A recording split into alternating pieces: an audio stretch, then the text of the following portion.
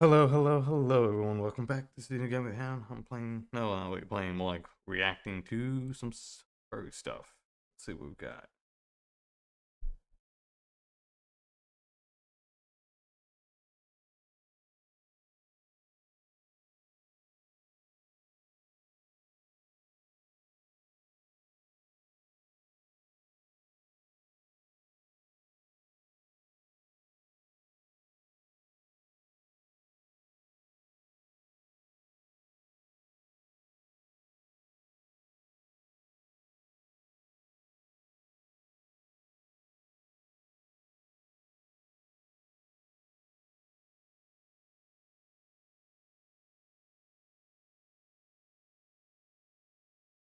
Let's see what we can do. Anything here?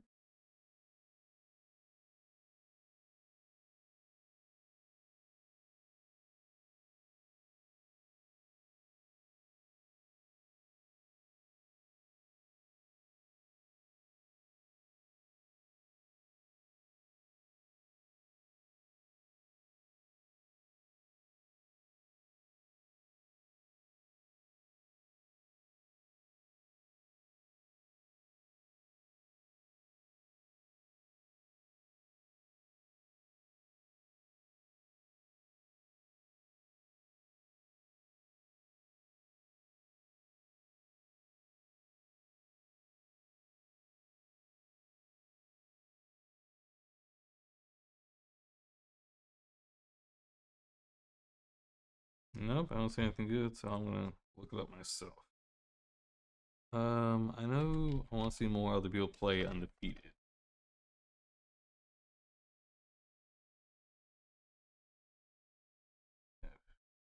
God, I cannot spell stupid. Drake did it. Neo Bowser. Data Dog. I'm watching Keith's played, and he's done like what 12 episodes. Hey, hello. No, I don't have memes. Do you?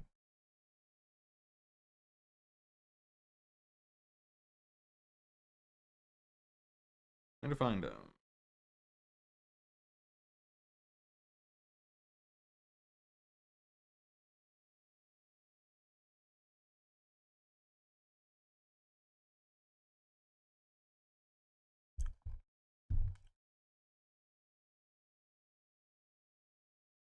Let's see. Anyone else played? Like when? All right. You know what? I'll see how they did it. And also, has anyone else done any new Tennis Ace stuff, or just?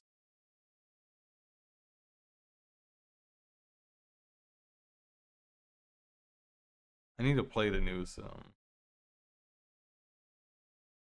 It's this Data Dog, right? I think Clyde is doing Shuichi's Path.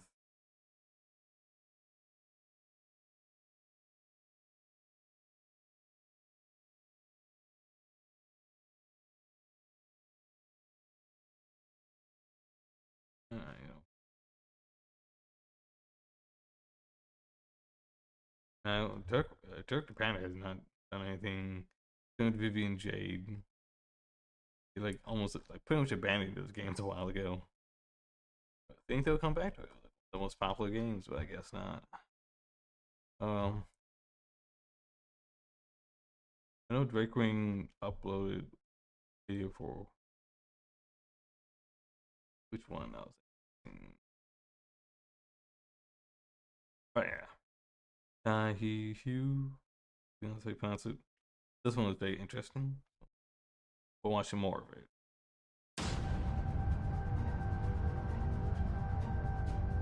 I think I watched every episode on the channel on the Hey guys reaction and channel. gals, Never here from Drakewing Gaming, 70 miles Twitter, the Gaming Dragon. Today I'm coming back at you with a Let's Play episode of Tien We Wei. So y'all, without further ado, let's go ahead and jump right back into it, shall we? Alarm chain, you were up, and let's go. Krona, come over for a moment. I have something I need to hand over to you. Coming! Some local souvenir? This is a serum sample I took from the body of the assaulters that attacked the inn. Can you see whether you can get some clues out of it?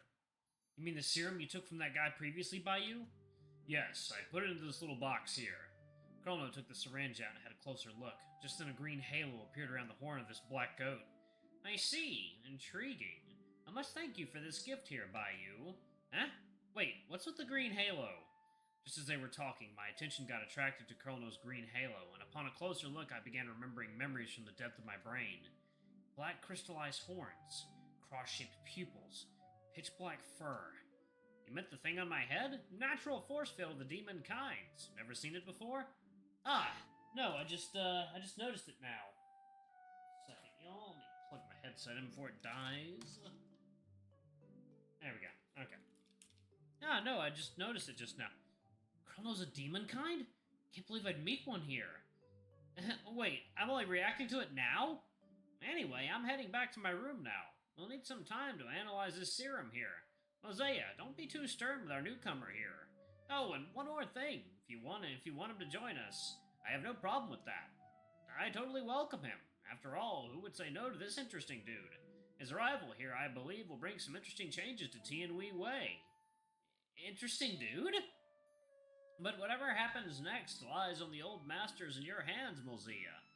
With a giggle and a smile, Chrono pocketed the serum and left, leaving everyone else here in the parlor.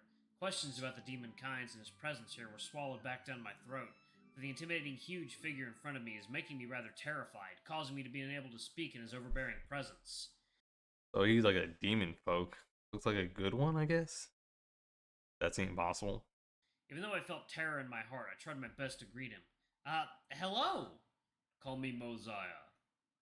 Mm-hmm.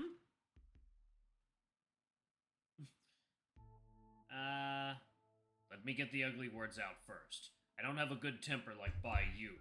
Even if those two are willing to vouch for you and let you join Tianhui Wei, that's just their misguided belief. Right now, you still don't deserve my trust. He approached me slowly. If you dare attempt to take any actions that affect Tianhui Wei negatively, I will not hesitate in eliminating you myself. The indifference and authority in his voice pressured me into silence and panic. Everything became irregular. I hope things won't develop that way. My relaxed emotions are beginning to tense up again. Alright. You can... Sorry, man, I got a bad yawn right now. Let's see. Oh, look how scared Tex is. And freaking Chen-Hu looking cute and adorable. And the freaking eye patch like, you know, Majima or Shoryudan. Wonder.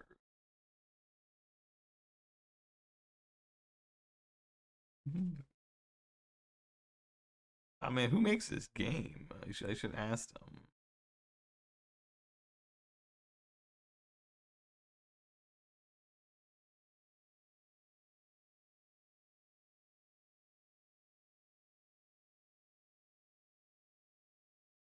A Blue Sky page and a Discord page.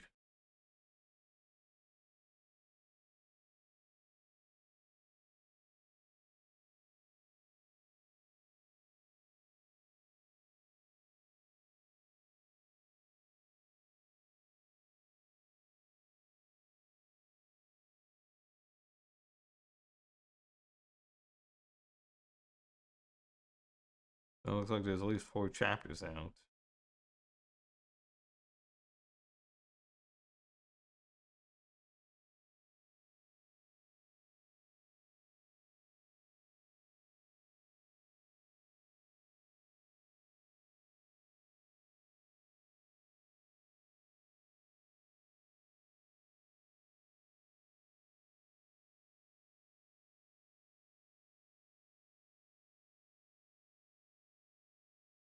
Well, I'll find his Blue Sky page. I'll let him know. Chen-Hu with his eye patch reminds you of Majima. Jehoidan. Reminds you of Solid Snake, Big Boss. You know, Venom Snake. That's what it reminds you of. Rest easy. I believe our young brother here isn't that kind of person. Following Bayou's word, Chen-Hu, who was supposed to be cleaning the table, came over and grabbed me, pulling me behind his back. Did they plan for this situation? Eh? What's with your cold face? Scaring the hell out of people. You want to eat someone with that expression, Mosea?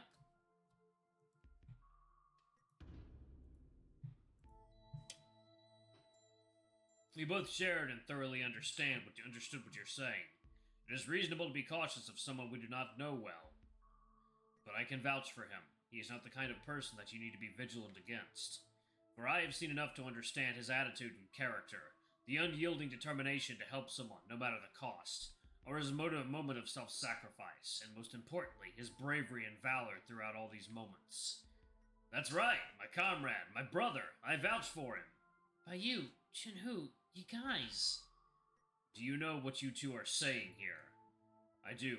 If he has any problems, I am willing to take on all the responsibilities upon myself.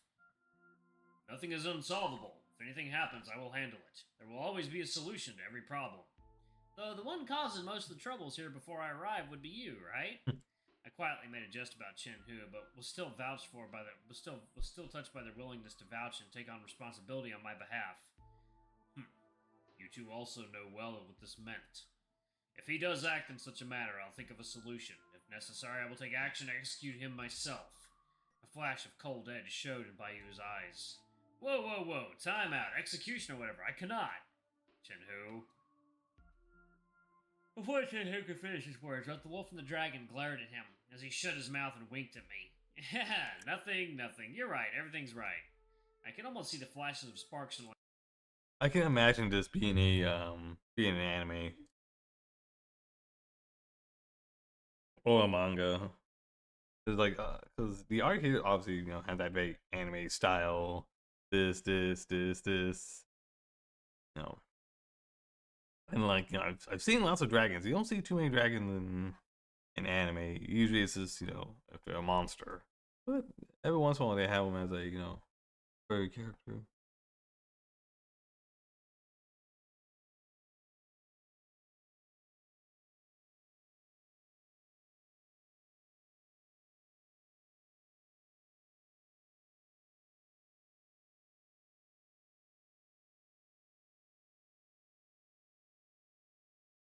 I'm just texting someone.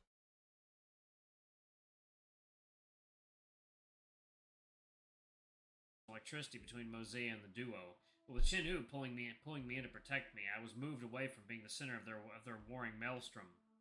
Whatever you say, I will never allow a suspicious individual to join so unofficially into our ranks of T and Wei Wei.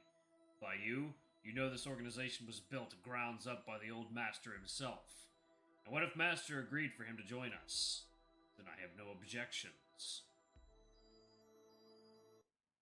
Ah, found it! There's the guest cup that went missing.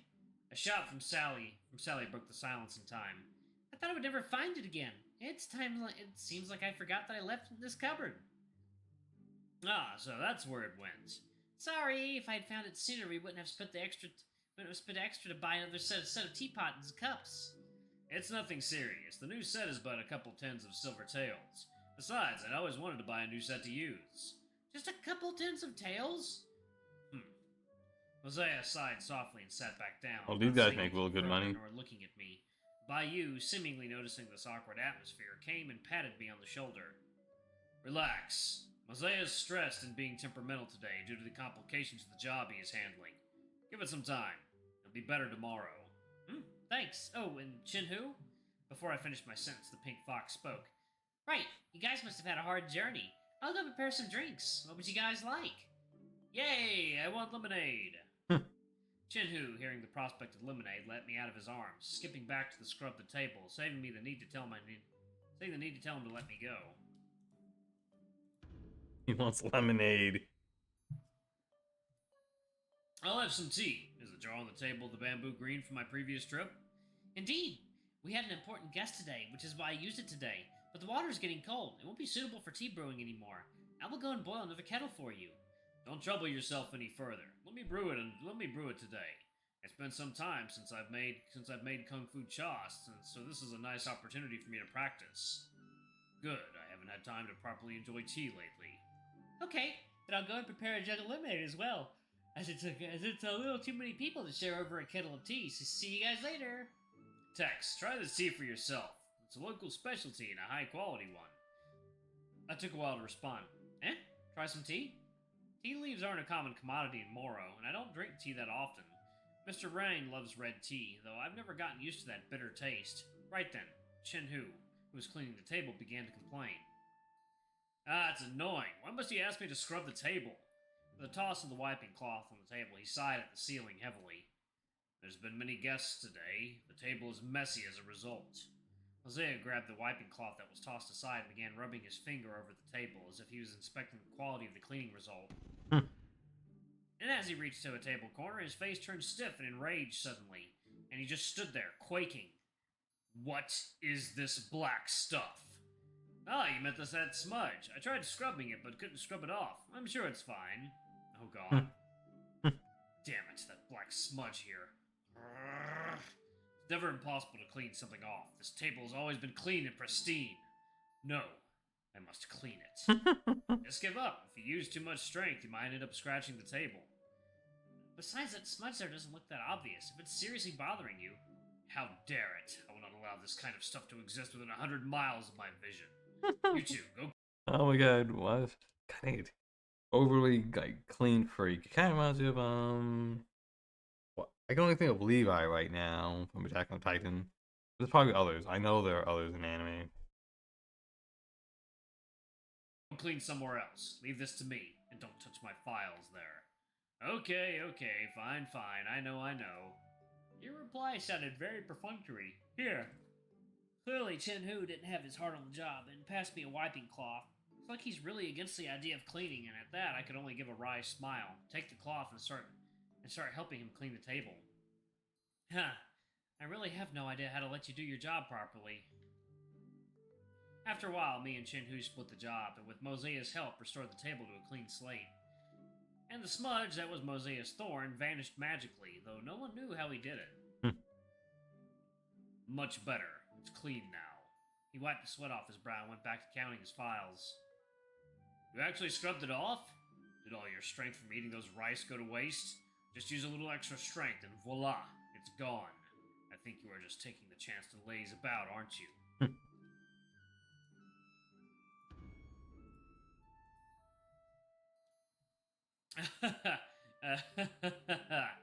How could you say I'm lazing about? This, it should be called a strength rod miracle here. Right. Right, Tex? With his approval-seeking eyes at me, I could only return with his pleading eyes to the cold glare. Sensing the awkward moment, he tried to change the subject. Oh yeah, Hosea, look at Tex. This guy isn't that bad at all, right? So stop making that sour face of yours and accept him already. I have my own reserved judgment. Okay. Alright, it looks like I think Moshi, not Mosea.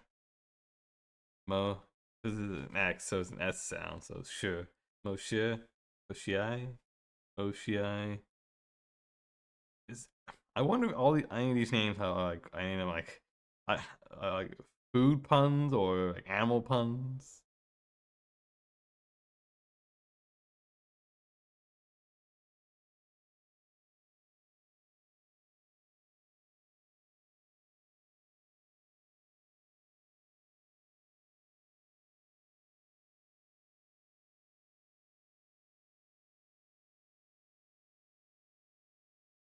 Hold up, someone's texting me.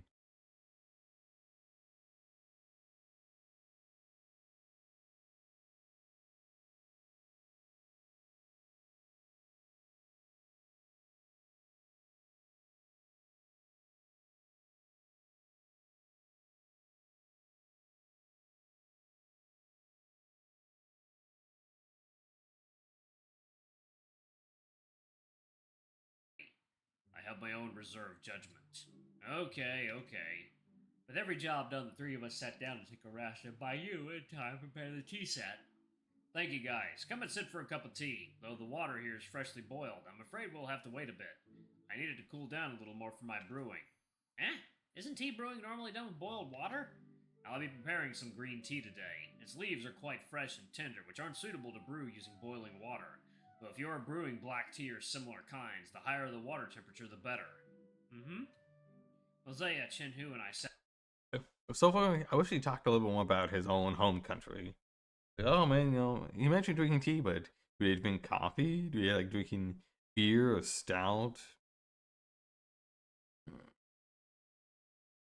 I mean, maybe lemonade? Do they drink like iced teas or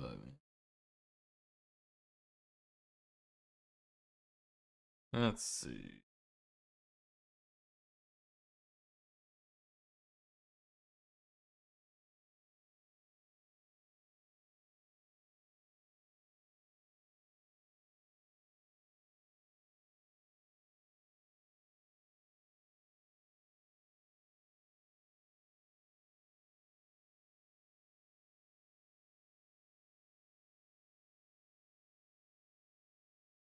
Sat down around the table, and I looked at Bayou's posture, one of regality and formality.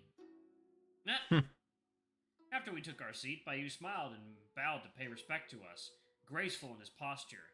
Then he begins brewing the tea by grabbing the porcelain jar of tea leaves and uses a small bamboo stick to scoop some tea leaves onto a bamboo board. Originally, I was planning to brew some Luan gourd tea or Longjing tea for you, but since Sally took out this jar here today, I decided to brew this one instead. This is the bamboo green tea that I brought at Sichuan region. It's a variant tea with mild taste, and for someone's first time in tea drinking, this tea will serve as quite the good choice too. What is Sichuan like? It's located in the southern region of the Ji Kingdom. If there's any outdoor commissions out there next time, I'll be happy to take you for a visit. A note of reference, there's a lot of good food over there to eat. Is your brain only filled with eating and food? He rolled his eyes at the tiger. I've heard that tea technically is a medicine of a kind, and different kinds of tea leaves can offer different health effects. Yes, some tea aids with digestion, and some helps with body fat reduction. Each variant in tea leaves has varying effects, too. As he spoke, Bayou's hand didn't stop either as he poured the warm water from the kettle into the porcelain bowl for brewing. Eh?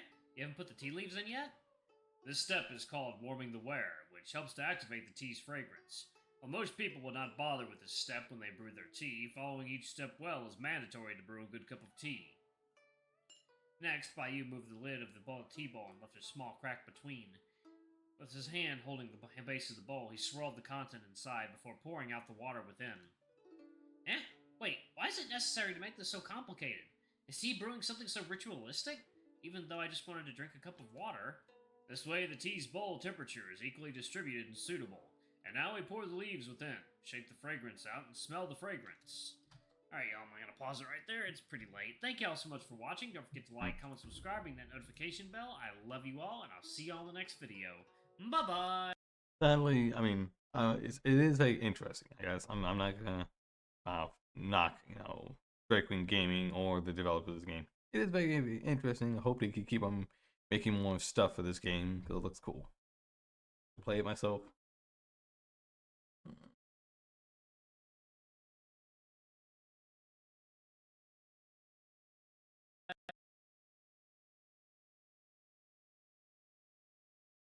I mean, if I want to The tea set. I mean, obviously he reminds you of Shahudun. He's he's like kind of like the main character, so he could be like Xiao Yun. He gives me Eugene, like very very stern. I think it was like Eugene.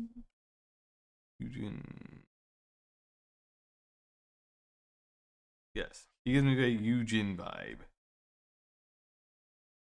And the girl, she's very very silly. Could be not something Jung or any of those. This is a younger girl. Maybe someone from Samurai Wars might fit her more than some of Dynasty Wars. I don't think there's a bunch of silly girls. Alright.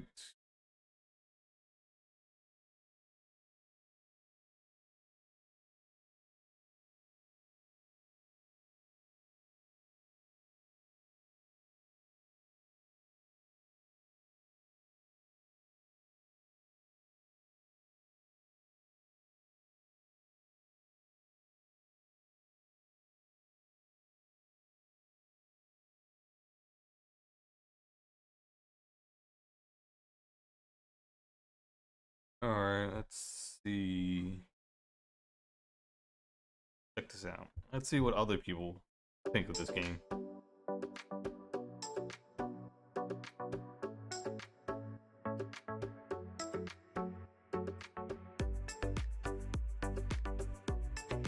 Hey Hey guys and gals, Nary here from Drake Wing Gaming. So if you know me on Twitter, the Gaming Dragon. Today I'm coming at you with a new Let's Play series to kind of replace Soul Creek for now. We're going to be playing Undefeated, a furry visual novel blood sport. Very interested in this. The description kind of wowed me. I'm like, wow, okay. Contestants fighting for their lives and kind of a Running Man style competition, I guess. Those of you not familiar with Running Man, go back and watch it. It's a Arnold Schwarzenegger classic. So It looks more like a furry, like furry MMA. anyway, y'all, let's go ahead and just jump right back in, or jump right in for the first time, I guess. Shall we? All right, this is Undefeated. Alarm chain, you're up, and let's go. All right.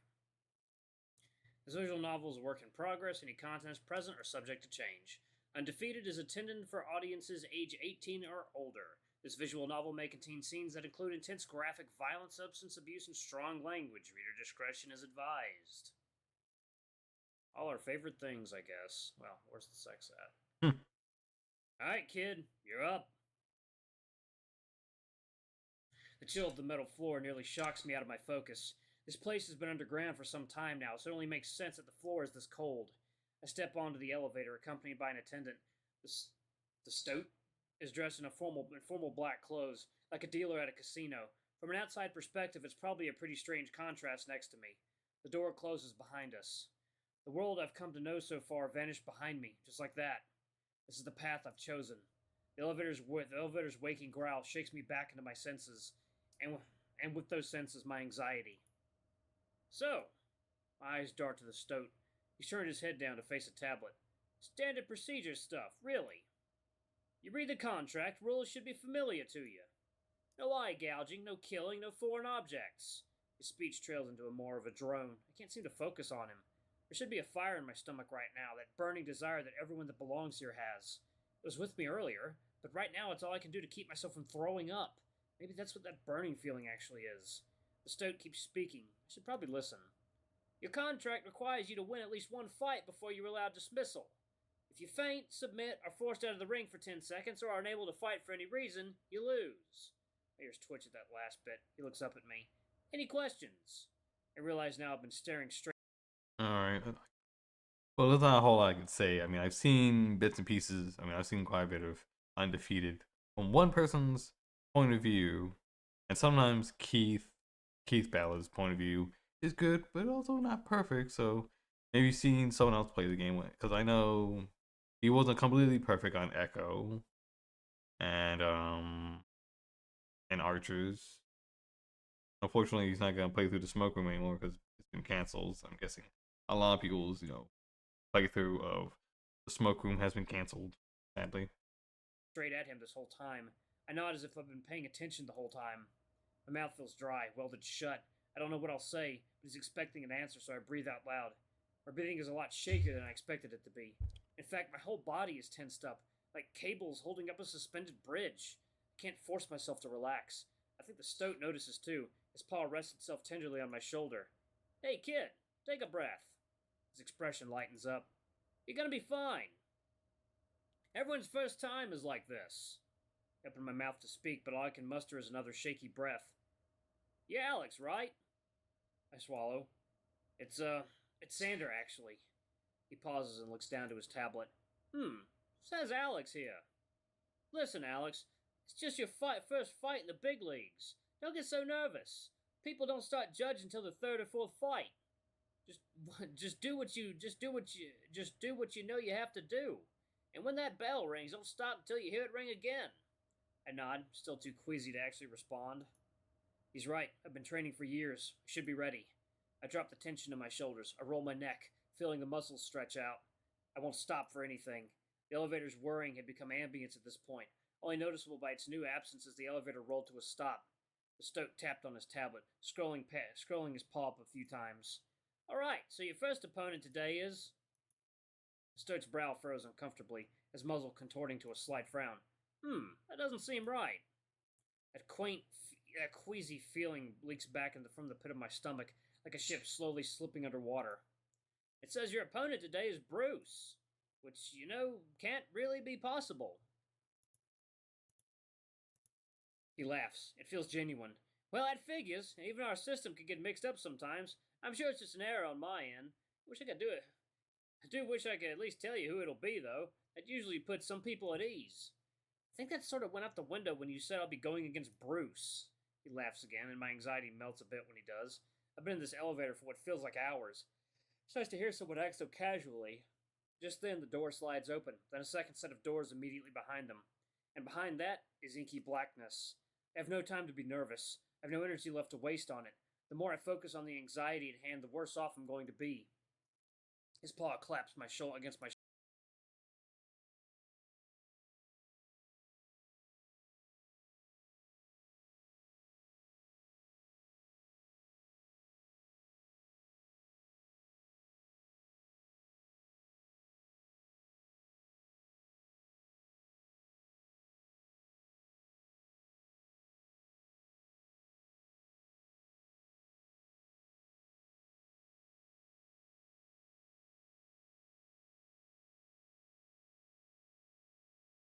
shoulder. Well, whoever it is, knock him dead, kid. I nodded. Thank you. My feet are grateful to leave the cold surface, though a part of me didn't want to leave. I, But now the doors have shut. I think this game is completed now. I don't know. I think the one Keith was playing. I don't remember that. I remember the warning, but I don't remember that it's always a work in progress. Should be done. All I have is me. No one can change what happens to me from this point on. I'm responsible for what happens. Though I wouldn't mind if someone turned on the lights here. Just like the elevator, the air here could only be described as stale. It makes sense given how far underground we are. It's a little bit chilly, though. Not the ideal temperature for fighting conditions, but I imagine that will change once. Right? Fuck. Fang. It takes me a moment to adjust to the lighting. I'm familiar with the lighting. You gotta be real careful saying that word because you don't say that and you get something much worse. Yeah, but it kind of surprises me how much bigger it is than on TV. A wide circular room with a ceiling that stretches at least 20 feet above the floor.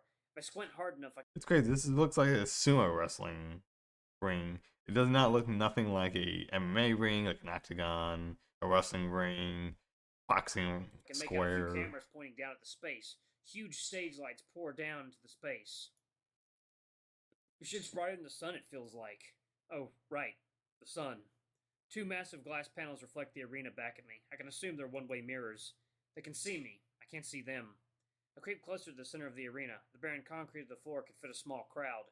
Closer to the center, a wide circle, maybe 35 or 40 feet in diameter, had been painted along. I mean, I understand that they have the crowd up here, but you know, comparing this to like the Yakuza games, there'd be a whole bunch of people cheering, yelling along the floor. I've seen this all before. This is my first chance actually seeing it up close and in person. Most people don't get the chance to do this. Lucky me.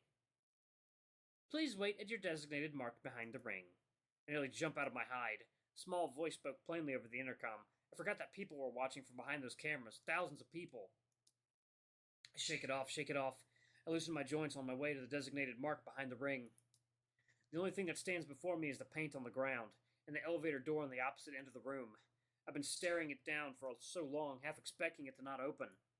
And then it opens. Oh. Oh, that's a big dude. Bruce? Oh my. The elevator's closed. The elevator door closes. Big giant dinosaur that can fight, man. That reminds you of yeah, I think it was Alex. Alex from Tekken. Because Roger was the kangaroo. I can see him much clearer. It really is him. Words fail me.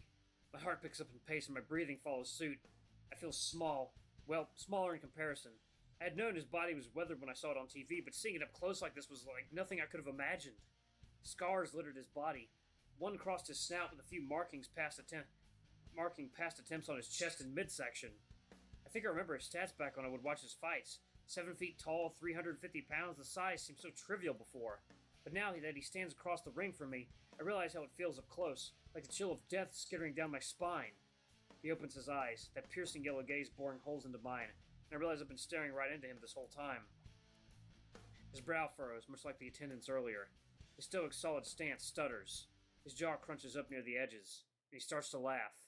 Loudly. And also, like, I don't know why. Why does this guy remind me of someone else? He reminds me of another furry character. I think I know who it is. It's from that fighting game, Monster. Yeah, yeah. That's what it looks like. Let me look it up. Monster fighting game.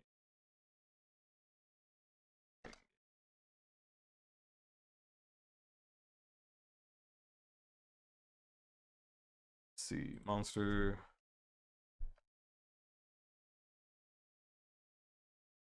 Oh, it was a monster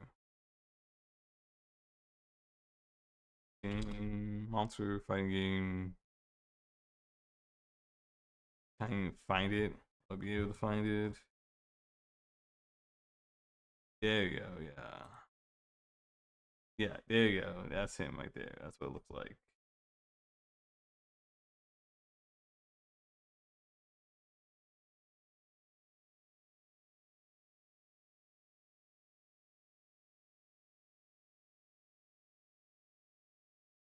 No. But yeah, this is it right here.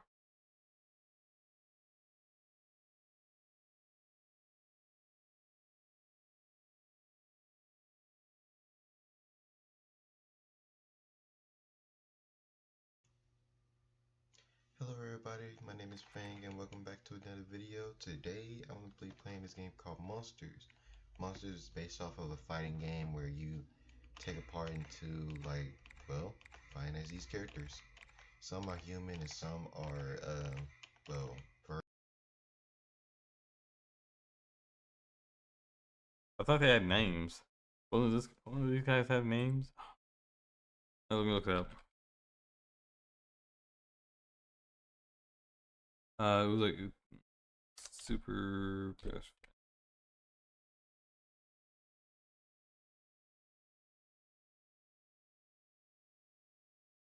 It was like fighting knife.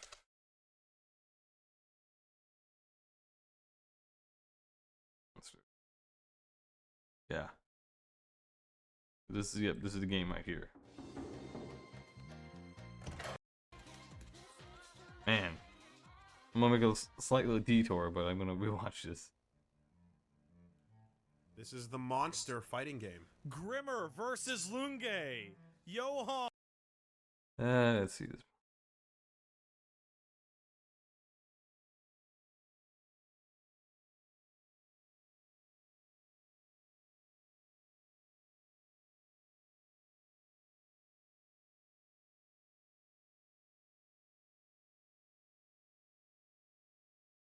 Let's see.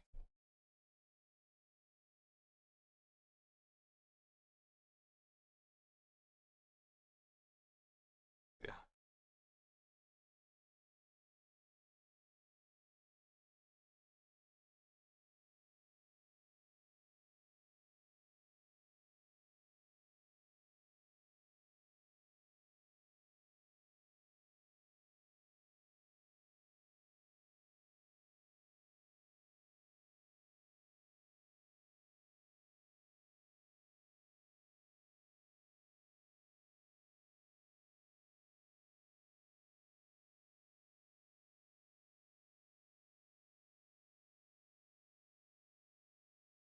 God damn, I can't spell.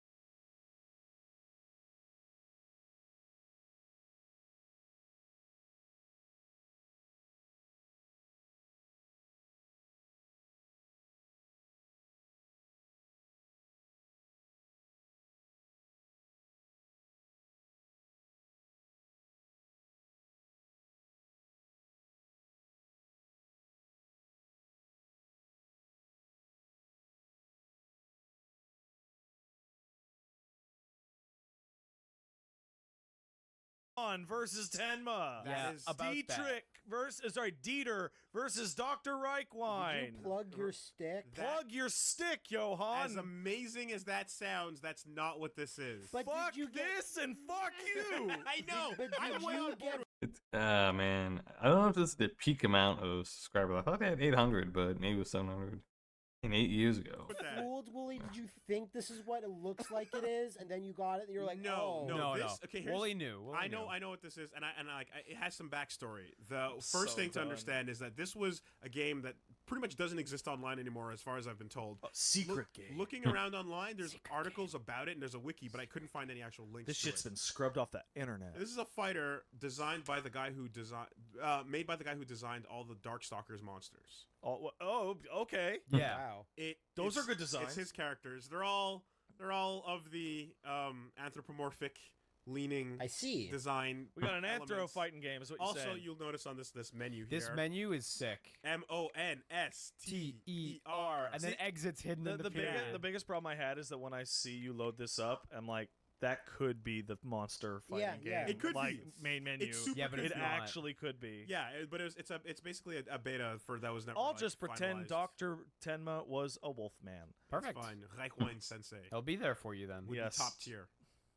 All right, All right. let's get in there. Man Man versus man. I man. hope.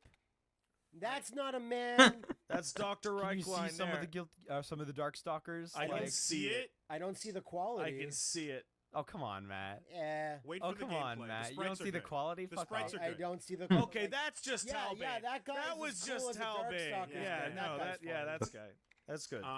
So that's your cast, and again, it seems like it was kind of like in its demo phase. The That looks like a Digimon. Is there music? Matt, Oh, the So second Matt, you do controller have the is- controller It's on sitting on your lap. On your lap. We put it on your dick parts. and Yeah. then you have a groove to pick as well.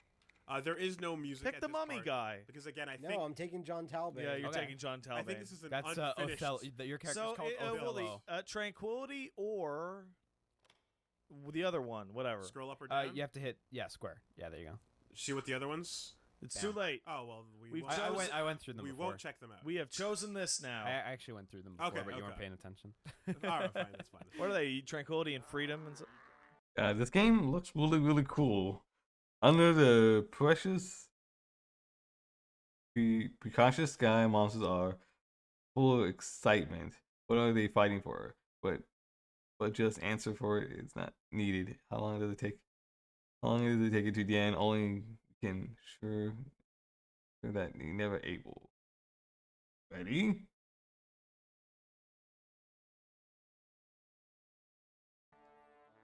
Wow. those sprites look weird. They Like- look. So you got to use the stick. Yeah, you got to use the stick to play it. You've got light, medium, hard, and you've got pause it and you see your inputs right away. Oh, really? Oh, I see. Oh wow. Hey, useful.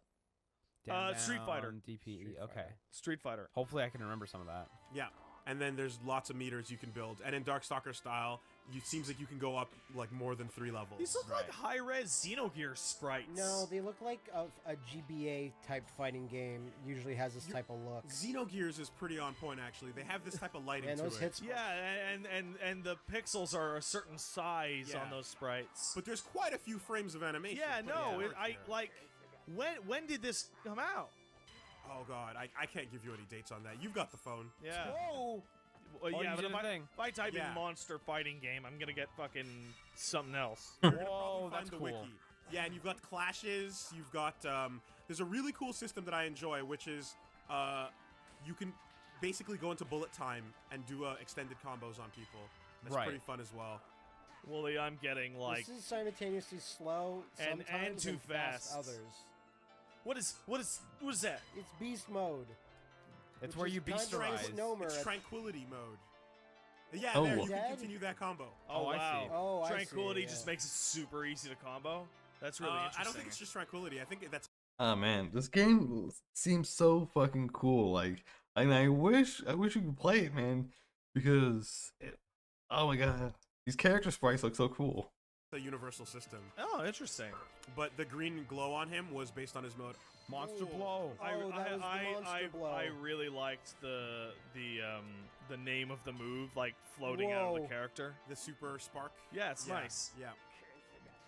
No, There's some cool design polish. That I can't figure out this game speed at all. It's very It is slow. confusing. It's slow and then it speeds up. Yeah, like Darkstalkers, get right into it. Is Darkstalkers good? Yeah, Yeah. Are you sure? No. very. Okay, yeah. I know it's good and it is legit. It's just too fast to really get into. Oh, man.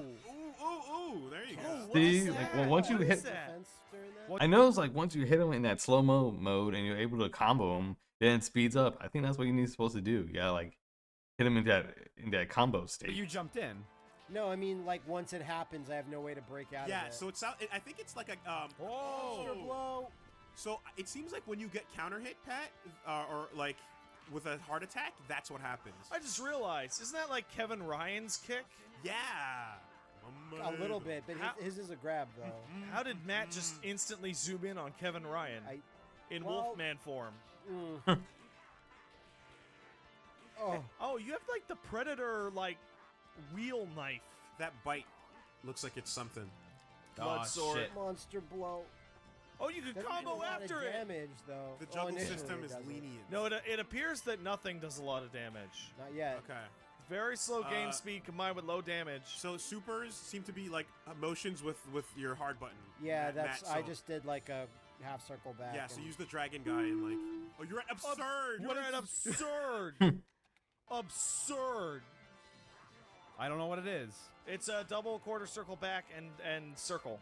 You're the wolf guy though, right, Liam? I'm the wolf No, guy. no, Matt's the wolf guy. well, okay. Not okay. anymore. No, I don't know what the input is for Now that. I'm the dead guy. There you Okay. go. All right, give me that. Winner is standing side of grounded loser. Loser. That's cool. I like it. Whoa. Quit this game. Quit this game. That's great. All right. A Oh. fellow. I don't want to be a Delga. fellow. Oh, left and Like right. this joke character. Yeah. No, he's probably the main boss. It's Okay, I probably went too super far. legit. I'm gonna grab this cool lion guy, Ryogen Sidara. and I can Okay, pick I'm gonna all take the, Ryu. can pick all these See, different it's tranquility, modes that monster, I don't and understand. freedom is Yeah, the three. okay. Yeah. I can pick. Why would you never not take freedom? I can Decided. green mode, and then I can AKA Scar. tranquility, monster, or freedom. I'm gonna go. God. I don't know, Matt. Would it be worth it to be free but never tranquil? Yeah. If you're free, you should be tranquil by Yeah. default. But then if you're tranquil and free, you can never monster. Yeah, exactly. And the animation looks great on this. It does. So what if This lion guy looks so freaking cool. I'm not gonna lie. I'm in love with his sprite. Like I want to see more art of this guy. Scar was a monk I can see that. Damn it! and he's noble? Look at this. Oh snap! Oh, you got some strings. Yeah, we all got strings. Hey, mind if I hit start, Liam? Go ahead. What do we got? Got buttons, buttons, buttons, buttons. Forward plus something. Sure, you can. Yeah. Parry.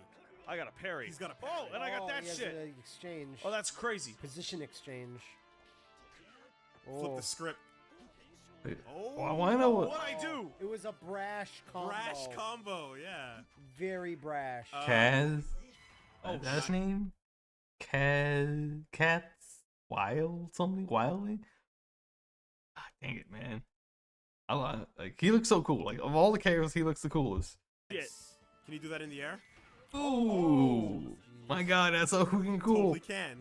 I love that. I love Damn that it, punch, damn it, man. damn Sounds Damn like Kyo Kusanagi. Yeah, he probably is. Probably is. Kyo got some surgeries. Oh, Yeah, like that guy from South America.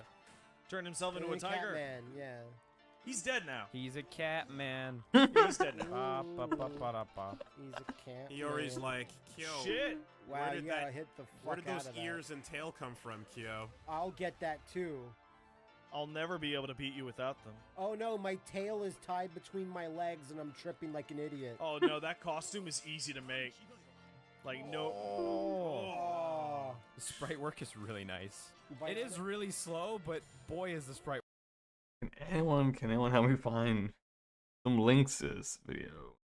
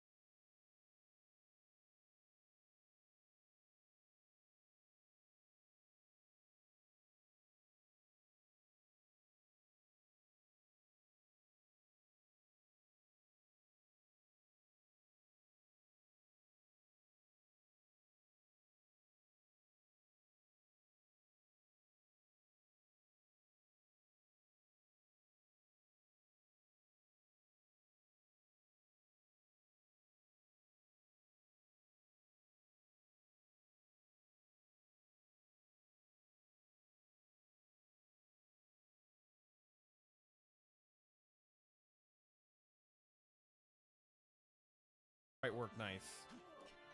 Kyo, I'm gonna kill you, meow. Yeah. Wouldn't it be like more nya because it's Japanese? Look at those strings. Your Scarmonk is weird. Yeah, he's weird. I don't know. I don't like him. Oh. Because you just want to hit him with your big. You just want him to hit with his big. I can't believe I don't have better normals But with he the does stab. so much I with like this dinky staff. I like those punches that the main guy's doing. Yeah. Yeah, totally. Oh, what's happening? Yeah, what's he? Oh, I can keep going. That was kind of Oh, silly. I got This ya. is bounce back. He just goes stuff like a furry board. But imagine keeping that going though. Yeah. If you've got enough This meter. is kind of like a more involved, brutal. Let's see. Can't the wild something the wildcat warrior? Man, I want more art of this guy. Like I should maybe commission an artist, man. Full paws of fury. Yeah, sure. In the Like they're in only- different styles. only in that they're animals. No, I mean like, but he's an ancient monk. Like brutal. All the characters were like, I'm a kendo guy. I'm a sumo guy. Hmm. Like they have specific styles tailored for them, like jobs almost. No, get out of my face! Like this weird Egyptian. Judgment Oh, Fang. yeah, Brutal was all like American cartoon proportions. Oh, fuck that! Lunatics unleashed. I had it. Huh. I had it. Oh, there you Yeah, go. shut That's up. a- You know his why. his air to air is really good. Never Yeah. forget lunatics. Because they go pure horizontal, pure diagonal, and straight down. Monsters are full of excitement. Just go until you finish. Good advice. Keep pumping until you are done. Until you are spent. A man's job is to keep thrusting.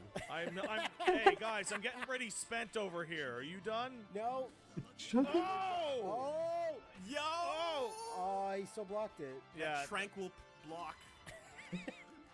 A tranquil block doesn't seem like the most effective one. But a free block is Hey, better. what's throw in this game? I don't know actually. Close hard, it's probably. Yeah, probably. Like, look at that shit. Yeah, man. Oh, guard break. what was that? Guard break. Power break, the time has come. Oh. Keep pumping. This Yeah, game what- seems like it can what? have some really cool stuff. What is that guy's move? He does like an area effect move, but it looks like it does nothing. Are you supposed to use it as a setup, or is that supposed to be an end of a combo string? I don't get that. It doesn't make a whole lot of sense. Stuff if you put the time Yeah, in. I can see like total combo like ability. Oh no. Oh man, Oh. that did a shit ton There's damage. a throw. Yeah. The dive punch right after that, I The think. dive just punch, did it doesn't come out consistently, I find. Oh! Good, though.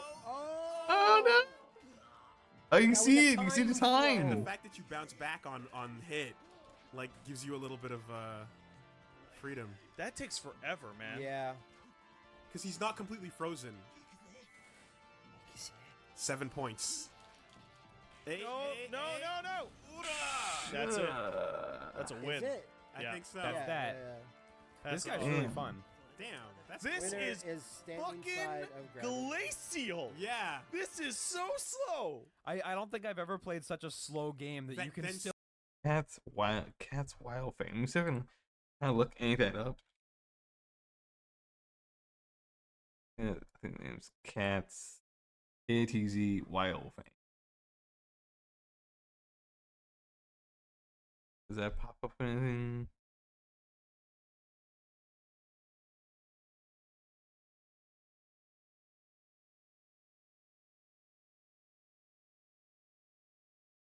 Oh yeah, he popped up. Here you go. Oh, he popped up. Here's some fan art of him. Woo! On Furry, of course.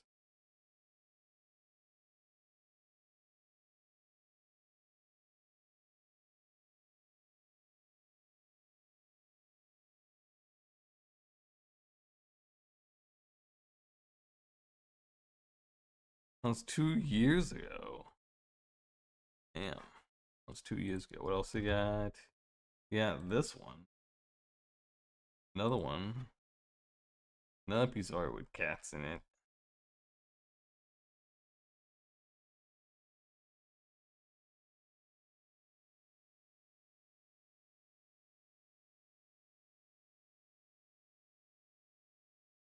Oh look, they have the other characters from Monster too.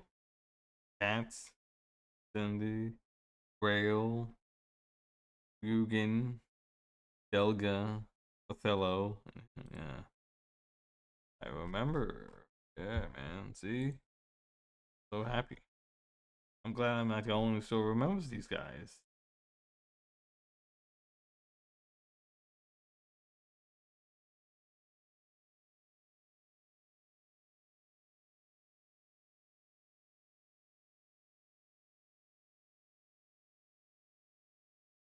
It was 17 years ago this was uploaded? Holy crap.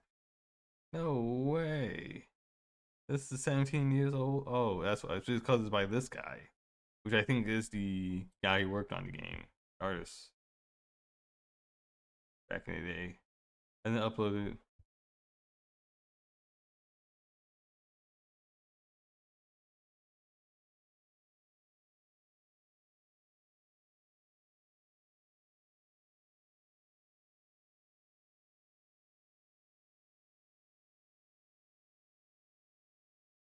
That's why. Alright. I'm glad that someone still remembers him. Alright. Still Switches into feel is fast. like there's stuff Well, here. its slowness is actually built into it. You know what I Slow mean? or fast? Slow, then fast. I will pick Yeah. Lilith Morrigan. Yeah. That's the most. Stelly Weiner. Like, Really? the character on the No. left just looks Sherry. like if there was an anthro Stelly character in Weiner. Guardian Heroes. Sherry Weiner. Is there not another stage? There Yeah, you there go. are. Yeah. Because I was getting sick of that Go. orange stage. Yeah. That is just Morgan. And I'm not on That default is colors. literally. Wow, your animation though. Yeah, I know. That is just Morgan. What? They both picked kind of like Okay. range slightly So character. you got a little Navi with you. That can do something. It's Or- unclear. That's exactly like Demon's Cradle. Do strings. Do hot Oh strings. my god. Look at that. He jumped over him doing That those is- crazy that ass is flips just and hanging shit. it. I can't get over how that's totally not Morgan. Demon's OC. Cradle. Oh, nice. Ooh. Like she is her dash like where she like flies forward. Yeah, it is. Oh my god, dude. Like if I back off, that- my dash goes what? upwards. You had us time slower. Yeah. Seems that Ooh. way. Jeez. Totally original. Do not steal. Whoa. Yeah. Wow. This is a weird fight. You did it. Time is slowing down. I don't know Even how to more- use my projectile thing. It's unclear. Yeah, dude. Like Oh, he Oh, just used it got right hit by there. it somehow. Oh, Gradius. It said Gradius on the screen. Gradius is great. I guess it's just advertising other Hmm. games. Yeah. Life Force. I love Gradius. R-Type. But Liam's the one with the option. Yeah. Like it's acting like an option. Like you Oh can my God. trigger its moves at certain locations, and then it'll just do them from Whenever wherever it it happens to wants. be. That's So- an So if we really Off knew the what we were counter. doing, you could do a bunch of weird like gimmick like side to side setups, where it like for it to follow you before doing whatever. Oh, but- it wasn't a brash combo. It was a bash Yeah. combo. Oh, it's bash. Don't Yeah. get too ahead of yourselves, Matt. What, Uh-oh, damn, he's Oh, coming look at that back. cool shit. What a Like, sexy dude. button basher. Yeah, that's pretty sexy. Interesting. She's really just Morrigan. She's got Man. different stuff going Man, on a this little is bit. a drawn out fight. There you go. You know what I Yeah. just realized? When they made this game, they knew because there's no timer even available. no timer. yeah. Yeah. It's not even there by default. Like you're gonna fight until it runs out, no matter how long that takes. This is how long Wow. monster fights happen. Why did that move so Monster bad? fights are not a quick, Usually so cool open. affair. No. They are a long, drawn-out, wild battle. That's slow and methodic. Very slow and wild. When I think wild battle between beasts, I think a slow plotting place in the Shit. frozen time. But even like the humans are about as slow, so it all Yeah. equals out. Kind Yeah, of. totally. It's weird. This is what it means to be tranquil. what the what fuck? a tranquil, hot-blooded battle. Yes. Tranquility. No, what's the bouncy thing? That's crazy. It's my projectile thing. It's but just I don't know how to crazy. use it. like different modes. And there's You're- always warnings. Wouldn't you like more warnings in your fighting games, I though? would like to know when things are gonna happen. But I mean- it's not God. like warning like when you're low on health. It's like warning whenever it wants. Your blindingly fast slowness Like- will never defeat my calm fury. I want to see some slow, hot-blooded, fast fights. Can't we just use slow-mo? No. Do it slow. Yeah, very do small. Oh, Gradius. wow, Pops. Crazy Taxi. You look okay, get in. Cosmic Smash. It's like all the games the developer likes. He's just like, you know Oh, what? that's a taunt? Oh, jeez. Hatred. Oh, there it is. There it is. Not enough damage, though. Nope. Oh, Very underrated super move, that hatred. yeah. Yeah. Yeah, Wooly, nothing does enough damage. Nothing. And Like those blocks sound like hits. I too. feel like Yeah. jabs do as And the much as hits supers. sound like blocks.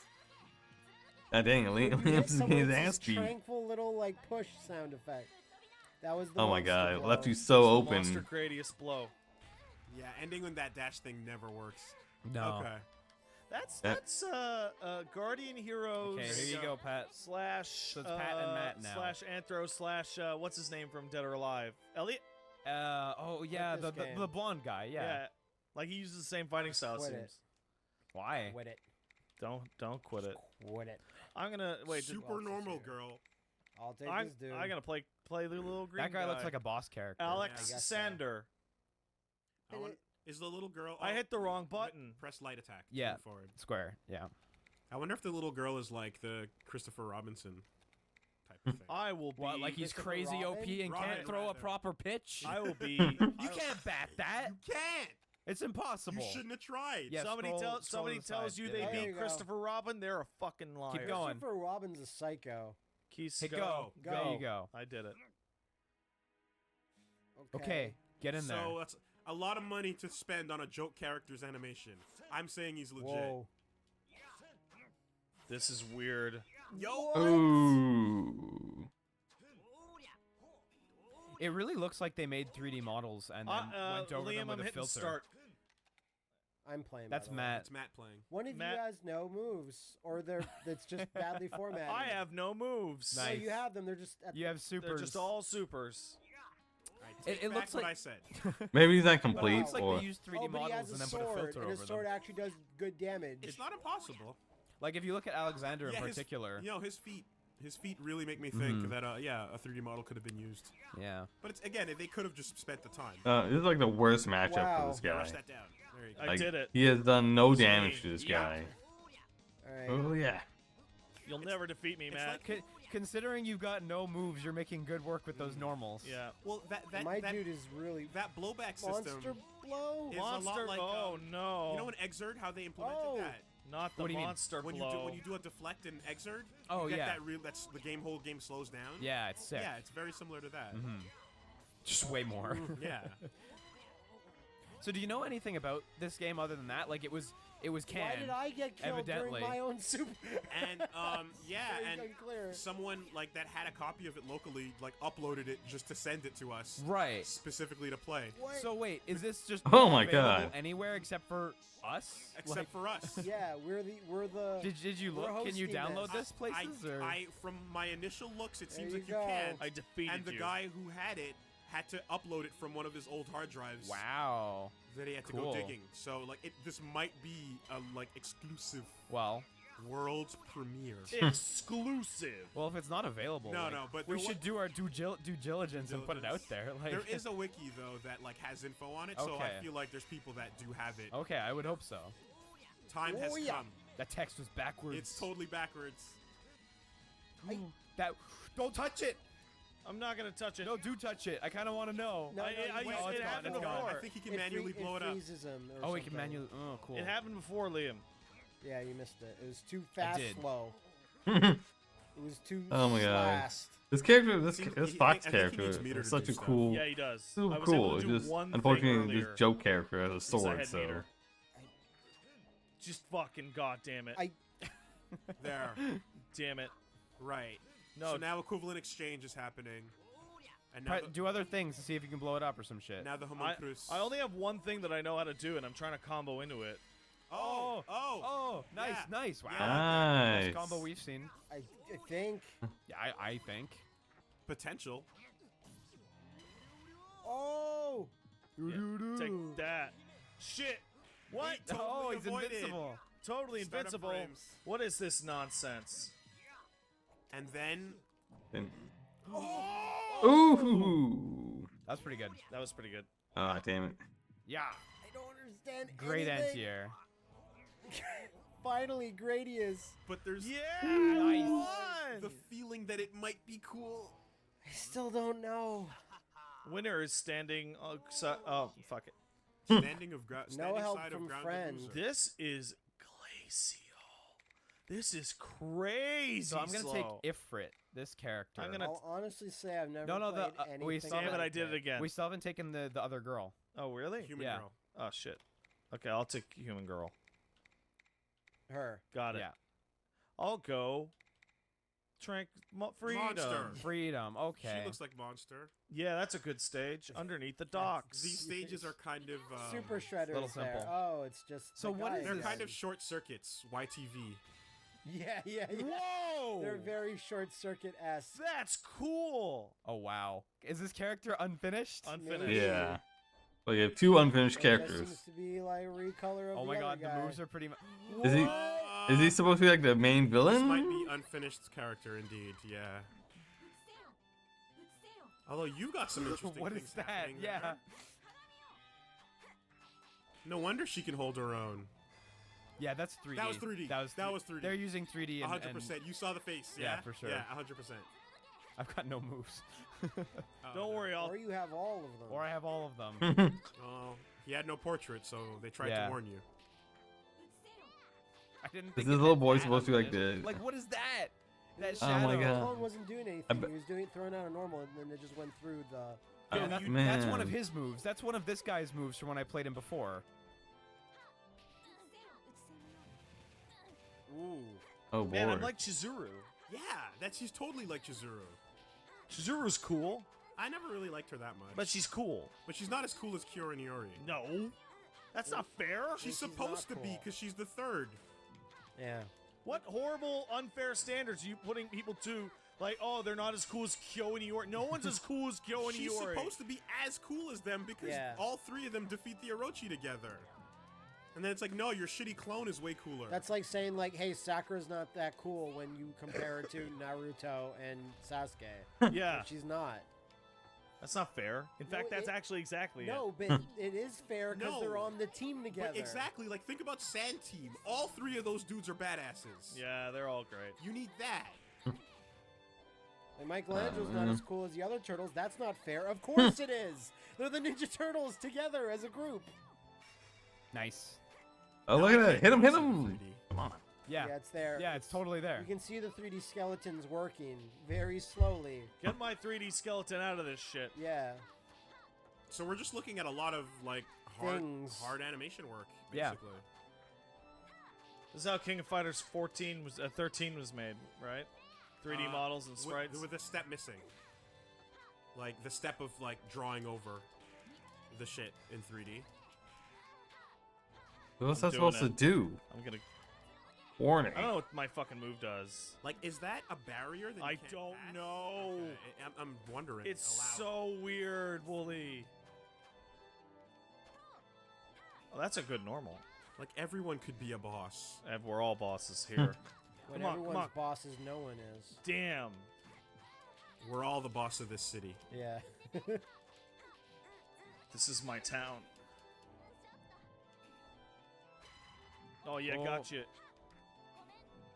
Oh, he has a little knife. You're getting I so saw much that. information off of every hit. Yeah, I know. Damages, The percentage percentages. scaling, the combo points. How many frames there are, how long it took them to render each one, the development cost, the data on the frames. what they ate for lunch as they were animating the move. The hitboxes. Liam, you defeated me. I did it. Here you go, someone else There. that's not me. I'll play. This This is a long game. Well, this is the second time I've touched the controller. Yeah. Oh my god, it's true. Yeah, you're not kidding. Shit's kind of slow. Well, So I think that's everyone now. I think that's everybody. everybody. Unless you pick the really unfinished characters on the question mark. Christ, That guy, yeah. that Yeah. guy. So I'm gonna go back to Go Alexander. back to Talbot. Okay. Othello. No, Othello. That's correct. Yeah, Yeah, Othello. he's Yeah. Where does black. it even say their name?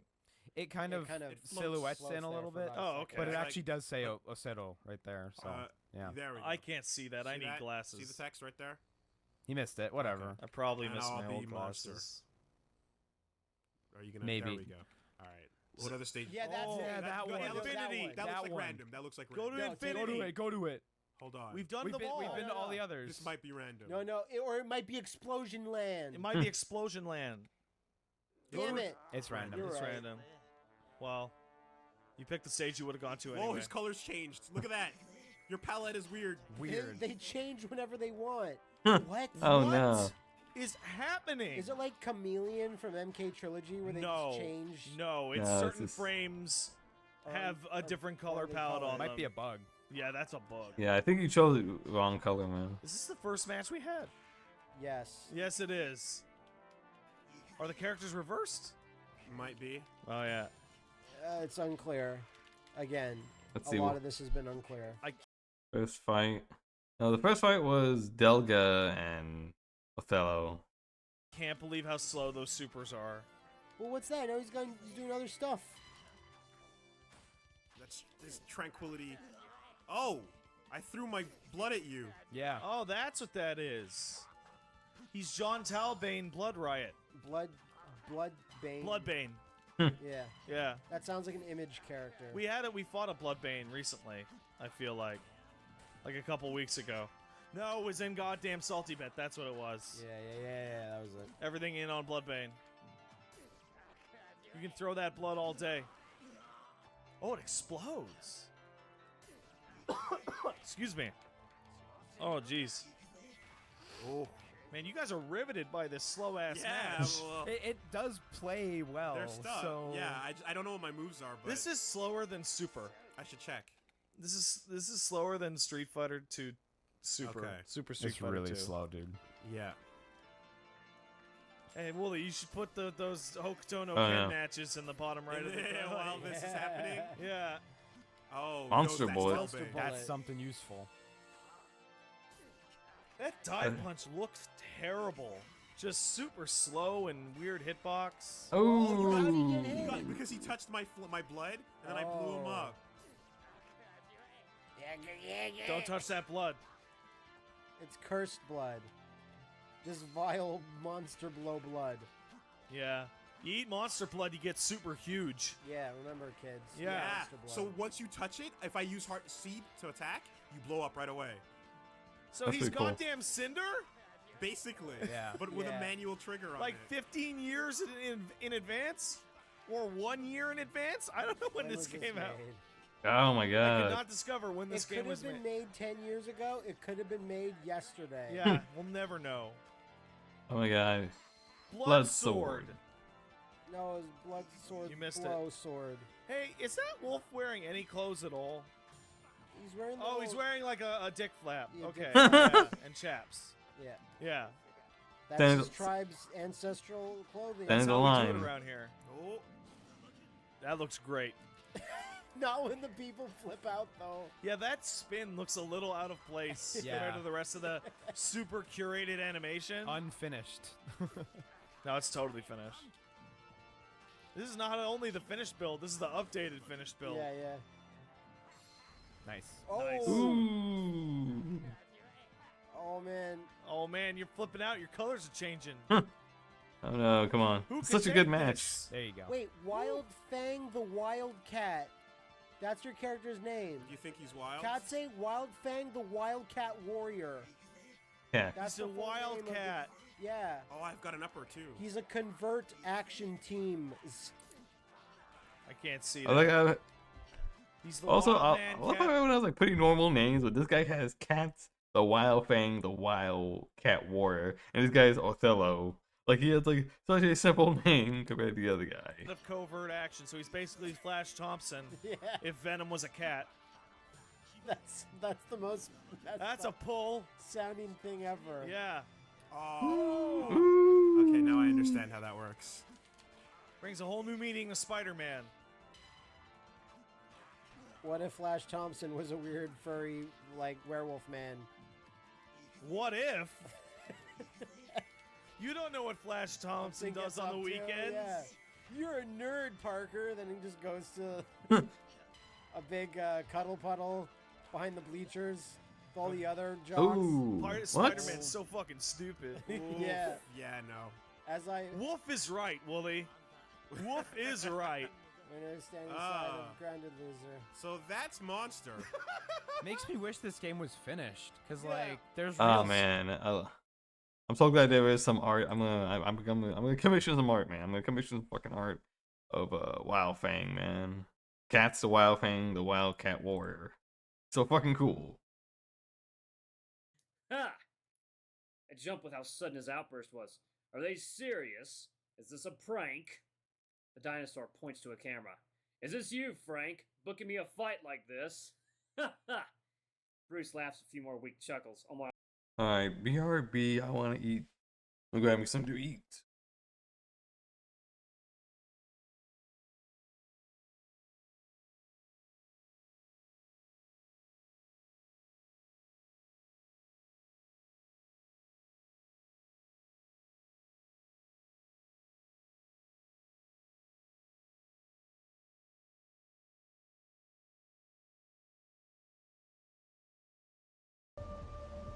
Hey, buddy, why don't you throw a few credits my way, huh? Help a The guy mouth is out, not even yeah? moving.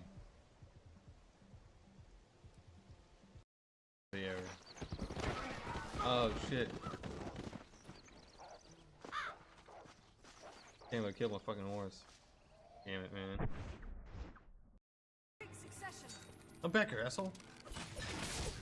Jesus Christ. Oh. I failed them all. They died. Fuck, are you kidding me? Oh my god, I had to repeat everything twice? What the hell, man? You do not know. Fuck, I had to repeat the entire boss fight. Okay, Dragon Age. What the, okay, I guess no boss fight. What the fuck? God damn it, man. God damn it, Dragon Age.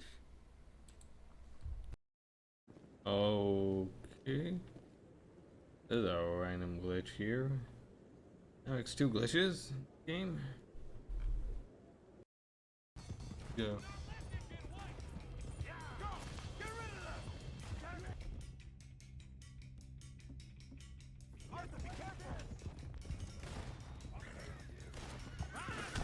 Damn! No, my horse. My horse dead? Not Corcoran. Oh He's a big god. man, fat. That looks so bad. On the balcony.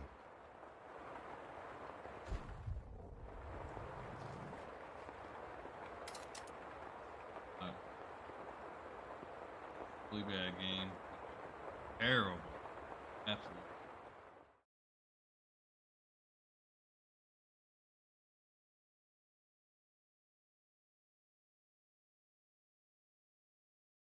I almost want Alright, I'm back, too. y'all.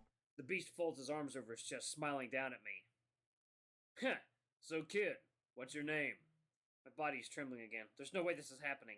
I'm not about to leave my opponent unanswered. Xander. I spat the name like the frog in my throat was leaping out. Bruce thumbs at the stubble on his chin. His mouth was still curled up in a selfish smile. Wait, dinosaurs can have stubble? I mean, I've seen dragons. But usually they're mythological. Dinosaurs all big old furry, scaly boy. Xander, eh? Heh. Nice to meet you. The dinosaur does not extend a handshake. So, how'd you get in here? Is this some kind of charity thing? They usually only bring me down here for the title fights. No, He flashes a toothy grin. You want me to sign something? I didn't bring a pen. This is my... Bruce moves into the circle toward me. I consider backing away, but the man clearly has no personal space issues. He reaches out, clutching my arm. His grip is tighter than I had imagined, which was already pretty fucking tight. The leathery palm presses hard into my fur, and I swear it nearly scratches my skin. I'm not here as a fan. I yell, mostly out of fear, thinking it would stop him. I'm a fighter! As I cry out, Bruce pulls my arm, and subsequently the rest of me past the markings of the painted ring. Once I cross over, a tone rings out over the arena.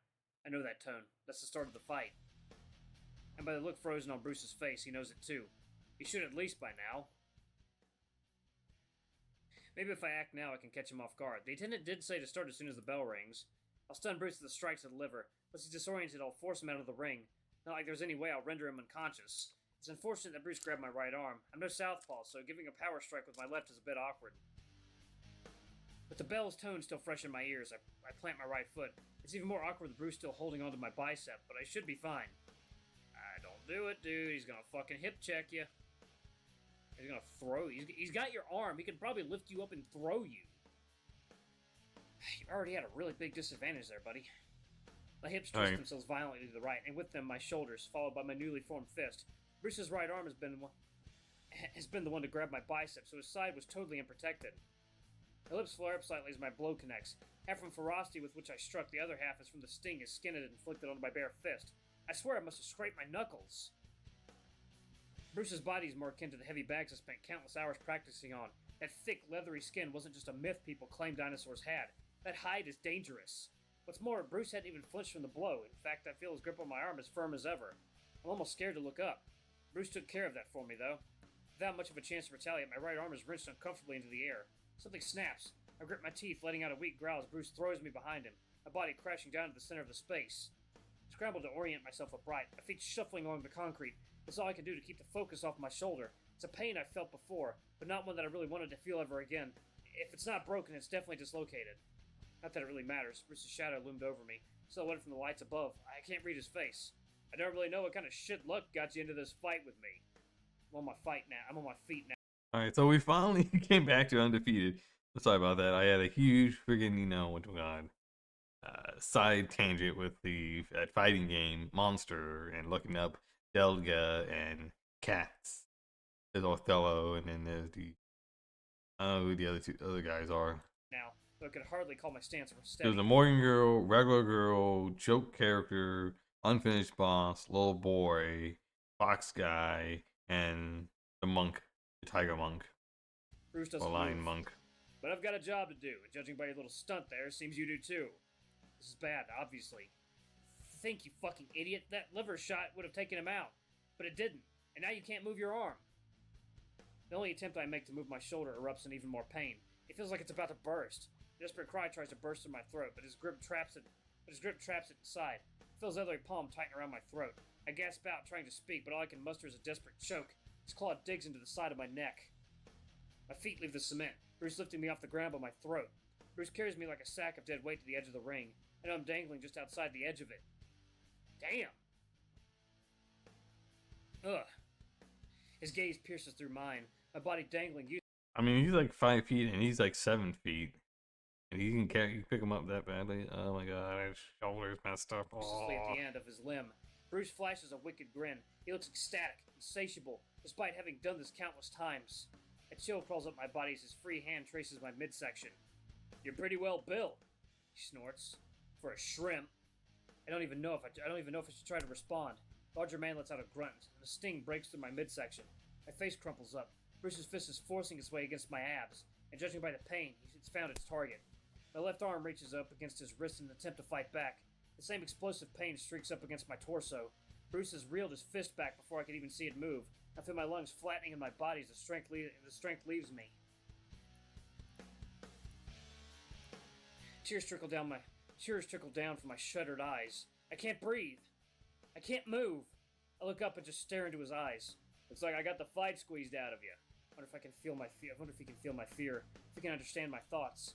If he can, he probably doesn't care.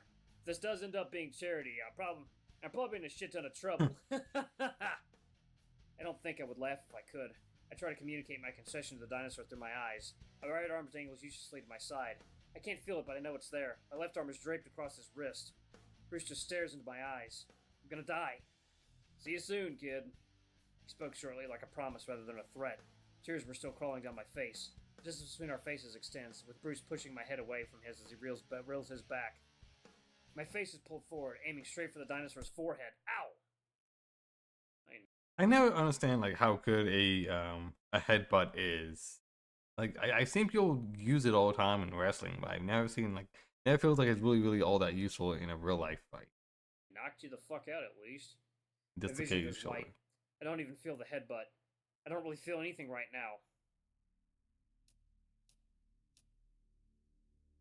I don't remember hitting the ground, but I guess I'm here now. People are standing over me, talking. Loudly. Christ. Should probably open my eyes. It's pretty dark still, but I can see a beacon of light. A dark shadow stands before it. The shadow shifts, stepping into the space, and a second later the darkness swallows the light from either side. One of the men standing to either side of me grips my left shoulder gently. Can you stand? I grunt and pull myself up to a standing position, albeit incredibly unstable. We need to ask you a few questions. Try to stay awake for us, bud. What? To be frank, sleep sounds fucking amazing right now. Don't Everyone's so don't loud. fall asleep. What is your name? Xander. Where are you? I sigh. A Fang Leak fight. We're in the ring, if you want specifics. Do you remember what happened? My head hurts. The lights are way too goddamn bright. I got knocked out, and I think my shoulder is fucked. They give a chuckle and mumble something under their breath. The person keeps asking me questions, and I keep answering them. They take me to an elevator. They straight to the med bay to put me in a gown.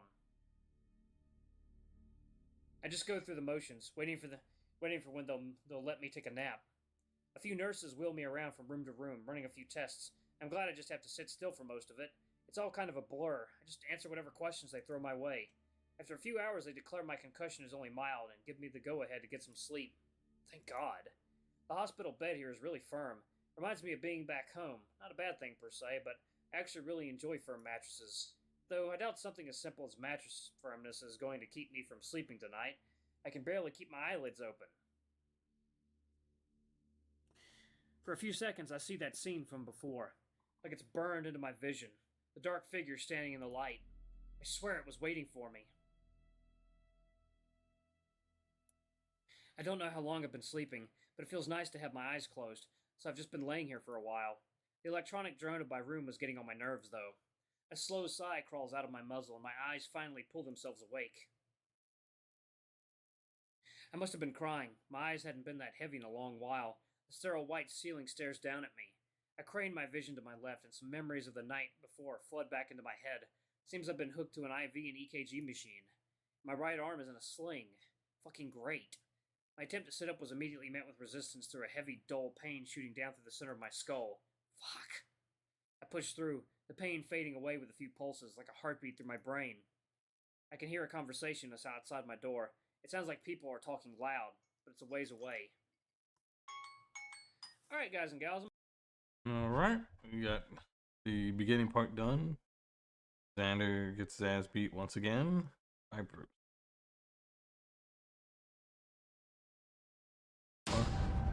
I should look up. Oh wait, I'm gonna go back. Sorry, I want to check out the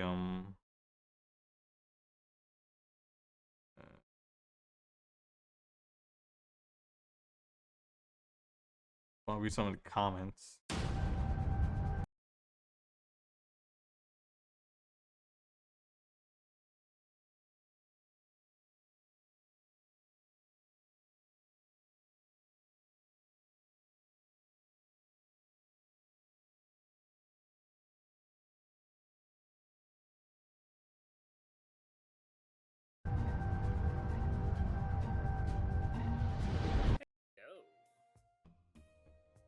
Alrighty. I lean back into my pillow, my face scrunched up in discomfort. No use fighting my injuries. I can't seem to get free. Might as well try to get some more sleep. This is what I wanted to do. The dull sounds from outside my door had grown much, much louder. I think I recognized the voice. I'm afraid that's the only conclusion here. Don't explain it to me. Explain it to him. The door to the room I'm laid down in is forced open. Light from the hallway pours in, and I'm blinded if only for a moment. A shadow casts into the room, but it hesitates. Oh, for fuck's sake, get in here! Judging from the other person's yelp and the way he stumbled into the room, someone else may have pushed him in. After regaining his footing, he looks to the door, then to me. Before me stands a nervous-looking rabbit. He's dressed rather well, sort of similar to the attendant on the elevator from before. His eyes catch mine, and his demeanor loosens up. Hello there, Alex. I narrow my eyes. My name is Theodore. I'm the commissioner's assistant. The figure by the door scoffed. My eyes snap over to him. Bruce. He's leaning against the open door, arms crossed over his chest. I've never seen him act so mellow. Theodore clears his throat. Yes, The rabbit adjusts his collar slightly. You've, met Bruce. Well, he didn't just meet Bruce. He got his ass destroyed by Bruce. I let out a sigh. I have. I nearly fucking killed him. His voice cut through the tension, yet somehow only seemed to add to it. Oh, he's still dressed, all I got. Okay. Bruce moves from his spot on the door toward the two of us. I can see Theodore's eyes dart away, and he takes a step back from the approaching dino. Is he seriously Bruce's boss? Bruce stops in front of my bed. You want to tell him why the fuck that happened? The rabbit manages to keep his posture upright, but his ears fold down. He really must not want to be here. Yes, He takes a shaky breath and steadies himself. You, certainly were popular. Your fight with Bruce put our ratings through the roof. I blink. Thanks? Why? Get to the point, Ted. Right. Theodore clears his throat. Obviously, this was unintended. According to a quick manual review, you should have been involved in a lightweight bout tonight. We can't exactly explain what happened, but for some reason, Bruce was your opponent. Rabbit readjusts his tie.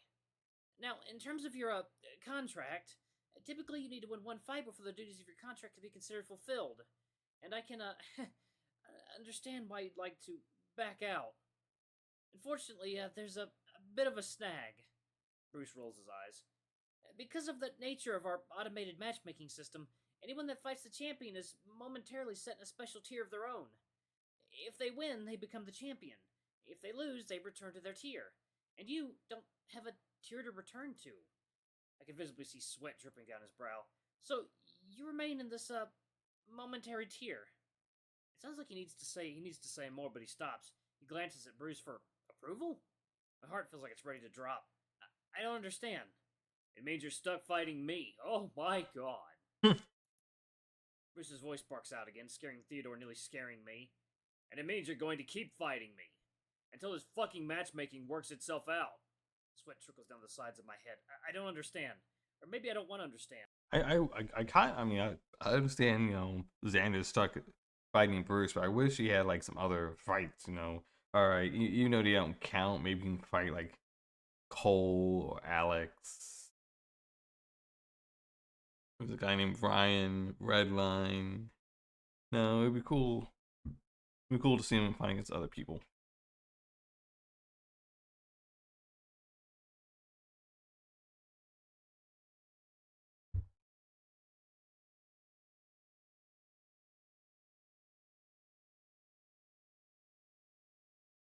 What, are matches made at random?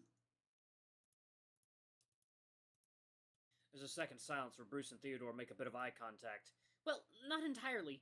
A computer sorts out matches through a deeply detailed algorithm. It's actually quite impressive when you look into it.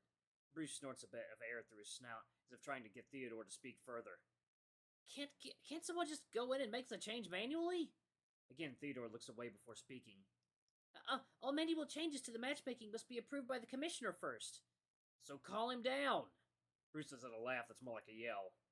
You'd sooner be able to beat me than expect the commissioner to give a shit. His eyes shift down to Theodore, whose eyes shift away directly away. I can feel my body going faint, like the sick you feel deep in the pit of your stomach. The thought of going through that again. So, what? What are my options? The rabbit speaks up. I'm afraid that until this issue is sorted, you will need to keep fighting Bruce, or you'll void your contract. And I'm sure you're aware of the consequences. I have read the contract carefully. It required me to pay out my ass, and I can't afford that. I'll never be able to afford that. Money was part of the reason I came down here. The heart monitor is picking up pace at this point, and I hadn't even noticed. Bruce and Theodore are silent for a long time. I'm leaving. If you have any questions, Ted here will tell you whatever bullshit you want to hear. The dinosaur spits the last few words, and turns on his toes and stomps out the door. Theodore just sort of stands there, quiet. He seems less nervous now. He still won't make eye contact with me. Is there anything else I can answer for you? I don't even know what to say, what to ask. I'm struggling to process what I'm hearing. Theodore notices my silence and steps away from the bed. I'll give you some time, Alex. I don't bother correcting him. If you need to speak to me, please reach out to any of our helpful staff here. Rest well. And with that, Theodore trails out the room. I'm alone again. You would think they would introduce maybe Drayden first, and then and then after he talks to Xander, then he comes and he leaves. Then Theodore and Bruce comes in. That makes sense. Some time, he says. They say time heals all wounds. You'd think it'd be able to make any of this any easier, but it's been a few days and I still haven't done much. The quality of the medical staff here definitely is as advertised. Everyone is so receptive to my needs, so I really try not to ask for all that much. The last few days kind of went by without much going on, aside from whatever the nurses are putting into my body. Explained as a medical steroid type thing, I probably should have paid more attention. Whatever it is, I'm not allowed to leave my bed outside of bathroom breaks. Any amount of serious movement could extend the healing process, they said. They also say that it's extra restrictive for newbies, though. Bodies react differently to new medicines, especially for stuff as strong as this. They need to keep me monitored just to make sure nothing's going wrong in my system, apparently. Kinda sucks that I can't even go for a walk. My legs have been aching for a while. My ears flicker over to the door, catching some footsteps that seem to be getting closer. They're proven right, with the door swinging open, and a man that I assume is my doctor waltzing in with a clipboard. Oh, good morning, Alex. Xander. My name is Dr. Drayden. I'm the athletic physician that's been working with your case. How are we feeling today? A sigh slips from my mouth, but I catch myself when his head turns up to my face. I'm good. I sort of shake my head. Not really pleased with my first interaction with the guy. He doesn't seem to notice. Gotcha. Well, Alex, we've got your test results back. Good news and bad news. My eyebrows twitch. What's the bad news? He pauses. His face contorted in a frustrated way, like I said something he didn't want to hear. Well, the good news is that you're good to go. Everything came back negative and your shoulder should be good as new. The cat flashes a smile that warms my chest, let out a breath that I must have been holding in for a while. That's relieving to know. And the bad news? The papers he had lifted off the clipboard had been flipped back down, and he flashes a wink at me. The bad news is that you're probably going to be seeing a lot more of me. You know, given your situation. He lets out a small laugh, and my heart sinks right back. That's like the worst thing to hear, man. From your doctor, like, oh yeah, you're gonna be seeing me a lot because you're gonna get your ass all beat by this motherfucker known as Bruce the Dinosaur, man. The last few days keeping myself distracted with some television, I'm not particularly keen on thinking about the repercussions of my current predicament. You can tell I'm not exactly excited with that prospect either, and his laugh peters out.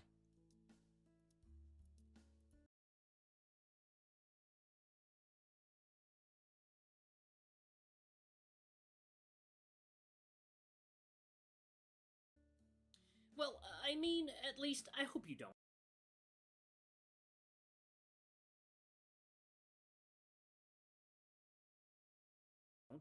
Ted filled me in on the situation. It sounds like you're really going through it. You could put it that way, yeah. His smile stayed for a second or so before he snapped down to his clipboard. But, yes, so, vitals. Blood tests all came back negative. Mild concussion. X-rays... Only a mild concussion? You'll need a bit of physical therapy to get your rotator and tendon back up to speed, but otherwise we're able to discharge you right now. Don't shoulders take a couple weeks to get fixed? Usually, yes. I take it you've had this happen before. I frown. Dislocated? Yeah. Under different circumstances, though. Drayden waves his hands non-committally. Of course. So you probably know how it goes. Usually there's no serious exercise allowed, no major lifting, none of that. However, the steroids we've pumped into your system are special. They enhance your body's natural regenerative abilities, for lack of better terms. Obviously, it's not going to enhance your ability in fights or anything, and it won't help you recover from wounds during a fight, but it gets our fighters up and running much faster than they would naturally, so everybody's grateful for that, I'd say. The smile on his face made him look... Some people may or may not know this, but February 22nd is Cat Day in Japan, and 7-Eleven is releasing a range of cat-themed snacks. They look delicious, and I wish I can have them, because they're like, yeah, it looks like a bunch of pudding, and then you have like little things in it and make it into a little cat paw, and it looks adorable, and I want to eat it. I love cat stuff. I want to have a cat. Made him look almost proud of the process. I can't exactly say I blame him. The tests? Just some simple blood work, really. Make sure your liver's handling the medication properly, and, you know, cancer, things like that. My heart jumps at the words, and I sit up. Cancer? Again, though, he shakes his head casually, like he's trying to shoo me away. there hasn't been a case yet, so I wouldn't exactly be worried about it. And still, if your body decides to push it too hard, blood work would catch it right off the bat, so we can nip it in the bud before it becomes an issue. Can't help but worry that my contract would get voided if they couldn't use the medication anymore. But Drayden doesn't seem to be fretting over it. The feline pulls a chair away from the wall and drops onto it, crossing his legs and resting his clipboard on them. I'll set you up with some physical therapy with yours truly here in a day, but I think it's best for you to get out of this room. Get some fresh air. Well, I mean, so to speak. You've been here for what, 4 days? The only people you've met were Bruce and Ted? I feel like you'd be more deserving of a proper welcome, all things considered. I nod, still a bit nervous of what that would entail. Would the others here resent me? Would they hate me? Applaud me? I haven't exactly had a chance to get a read on anyone else. Now, Alex, before I let you go... His pen clicks. He looks up to me. Do you have any questions for me? His eyes meet with mine. Silence lingers between us for a moment. Do I have any questions? Yes. For him? Not really. Not anything that he can answer or anything that he can help with. Come on, Alex. There's gotta be something I can answer. I'm a licensed therapist, too, so you can talk with me about anything. My brow furrows. I thought you were an athletic physician. Again, Drayden waves his hand.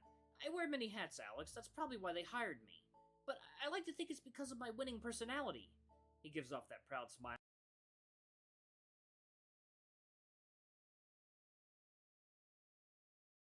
I mean, I don't know how good this doctor is, I don't know how good Dr. Drayden is, but he seems decent enough. And looks like he's taking care of Xander. That's good. Hopefully we can learn some more stuff about him in the later episodes. Again. I can't help but breathe out a chuckle. Questions, though. I honestly can't think of anything relevant. I know my situation, I know how the medicine works. I feel like I've gotten a handle on this guy's personality. For the most part at least. Well, if you've got no questions and you're feeling alright, then we can go ahead and get you on your feet. I guess he took my unintended silence as an answer. Am I feeling alright? I guess I'm pretty anxious to meet everyone else, to continue my training. Maybe I just need to psych myself up again, like I did on the elevator before.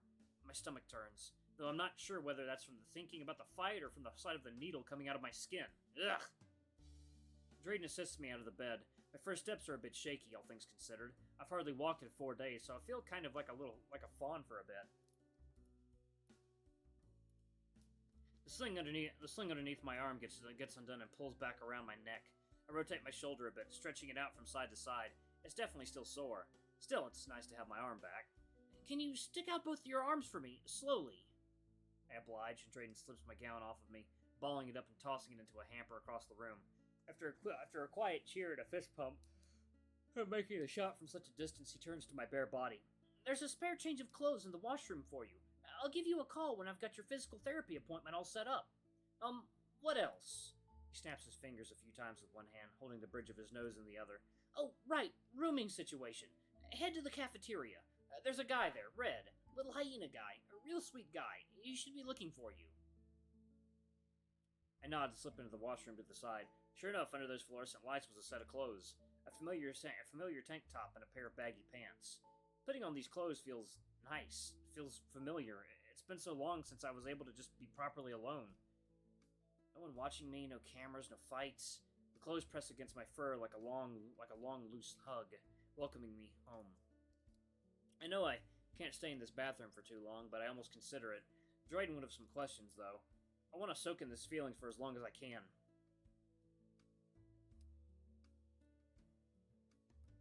After a bit, I slide back out. Drayden's still there, tapping away on his phone. His ears twitch when I move, and his head soon follows. All good in there? My mouth curls up into an awkward smile. I'm still not sure how to answer that. Yeah. Thank you. His smile remains, but he waves me off. No, thanks needed. Just doing my job. Good luck out there. Oh, and hey, if you need to talk, my office is right next door. We exchanged another set of awkward thank yous before I leave, following instructions from a nurse to get to the cafeteria. Getting out of the medbay wing takes a bit of concentration. There are a lot of rooms with various states of occupancy, but there seem to be good spirits all around as I hear them. People talking, laughing, joking with each other. I can feel the tightness in my chest loosen ever so slightly. I pass by a few more closed doors before... You know what, you mentioned the word nurses, so I'm guessing there are some women here, or is everyone male? It includes male nurses. Oh no. there's no spites for these nurses, so we don't know, and we don't see any other doctors besides Drayden. We're leaving the medbay. We don't see any coach The white besides and red Bucky extensive either. floor tiles swap to a light cream as I move to the rest of the main floor. The halls of the facility are surprisingly clean. Not like I pictured them as dirty or run down or anything, but they seem almost sterile. Quiet too. Even the medbay had a number of people strolling around on their ways to and from rooms and offices. These halls are basically empty. I only see one raccoon person stroll by, and he has his earbuds in. Duffel bag under his arm too. Probably on his way back from the gym. He looks pissed. There's a bandage rolled around his bicep and what looks like a bit of crusted blood perched under his snout. Don't worry, buddy. It's probably just an off day. I can only imagine how brutal the coaches can be down here. I've heard a bit about them, but nothing about anyone particular. The guy in the hall flicks his eyes to catch mine. His glare nearly cuts me in half. My eyes dart away. I've really got to work on the staring at people thing before it gets me in trouble. He continues past me down the hallway, and I'm sure I'll see him again. Hopefully on more friendly terms. It's a big facility, but there's only so many of us down here. At least it's a big facility. I haven't exactly had the time to explore. Now could be a good time, though. And it probably won't do me any harm if it's on the way to the cafeteria, right? As I was leaving the medbay, I had passed a number of office rooms. I assume they were general administrative stuff. Not really anything juicy there. The raccoon fellow from earlier moved out of one of these next rooms coming up. Upon closer inspection, the walls of this section of the hall are actually giant windows. I decided to look into one. There's two guys practicing some submission wrestling, with a third guy leaning up against a wall. He looks exhausted. Our eyes meet for a second. He looks to his friends, mutters something, and the other two laugh for a second. He looks back at me and smiles, nodding his head as if to greet me. For some reason, I feel like I should have looked away. I think I feel like I was intruding. I watch people wrestle all the time. This is nothing new for me, at least at my old gym with my old teammates. I smile and nod at him before walking forward again. I think I see the man's mouth opening. Man mouth something, pointing at me from the corner of my eye. I definitely should have kept walking sooner. I don't know anyone here yet. It feels rude to engage with some of these folks without at least introducing myself. Though that may not have been the reason he was pointing. I still don't know how big of a name I made for myself down here. Do they get to watch the fights? Did everyone see what happened with Bruce? It's not like people would make fun of me for something like that. Probably. It's not like I'd really care if they did. That's just more annoying than anything else. I'd just rather go in with as little of a reputation as possible. I passed by a couple dozen more mat rooms on my way through the hall. Yeah, probably not. Man, like I said, I think everyone watches the fights. Whether it be your fight or anyone else's fight. So you kind of Roughly half of them seem to have a similar layout to the first one. Just as large, solid mats stretching across the floor. Granted, though, the rest of these were empty. The other half of the rooms had a number of smaller mats, with one or two large spaces off to the side, marked with a large circle on the ground. Heavy bags lined the back walls of these ones, clearly made for striking practice. I feel like I'm going to be spending plenty of time in these rooms, not like I'll have much of a choice at least. That first long stretch of hallway seemed to take up one half of the main floor, with a small segment on either side of the hall sectioned off for a pair of staircases halfway through. I'll probably figure out where these go eventually. Right now, I need to get to the cafeteria. Even though I'm really not that hungry, hospital food was pretty damn good. But I can't exactly get to my room without knowing where it is. I mean, I could, but there's probably a key or password or something, and I need to find Red to get that information. I could brute force it, but that would take more time, patience, or ramming strength than I'm willing to spend right now. Luckily, the cafeteria seems to be right here, judging from the amount of sound coming from it. I had heard it from a few doors down, but I guess I must have been too lost in thought. I turned the corner and entered the door into the noise. The open doorway leads into a massive chamber with tables and seats scattered about all over it. These seats, of course, are filled with men of various shapes, sizes. why does it look like this? Does look like a kind of like a cafeteria, but also looks like something almost at like a food court as well, like at a mall or a business. And species. The vibe seems similar to what I heard back in the medbay, just much louder. People chatting, laughing, scarfing down food. Alright, I'm gonna go ahead and pause it right here. Thank you all so much for watching. I'm really enjoying this so. Alright, we'll move on to the next episode. Redline, the Yappy Hyena.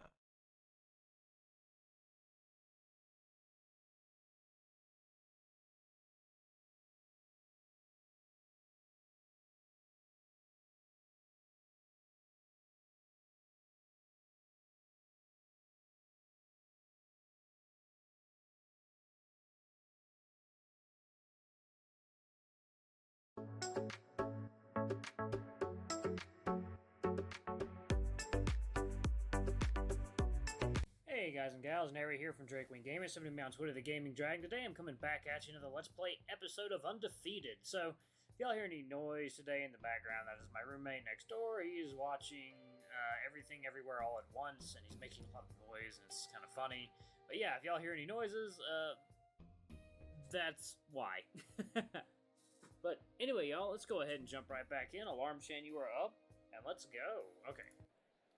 If TV and movies were any indication, this is probably what college cafeterias would have been like. It's pretty effing loud. I'm not sure I can get used to this, though. I suppose I'll have to. I start walking through the aisles of tables. Along the back walls are a number of different food stations. Looks like they... Oh, shit, my bad, little dude. Huh. This rather large wolf had swung his arm out, gesticulating wildly in the story he had been engrossed in. I hadn't noticed until his hand slapped into my right shoulder. I totally didn't see you there. Are you good? Huh. It stung a little bit, but nothing serious. I'm fine, thanks. His friends let out a quiet laugh. Dude, you gotta watch yourself. You could have broke his arm. They all laughed at that, a little louder this time. I really can't be bothered to deal with this. Whether they're joking at my expense or not, I'm not here to talk with them. I turn around to walk away. You look a little lost, little guy. Need any help? God damn it. I could just walk away without answering, but that'd probably just cause more problems. I don't know how these guys are. No, I'm good, thanks. Before they can say anything else, I walk off, heading deeper into the cafeteria hall. I don't hear anything from them, so I'm assuming they got the message. Little guy. Ugh. He sounded so condescending. I know I'm small. I don't need someone pointing it out. It's so loud in here. I need to find Red so I can get out of here. This noise is driving me crazy. Drayden said he was a hyena dude. He's probably the small one on the end of the cafeteria waving at me. I wade through the aisles and pass by the folks walking around with their trays before finally making it to Red. Yo! Oh, wow, he's a little guy. The hyena is seated on the end of a table, separated from some other men by a few seats. Red waves a short salute. His tail flicks to either side underneath him. I wave back. Hey, it's Red, right? I extend my paw, and he claps his own into it. Xander, nice to meet you. I'm sorry, Xander, nice to meet you. Good to meet you too, man. And yeah, technically it's Redline, but Red is fine too. I retract my paw after a nice proper shake. Aw, man. Redline, he's such a very, very cute, adorable little yin boy, striped. Very good fighter, too. But a bit of a slut. Bit of a boy slut. He keeps looking up at me, his tail still wagging. There's always that awkward lull after meeting someone when neither of you really have an agenda to attend to. When circumstances just sort of force you two to interact, but you really don't know what to say or how to proceed. I guess I've fallen into that again. He's still looking at me. Come on, man. Take a seat. I want to hear all about it. I hesitate for a second before dropping down across the table from him. It? Yeah, man. The fight. He's getting pretty excited at this point. It's... What? Hey, I got me a raid. Big Papasaurus Rex. Hey, hello there. 13 people. Hello, hello, hello. Hey guys, welcome. My name's InugamiTheHound. I know that seems a bit odd to have the username, but the username I made a long time ago. I didn't feel like changing it. And I'm a variety stream PNG tuber, furry guy. Right now, because I'm bored today, I feel like, reacting to some furry content. So I'm reacting to some Undefeated.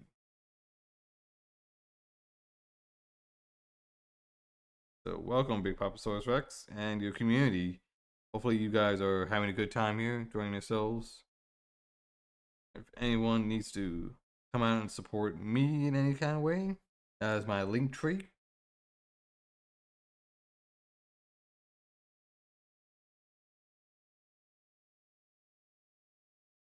Yeah, take care. I'm about to hop off and work out. Oh wow, gonna work out, huh, man? I mean, the characters in these games work out. They do like some MMA fighting, and they do some MMA fighting. Well, hopefully your community here is able to stay and chat and have fun. I don't know if you guys have seen Undefeated or not. It does have a big giant dino as the main antagonist.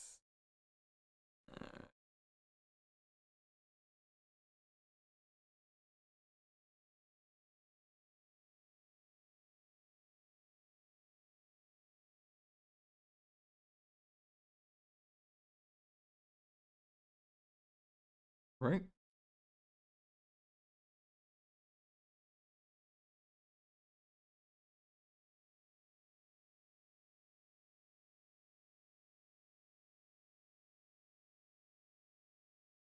And before I go, I'm gonna give you a nice gift sub.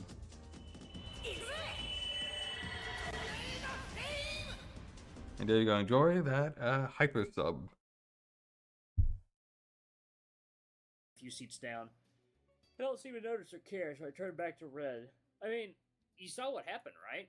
For sure. I mean, I think we all did. People don't really like to miss Bruce's fights. Redline takes another bite of his sandwich, holding the unfinished half in his hand as he talks. And people say he gets angry when people don't show up to watch. So I guess everyone just sort of comes out to see what's up. He swallows.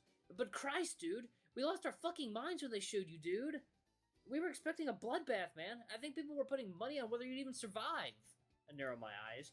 Sorry to disappoint. Hyena lets out a sharp, one-beat laugh.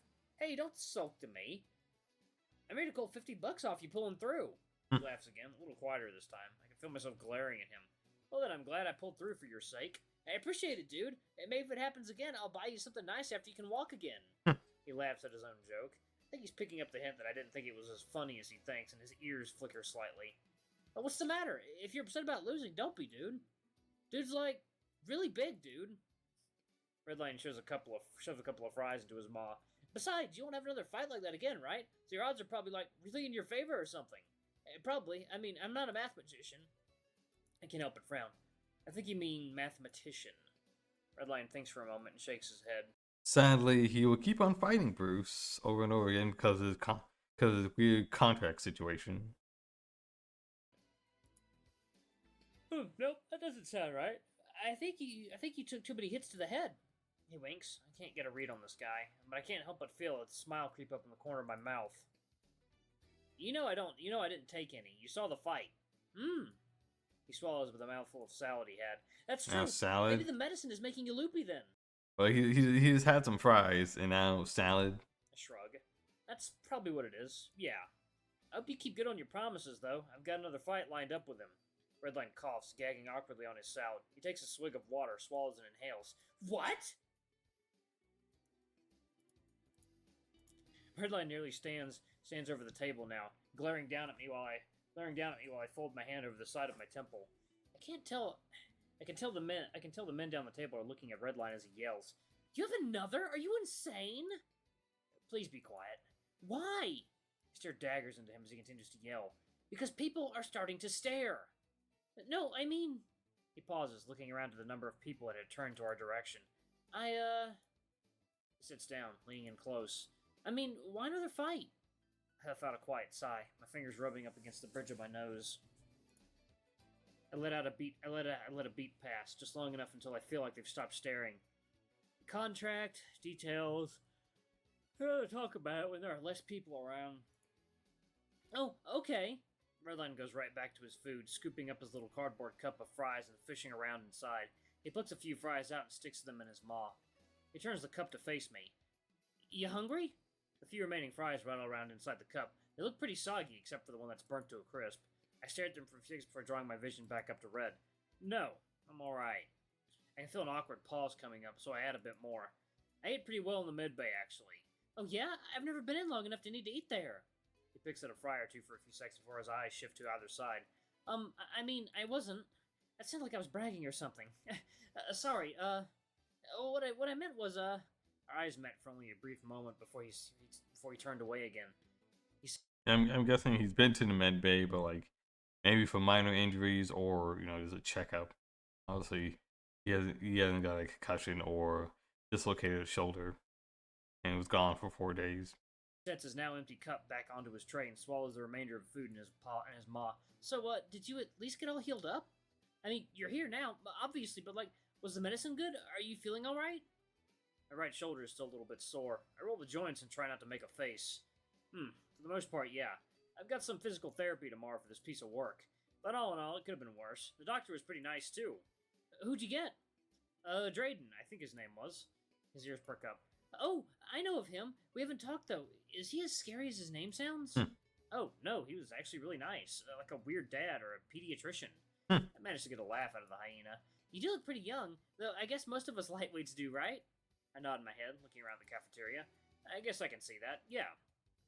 I never get like why Redline. Okay, this is gonna be a slight spoiler. Like why Redline was friends with these dudes, and he dish him almost immediately. But at the same time, Redline wins his fights, and he's also doing good coaching with Bucky. I still don't get why So his what's the fans deal with the abandoned. food here? Do I just... Redline was already standing by the time I started my second question. Oh, dude, it's totally confusing. I know. It's actually really cool. Follow me. He's already started walking away. He's probably started talking if I wasn't right behind him. I wonder if he will. Nope, that's mean. I get up and follow Redline. So, as part of your contract or whatever, you get access to most of the cafe whenever you want. He doesn't even look back to check if I'm following before he starts talking. Damn, I could have gotten away with it. Are you in the mood for anything specific? I almost say that the hospital food had done me good, but watching those fries rattle around awakens something in me. That latent hunger that never really seems to go away. It grows. It desires. I wouldn't mind a smoothie or something. That, the hyena turns on his heel, pointing to one section along the wall of the cafeteria. A smoothie station onward! He's already walking. I follow alongside him. He moves pretty fast, but it's not hard to keep up with him. So, at the start of regular meal hours, you'll probably have to wait in line for stuff, but you're in luck. Lunch started a while ago, so you'll probably be fine. Regular meal hours? Yep, I think it's something like 5 to 9 a.m. for breakfast, or, well, pre-workout. And then 11 to 3 for lunch. I think 5 to 9 for dinner? You'll get used to it. Fuck. Because people are starting as rattle word. Wait in line for stuff, but you're... Okay, god damn it, I hate when I do that. Hey, when I said pressing pause. Yep. Let's see, so 5 to 9. That's 4 hours. I think it's something like... And then there's an hour break. And, well...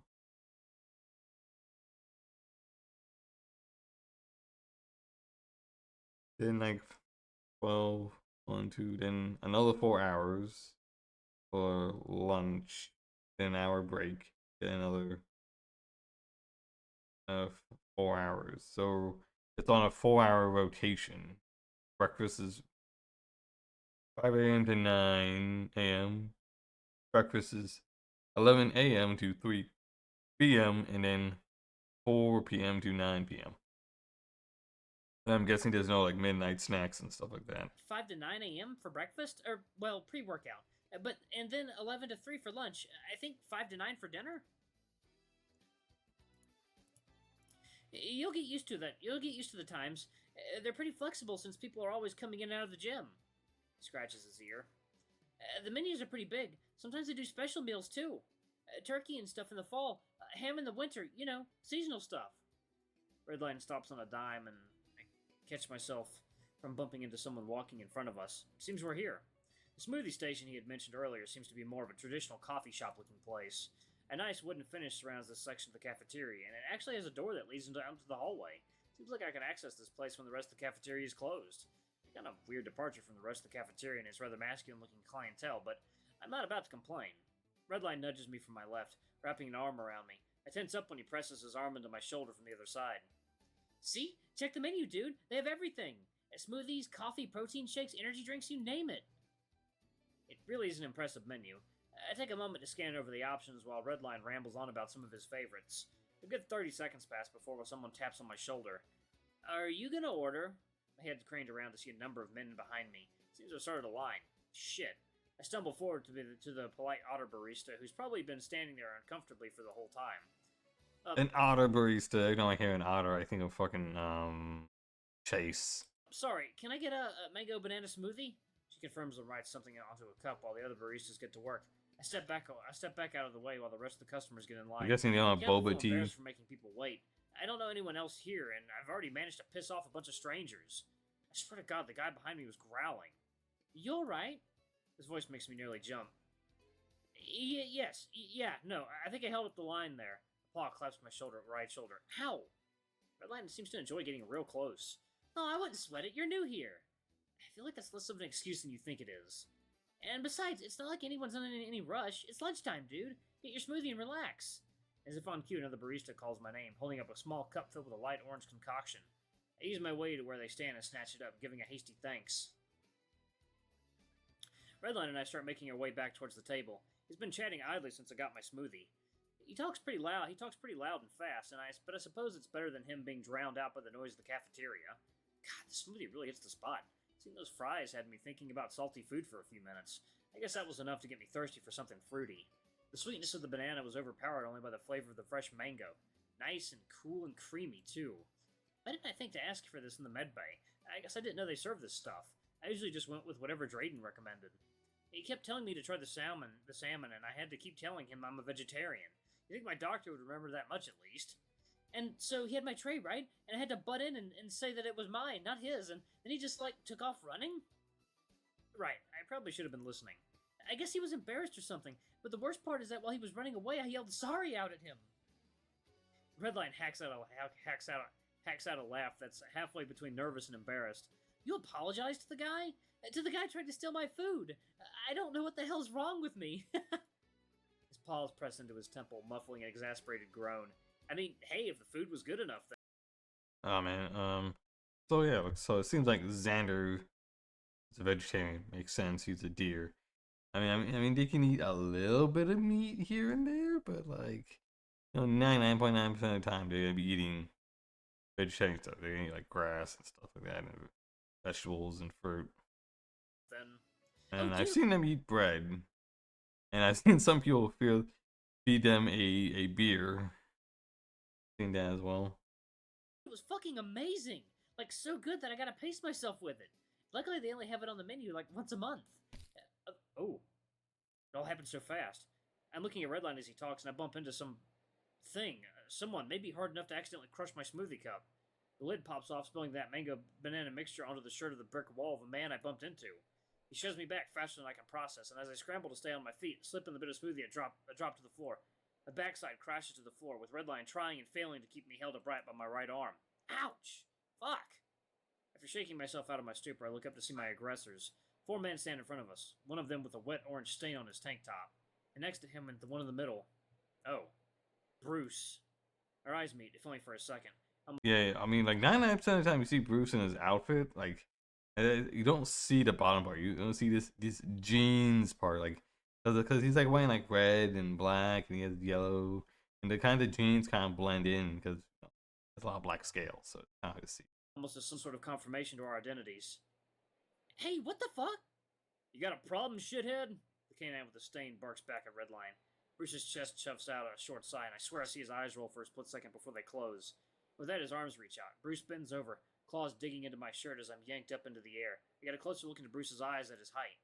He looks pissed, to be frank. I mean, he normally looks pissed, but this was a different type of pissed. When I used to watch his fights, and even in our bout earlier, he had this air about him. A big, mean motherfucker. Someone that took enjoyment out of breaking bones and ending careers. Like a demolition expert excitedly lining up dynamite to blow a building to hell. But here, inches from his face, with Redline barking out to his aggressor, with the whole cafeteria feeling like it's frozen in time, he feels like a different person. He's not enjoying this. He wants me dead. I can feel it. I'm amazed they let a bitch like you out of the med bay. A grin spreads across his face. His eyes don't change. And now you're trying to start shit again? Didn't I already kick your ass? You hit him too hard, Bruce. I think you must have forgot. His buddy to the other side yells out, forcing a laugh from Bruce and the man behind him. I still don't know who the fuck you think you are, kid. I'm dropped to the floor. Well, more forced down into it. Bruce had been holding me up a good foot in the air. Luckily, I managed to land on my feet and avoid slipping in the mango smoothie, slowly melting on the tile. Bruce's forceful shove sort of broke the physical stalemate we had been in. Everyone around us had to stop and see what had just made the sound. But you'll stay the fuck out of my way if you know what's good for you. Bruce's massive hands pressed against me on that word. I let out a grunt, forced backward, but Redline's tight grip on my wrist helped steady me. He'd been holding on to it this whole time. I hadn't even noticed. You got that? The snarl echoes out across the dining hall. Everyone on our side of the cafeteria is staring. And I don't know why, but I guess you have to show this huge amount of strength, because you're the champion, you're big giant dinosaur man, big giant tail, scars everywhere. It'd be this big huge asshole man. Staring silently, watching like statues ready to witness a crime. Even the staff at the food stations are frozen. A fork drops somewhere, followed by the pursuit. Shit. The beast stands back up to its full height, towering over most people in the vicinity. It's a pretty uncomfortable scene. Bruce's eyes shift to the opposite side, looking for something I can't see. Silently, he moves. He's definitely faster than I think anyone would give him credit for, especially at the size he is. His body moves straight forward, walking past me and forcibly checking me with his shoulder as he does. The rest of his posse follows, the canine making sure to step carefully over the slush on the floor. Do you think this will wash out? He speaks in a hushed tone to the man next to him, their voices fading into the distance as they exit. I can't focus on them right now. I'm able to put coherent thought to what just happened. I had my smoothie. I was talking to Redline and I fell, and his eyes. That was different than from before. He was angry. He was really fucking angry. Stay out of his way. How am I supposed to do that? I'm fucking trapped down here. I'll probably run into him later today on my way around the facility. Am I just supposed to stay in my room? And why is it so fucking loud in here? Xander? A fresh breath of stale air flows through my nostrils as Redline's voice catches my attention. He's really close to my ears. I blink a few times.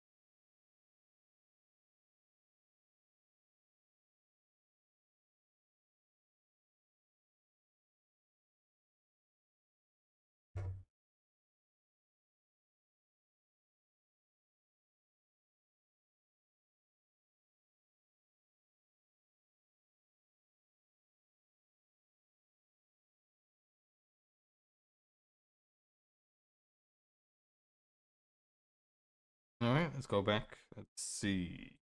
A bit wet from the edge of my eye. A bit wet from the edge of my eye spreads to my upper eyelid. My hand quickly rises to wipe them dry. Dude, I'm fine. The crack in my voice proves me wrong. I clear my throat and try again. It's fine. Sorry. What the hell was that? First he ruins your smoothie, now he thinks he just gets to shove you around?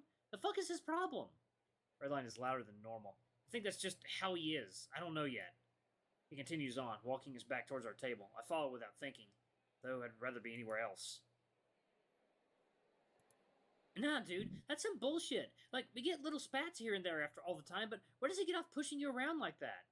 I can feel the rest of the cafeteria's eyes laser focused on us. My head is still ringing, and I don't think I can afford Redline being any louder than he is already. I need to get out of here. Listen, man, can we go? He looks at me weird. Go? Oh, the room, right, God. Here, let's go, follow me. He grabs my wrist again and walks a lot faster now, aiming for a pair of doors leading out the hallway. I try to keep my head down as we pass a number of men on our way out. Redline marches straight through the open doors like a man on a mission. It's a bit louder out here than it was before, but not by a whole lot. More people walking around. It seems lunchtime is nearing its end. There's still a few people out and about, though. I think I see a few heads turn as Redline leads us into the main hall. Yep. Right now, like, Bruce seems like a big old mean jerk. I mean, he has to be. He's the champion. He has to be, you know, the alpha male. But is he more than that? We don't know.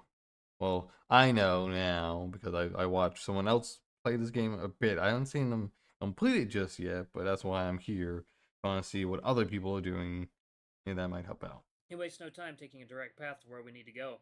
Down the hall, up a flight of stairs, into the second floor hallway. It's just as wide as the first floor, but completely empty. Redline and I power walk down the empty hall.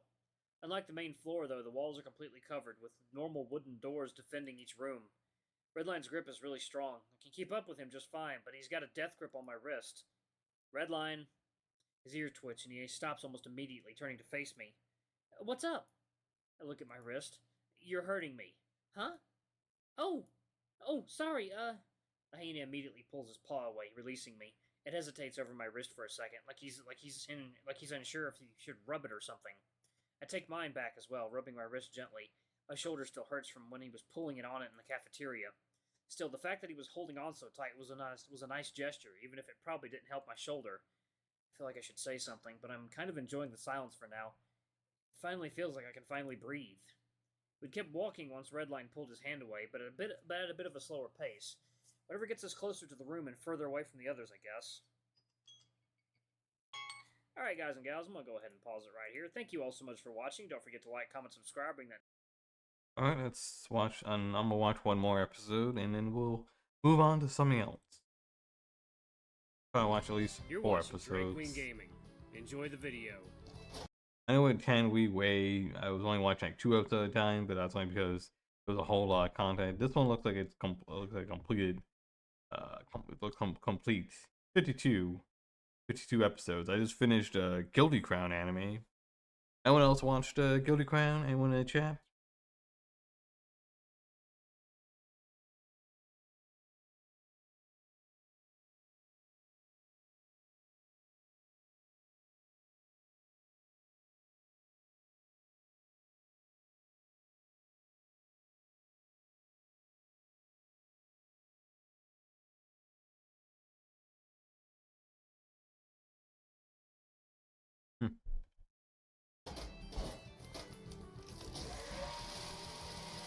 Hey guys and gals, Nary here from Drake Wing Gamers, something about Twitter the Gaming Drag today, and coming back at you to let you know. Hey, sorry about that, guys and gals. We're back. Okay, here we go. Here we are. Redline stopped right in front of a door at the end of the hall, room 202. There's a separate stairwell just to the left of the room behind a fire door. It actually seems convenient. I won't have to contend with other people trying to use the hallways or stairs at the same time. Seems pretty handy. Speaking of handy, Redline jams his thumb against a little notch on the handle to my room. After a second, a light on the handle flashes green, along with a short beeping sound. The mechanical locks on the door click, and Redline pushes the door to my room open. There we go. Come on in. This looks familiar. Violet Memoir? Yes, that's what it reminds me of. Is that the same one from Violent Memoir? I was watching that and I stopped. I mean, I think I was watching Lucas's path. I think that was the only path that would interest me. Let's see.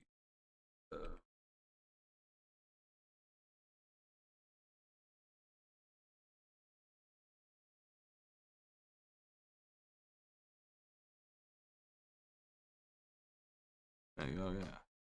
Fine. Yeah. I mean, I was watching Lucas's path all those years ago. When did I start watching his path? A long time ago. And then I think I stopped some. Let's see, where did I?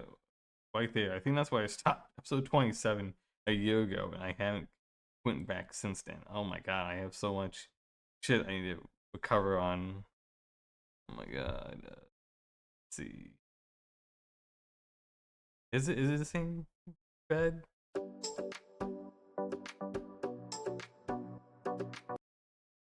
Underneath me. Yes, it is. It's just this one has a filter over it. You are correct. Yeah. Yeah.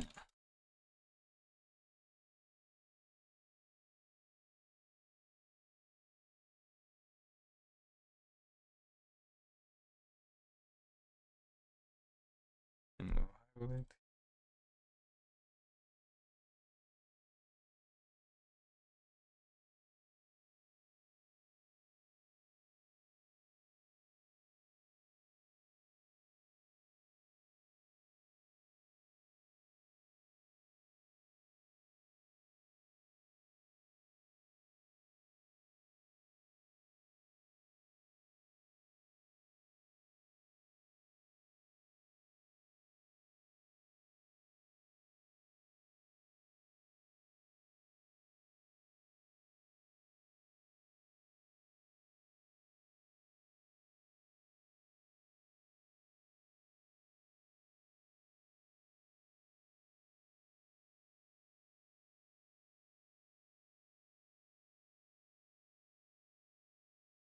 What is his name, right?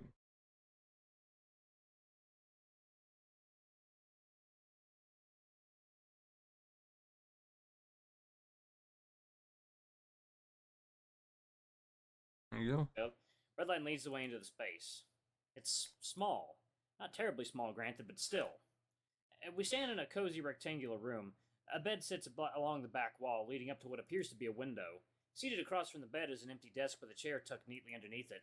Its exact layout is mirrored on the other side of the room, with a small nightstand separating the beds and a large dresser separating the desks. The other side is clearly well lived in. I can see my phone plugged in and face down on the nightstand. What's with the window? We're underground. Redline lets out a short laugh. Oh, yeah, they're like light screens or something. Since we don't see the sun down here, they need something to help keep our circadian rhythm going smoothly. It helps keep our sleep schedule cycling. Helps keep our sleep cycles working. Okay. There's a bit of an awkward pause as I move further into the room. These rooms were a lot bigger than the advertisements. Hina laughs nervously. Oh, yeah. I think they showed like tier 3 rooms in the ads. We gotta work our way up if we want rooms like that. I feel my expression contort slightly. We? Redline gestures around. Yeah, I guess. We're roommates after all. I have to pause to process everything. It makes sense, I suppose, seeing the two beds, and seeing how Redline had fingerprint access to what I thought was my room. A sigh escapes my mouth as I drop onto the bed.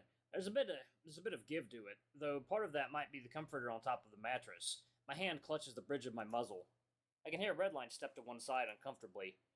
Sorry. I shake my head. No, Redline, you didn't. It's not you.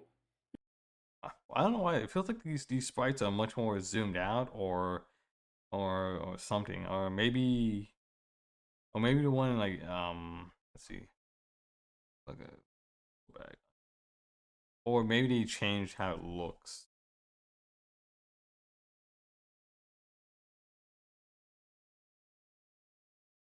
With because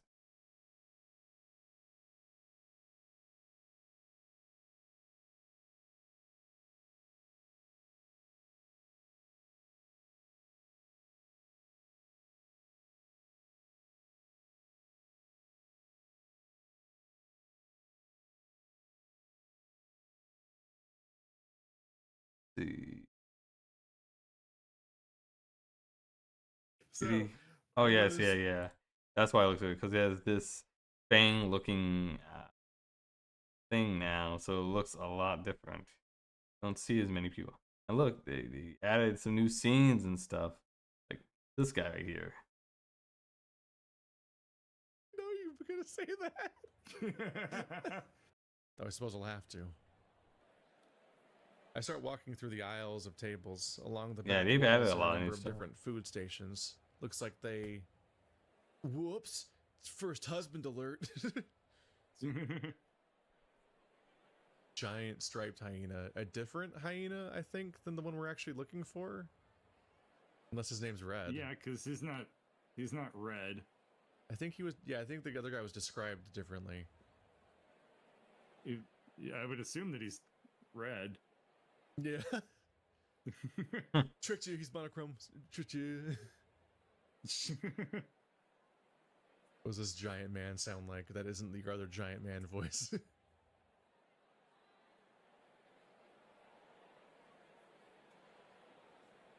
Oh, is this me? I thought. Yeah, I can do this one, sure. He's got a mustache, so he's giving me French fry vibes as a result. Why did I immediately know you were gonna say that? Oh shit! My bad, little dude. Yeah, see? People say. Yeah. He looks a lot shorter because he's further down. He has this big ass box. They got way more space now. Same with yeah, man. That's why. I feel like I'm wearing one of those things that plays your own. Press against me on that word. And now I look at see, you can't see as much as, you know, fucking goddamn Bruce's legs, and here's, I think, what was that? I let out a grunt, forced backwards, but Redline's tight grip on my waist helps steady me. Redline's holding us too. Apparently, I don't know if that was not doing a good job.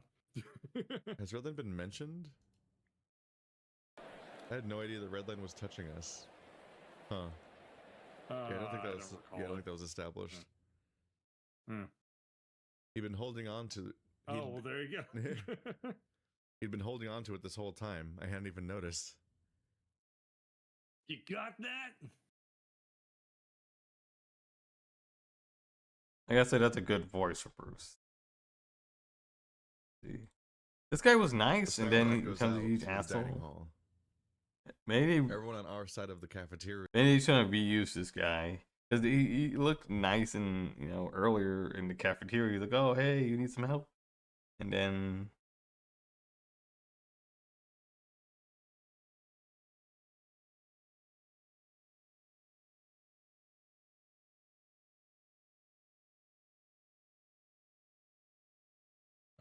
Yeah.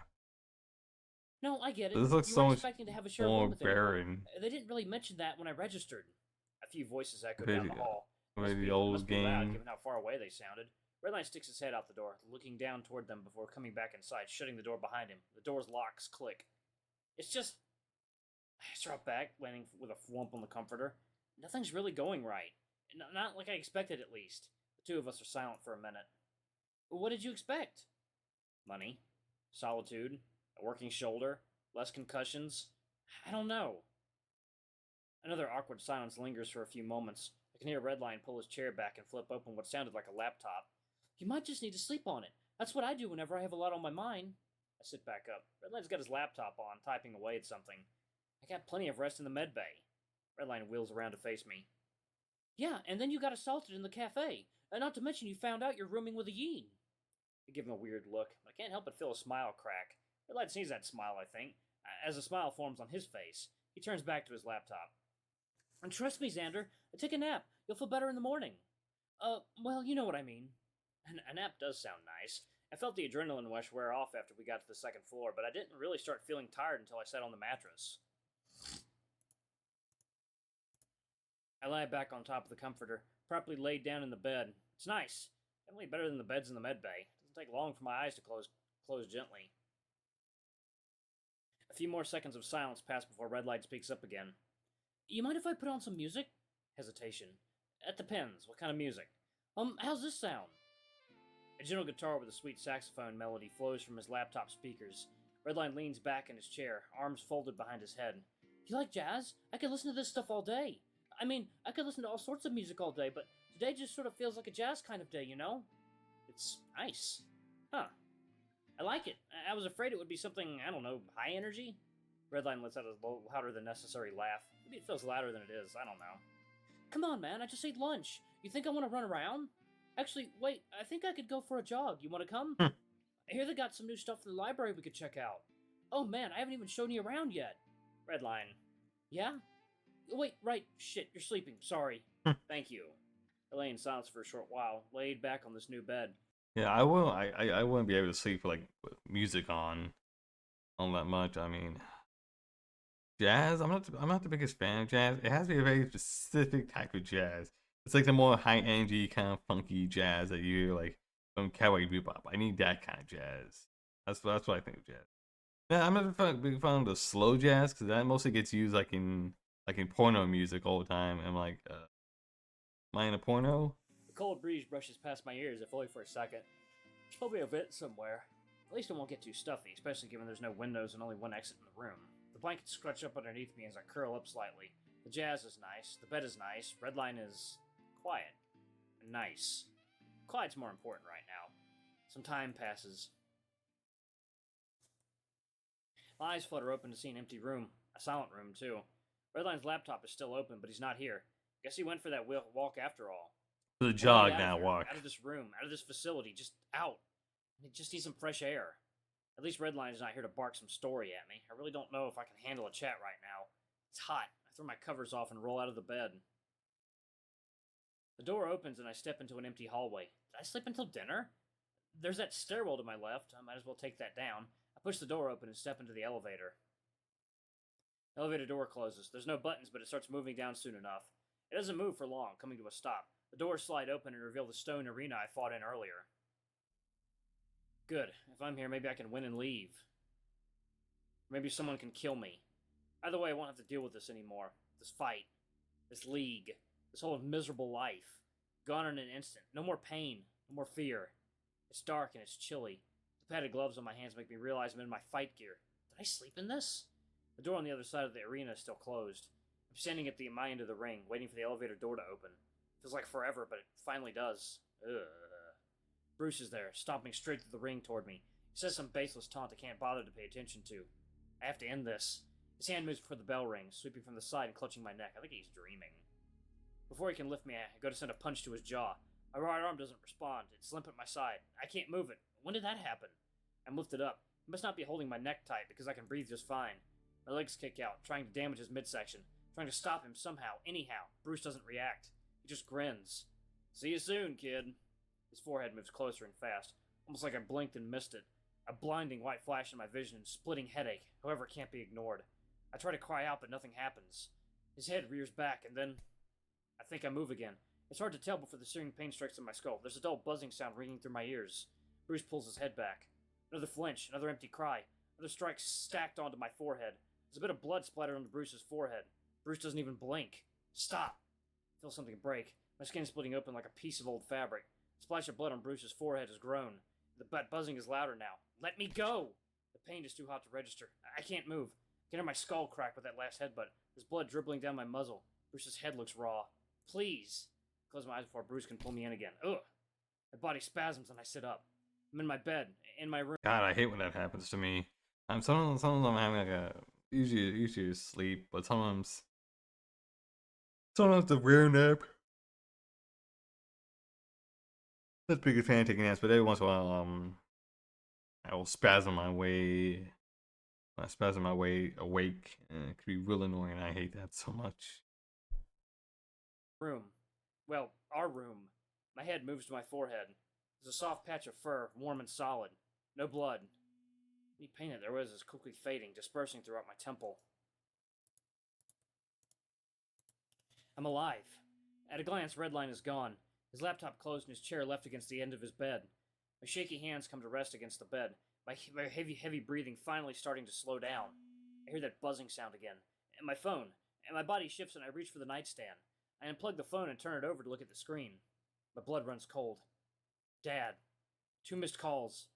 The fur on the nape of my neck prickles, trailing a chill down my back. Why is he calling? Why is he calling now of all times? It's usually been just a text here or there, or a stray message on Friendbook. Now he wants to talk?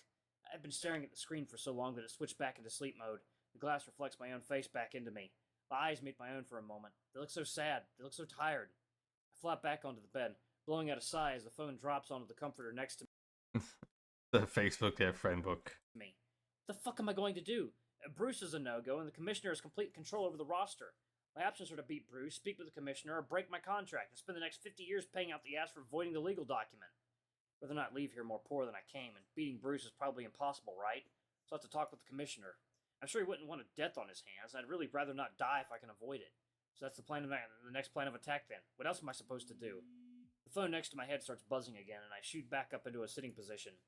A mixture of fear and rage well up from the pit of my stomach, reaching the tip of my antlers. I pick up the phone without looking at the screen. What the fuck do you want? There's a brief moment of silence from the other end. Alex? Oh my god! I look at my phone screen for the caller ID. I don't recognize the number, but it's not my father. Hey, Doc? Yes, this is Drayden. Calling for Alex? That's me. Hey, Alex, are you okay? Another sigh from my mouth. Yeah, no, I'm all good. I just had my mind wanders back to the caller ID. It's a bad dream. Spooked me pretty bad. Oh, I hear you. Stressful situations can mess with your subconscious. I didn't really know how to answer that.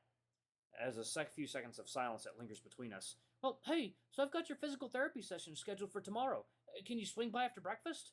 I don't want you exercising before we make sure it's all healed up. So we'll get it checked out. And if it's looking as good as I'm hoping, we should be able to clear you fully. Sound good? Sounds good. I'll see you after breakfast, probably around 6 or so. The cat lets out a laugh. 6 a.m.? Listen, you exercise types might be good at waking up early, but I'm kind of on a different schedule. How's 9 o'clock sound? I can't help but breathe out a chuckle as well. For some reason, I find myself standing up, slowly pacing around the center of the room. Sounds good. I'll see you then. And Drayden agrees and hangs up from his end. I slide my phone back into my pocket. The room is silent yet again. My hand comes up to rub my slowly waking face. I cannot fucking believe I answered the phone like that. Drayden probably thinks I'm insane. I literally just told him a few hours ago I was fine. He seemed pretty calm about it, though. Maybe I'm overthinking it. You're definitely overthinking it. But holy fuck, dude, that's so embarrassing. Redline lets out another one of his signature high-pitched laughs, a few stray bits of food flying out of his maw and onto the tray. He must have noticed, too, as he covers his mouth and takes a second finish swallowing. Thanks. That's gross, man. See his mouth full of food. Oh. I'm a bit surprised I managed to run into him after my nap, though, granted, I just sort of sat around and played on my phone for a while. I wanted to preserve the solitude for as much as I could, but I couldn't really justify spending more time doing nothing in my room, despite Drayden's orders. It was pretty late in the afternoon, but not really time for dinner, so I wandered back to the mat rooms. There were obviously a lot more people this time around, so I got a chance to observe a good amount of the men practicing. Redline actually found me as he was leaving and invited me to eat with him after. We managed to get to the cafeteria pretty early, thankfully before it got too crowded. The hyena downs a swig from his water bottle, piercing a spear of asparagus and a slice of chicken on the same fork before shoving it into his maw. I'm honestly surprised that cell service even reaches this far down. We're what, 20 stories underground? Something like that. He covers his mouth again, swallowing quickly before speaking again. I'm not sure if you noticed, but they actually tampered with your phone a bit. I could feel my face contort. What? How? Redline takes another forkful of food before talking. I wonder how long it'll take for him to learn to swallow before speaking. It's nothing serious. Another swallow before he continues his response. He's still twiddling his fork impatiently. Maybe I should just let him eat and get answers later. They get it outfitted with this, like, special internet data thing. Basically, the whole facility has really strong wireless internet. The special bit is that they can, like, monitor everything that goes on the network. He takes another bite. I should butt in before I get another spray of chicken. Just so they can see everything we do on our phones. But it's not really a big deal. Like, it just takes them, it's just to make sure you don't do anything illegal to breach your contract or anything. Or, you know, talk shit about the league. Another high-pitched giggle. Seems like he's not too concerned about the breach of privacy. But if you're concerned about, like, porn and stuff, I wouldn't really worry about it.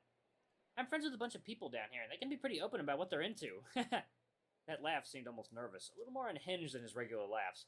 Some of it's pretty fucked up, dude. He's getting louder now, even by the cafeteria crowd standards.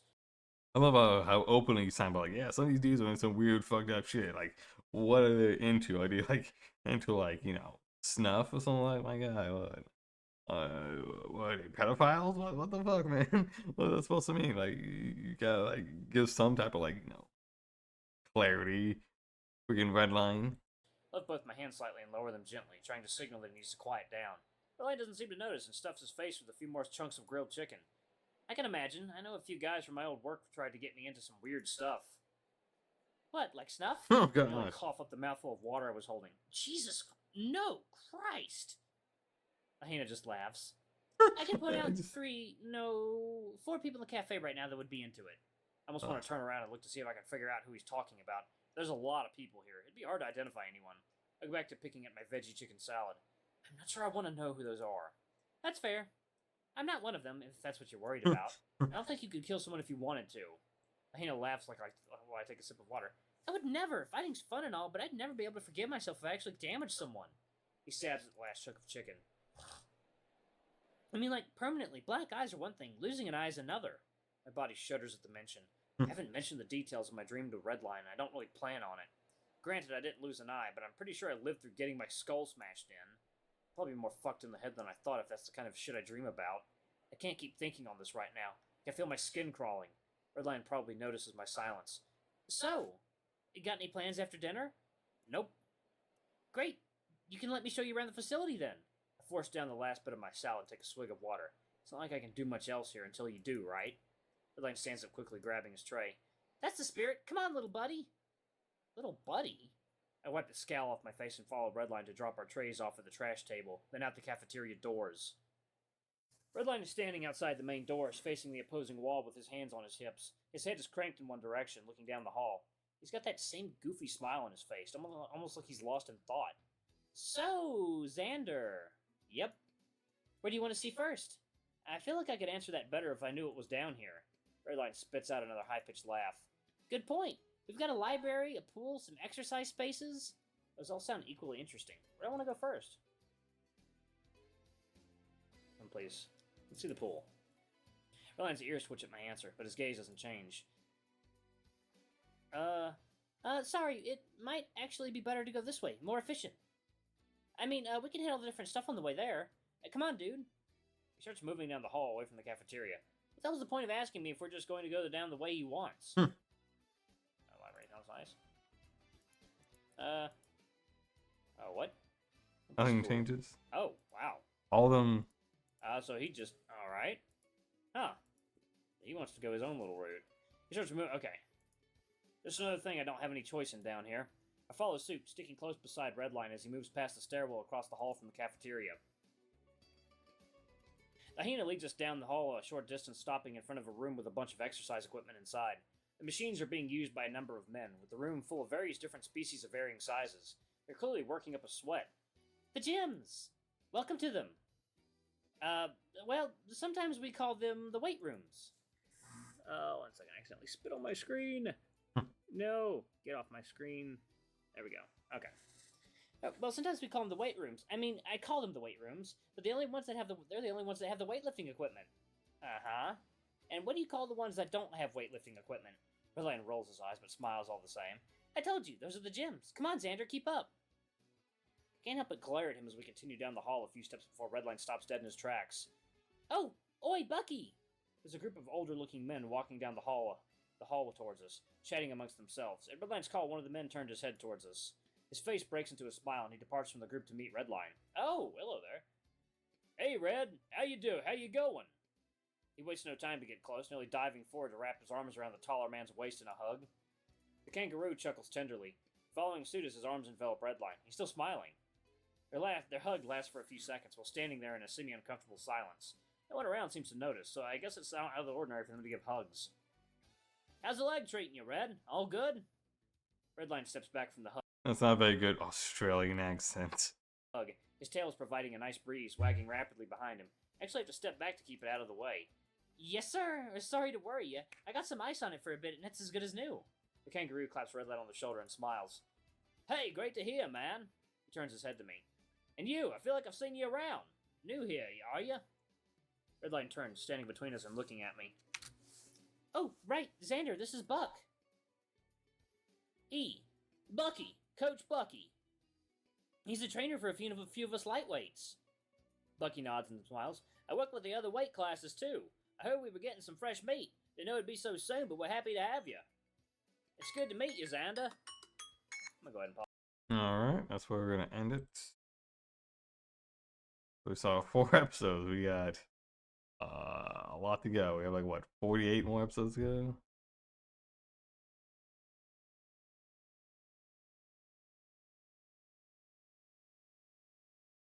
That, so yeah.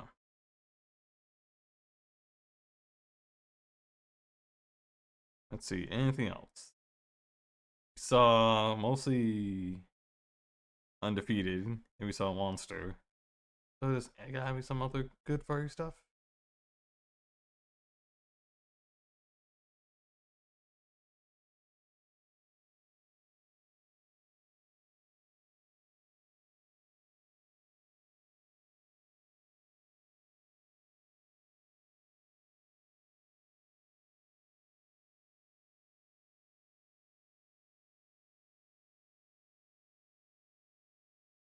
Hmm.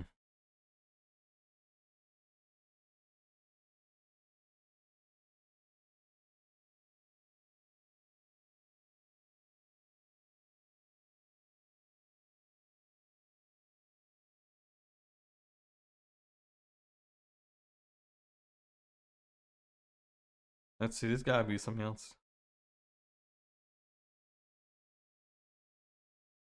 Anything else that would be fun or interesting to watch?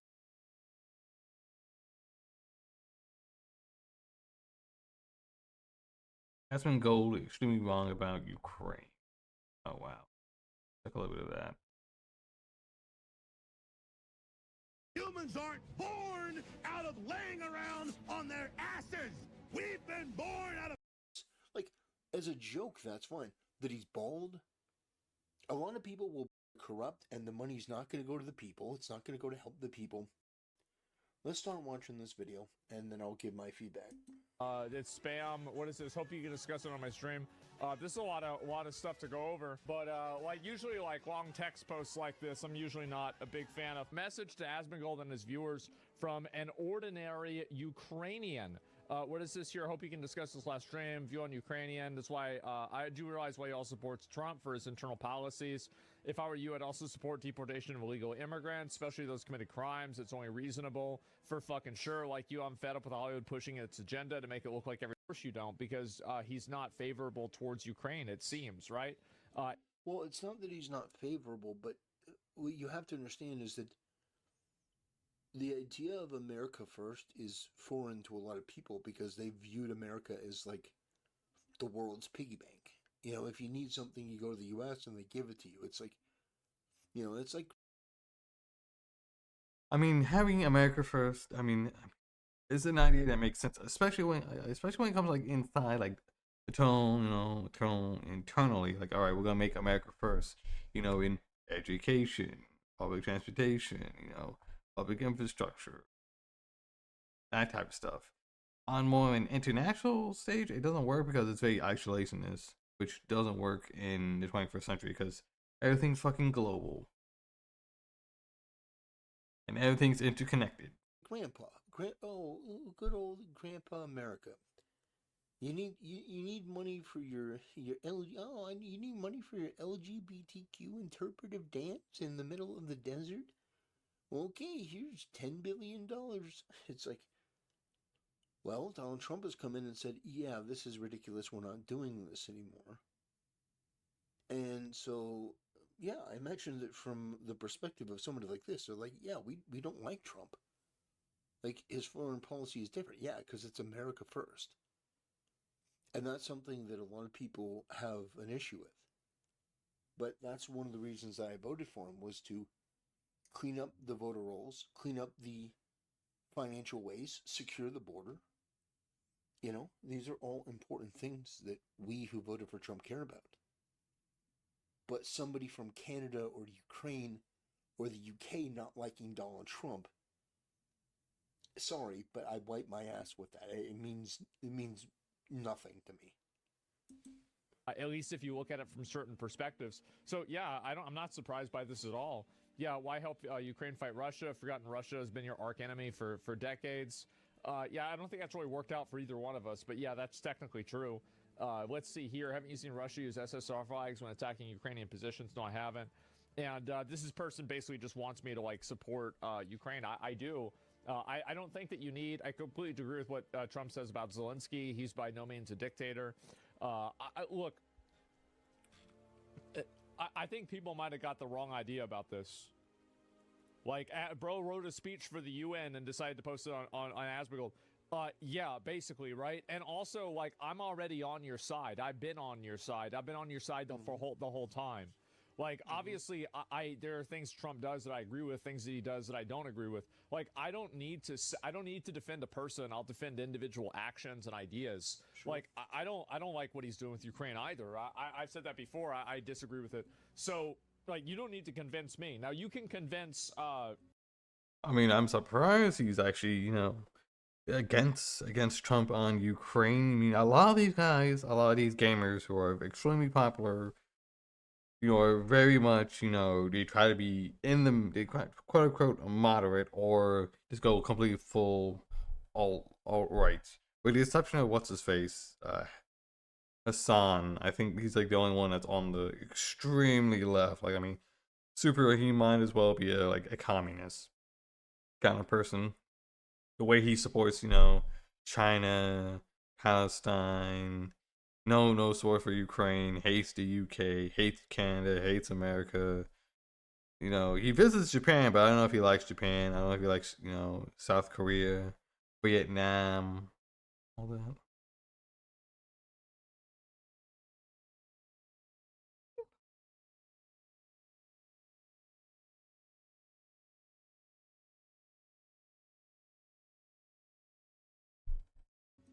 I think what Trump is doing with Ukraine is, well, I mean, Asmongold's not a Trump supporter, so I sort of understand this. But I agree completely with what he's doing with Ukraine. He's trying to audit the money. Like, where did the money go? That's one of the things that he's doing. He's trying to stop the killing. So he's trying to get Ukraine and Russia at the peace negotiations. He's trying to get them to talk.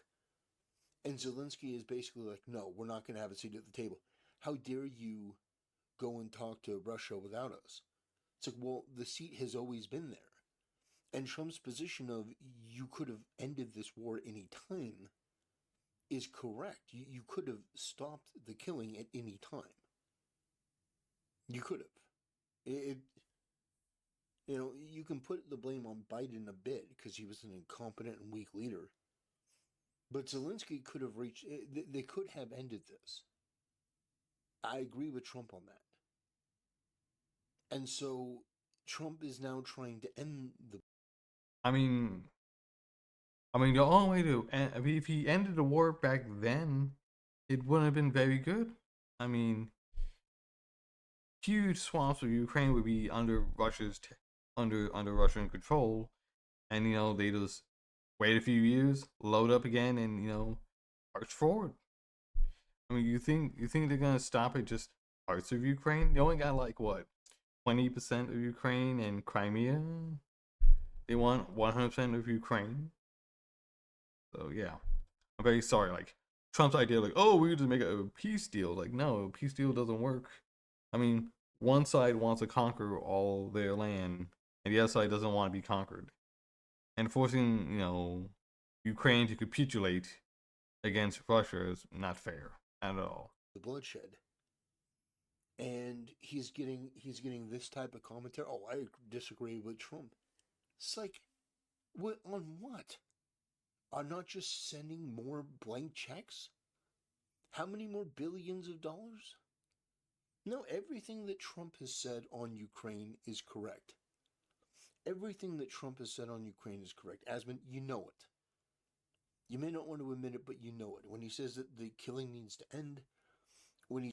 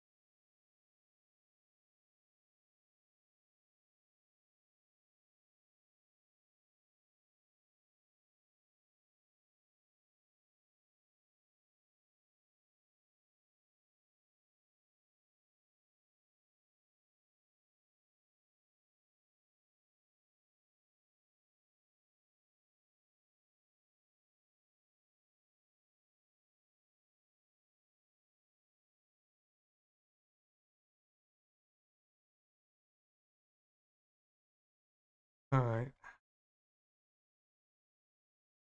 We're gonna watch something else, man. This guy.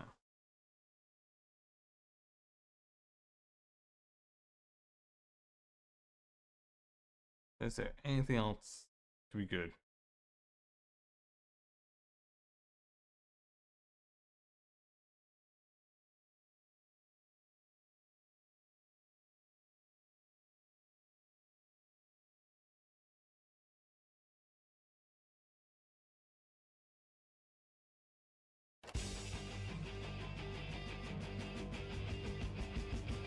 For the benefit of the bots, not for sale.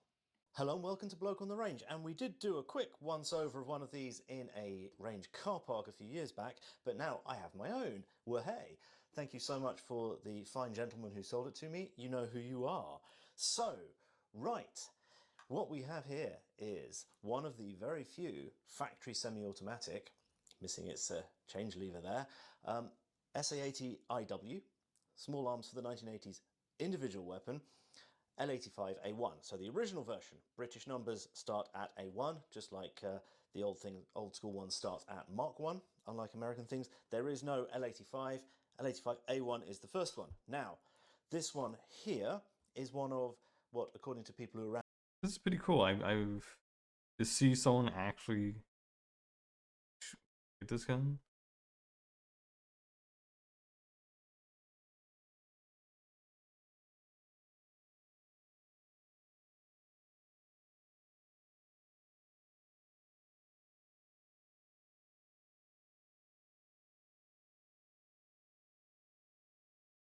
cool. Around at the time said was 40 that came into the country in the late 80s. When Jonathan Ferguson was writing his book, he was unaware that they existed, which is pretty cool. So this one, actually, we can date it to mid to late 1989. It has UN 88, so Nottingham manufacture 1988 receivers, but it has the second type mag catch, so we can date it to that.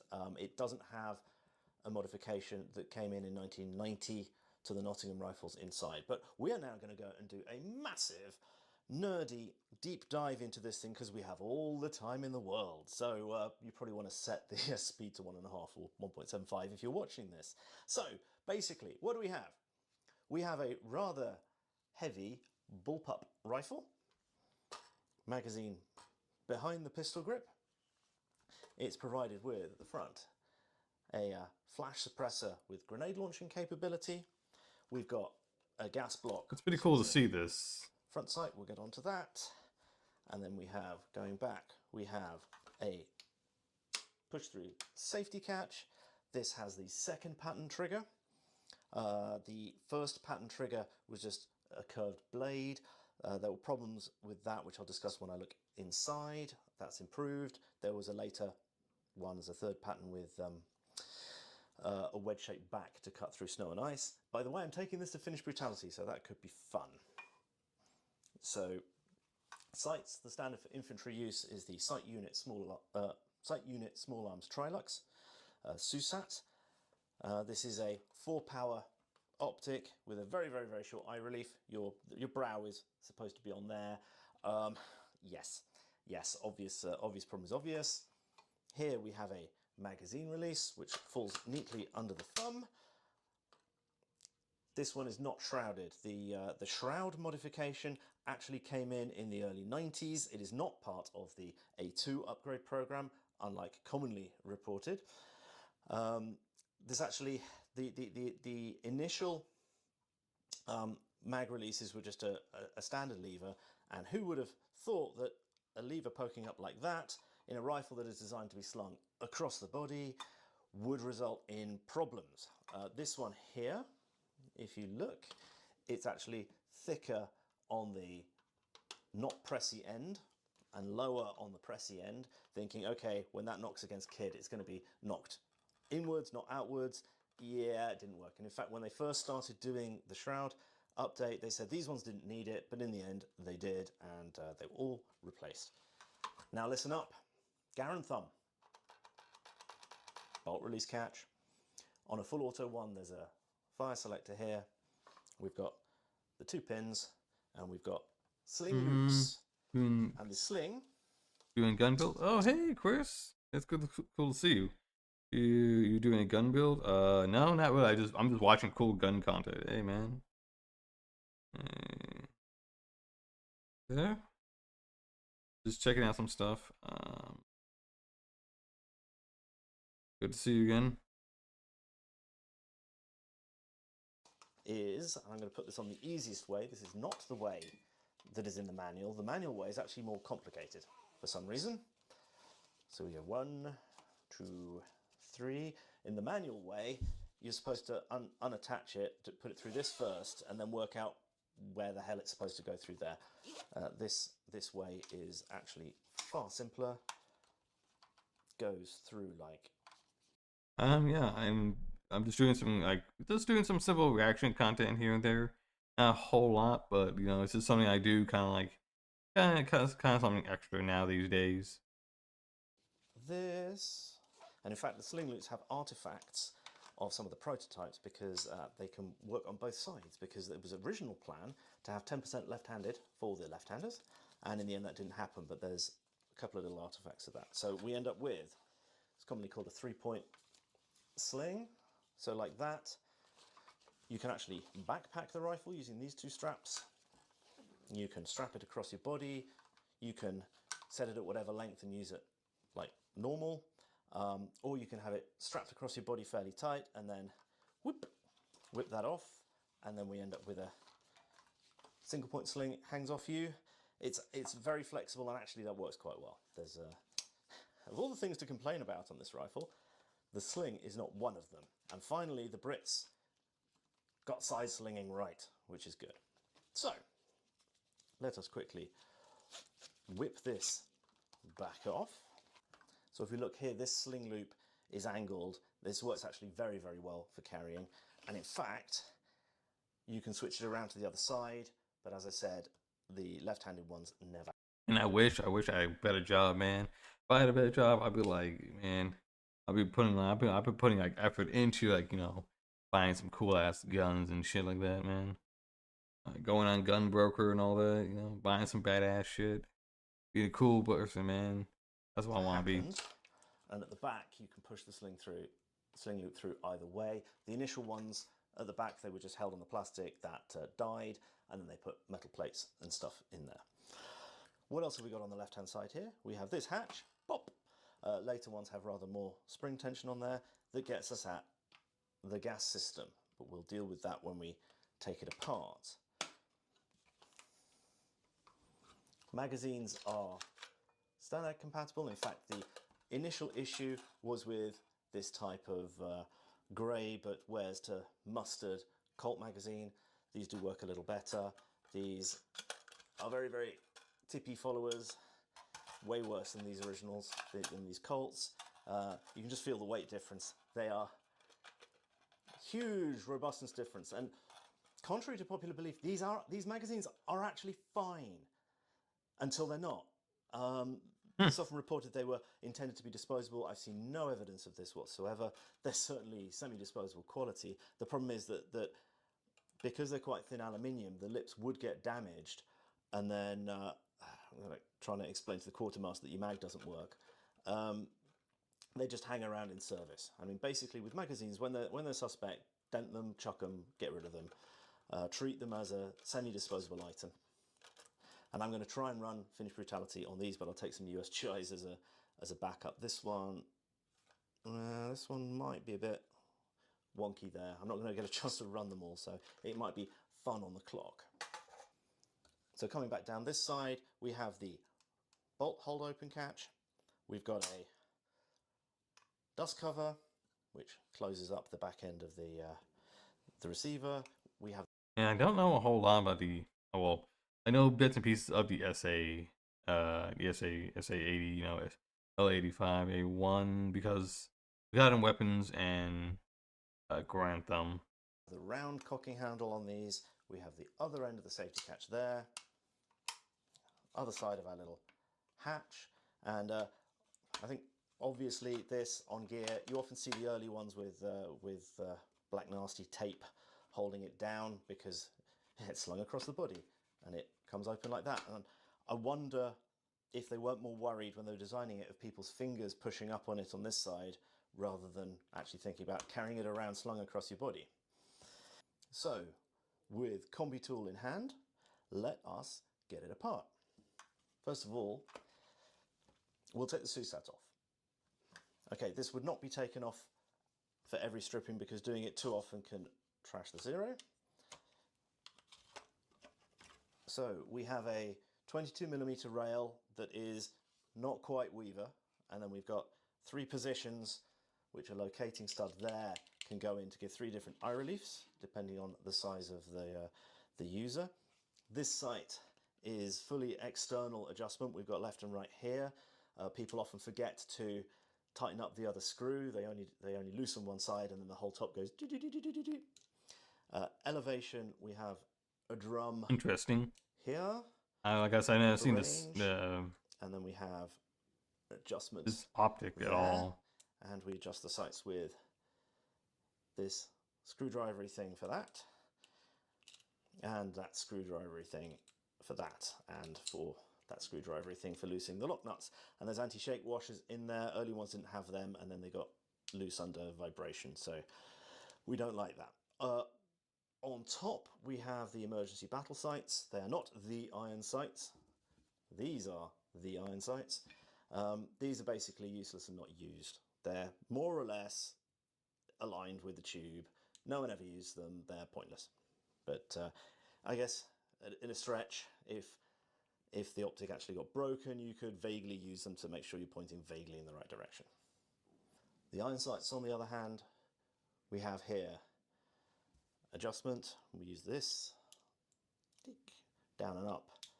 It's should be fairly obvious, and then this, you can undo that all the way and mount it on that there, and this should never be mounted if the scope is mounted. The rear sight, we have a locating stud which has to be screwed in and out with your combi tool. We've got two apertures. We've got a big one for low light and a other one for normal. I believe they're both for 200 meters. This is the non-infantry sight, although over time, as the army's got smaller, more and more people have got SUSATs. The SUSAT is heavy. This is like 700 grams, like a pound and a half, right there on top of the rifle, up quite high. It is quite substantial. So next up, we're going to make sure the hammer is back. We are going to pop that pin, not all the way. These pins, later the detents are better. These ones tend to just pull all the way out. And there we go, we got it right. Now, when you open this, if you pull it out one too far, the entire spring assembly is going to jump out at you. So now we're separated into what in American parlance is the upper and the lower receivers. In British parlance, it's the body and the trigger mechanism housing, or TMH. So from here, we carefully pull the pin, ooh, and it comes out. Let's lose that. It's stuck. It's stuck. There we go. Woo! Now the guide rod and spring assembly just shot itself across my living room there. It's kind of AR-18-esque, with the exception that instead of having a spring on each of the guide rods, it's got a separate spring guide, and what this actually allows is that you can have more bearing surface between the carrier and the rails, because you don't need to use the carrier partially as a spring guide, because they're counterboard on AR. It's got a separate spring guide. Now the guide rod and spring assembly just shot itself across my living room there. It's kind of AR-18-esque. AR-18. AR.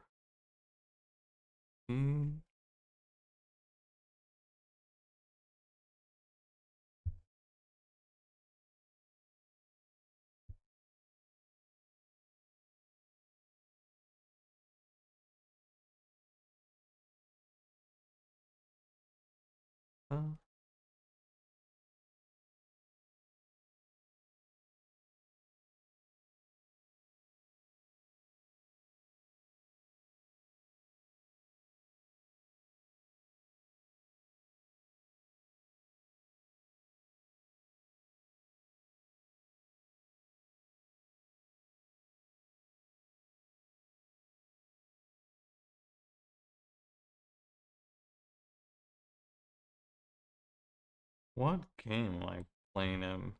Want to check out all the guns in? Oh, no, not gun, not game, but let's see, anime. Guild. Fuck off, please, man. Take that. I'm gonna look up Guilty Crown.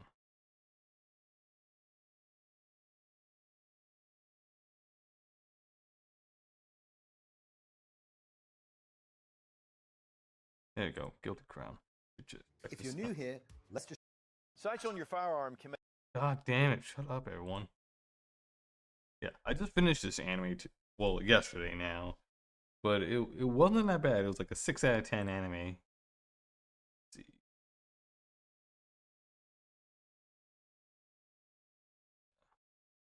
Daryl right there.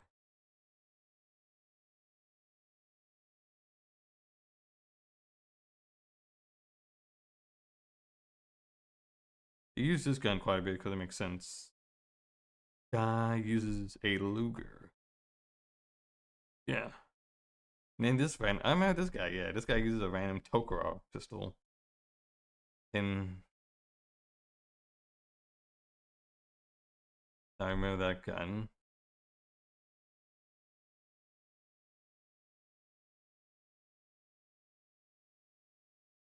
I remember seeing this TMP, oh, MP7, yeah, not TMP, MP7 here. I think I saw it in a very specific scene. I think it was with the I think it was like near the end.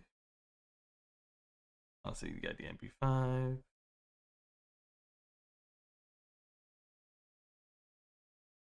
Oh, they did have a TMP. I was right.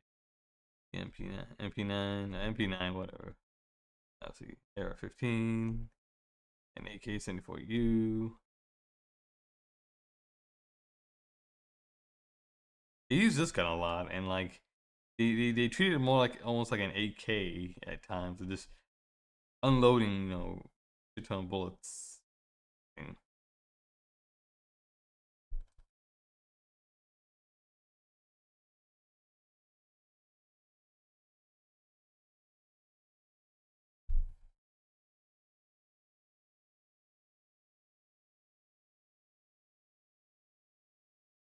anime that uses it. Case closed. Gungrave. Gungrave. Who uses in Gungrave?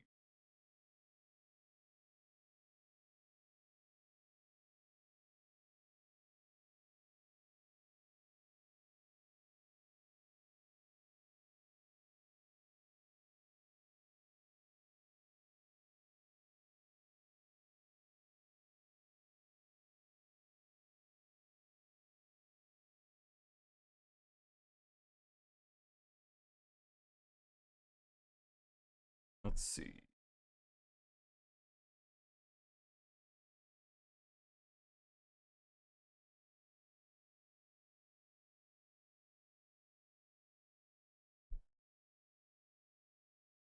Bungo Stray Dog. Ah. Five minutes season 1. You only really see season 1. What's his face?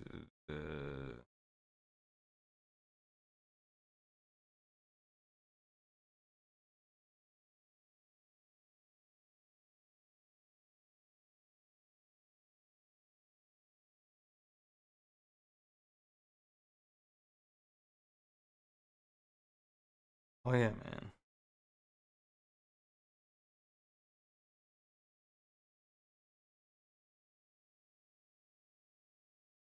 That was from season 2, man. That anime was season 2 was really good. Like I like season 1's alright. Season 2 is good. Season 3 is great. The movie is pretty good too. And then obviously the fourth and fifth season also very good.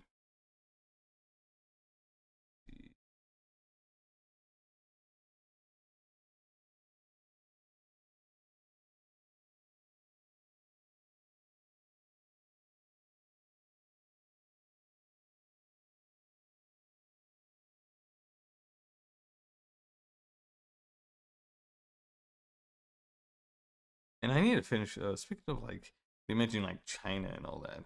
I was just thinking, oh yeah, China and Hong Kong and all that, and then that makes you think of like I need to finish up what's that game? Fuck, King Lynch 2 on hardest difficulty, and then go back and get all the multiplayer achievements. It shouldn't be too hard. He's just he's gotta find some people.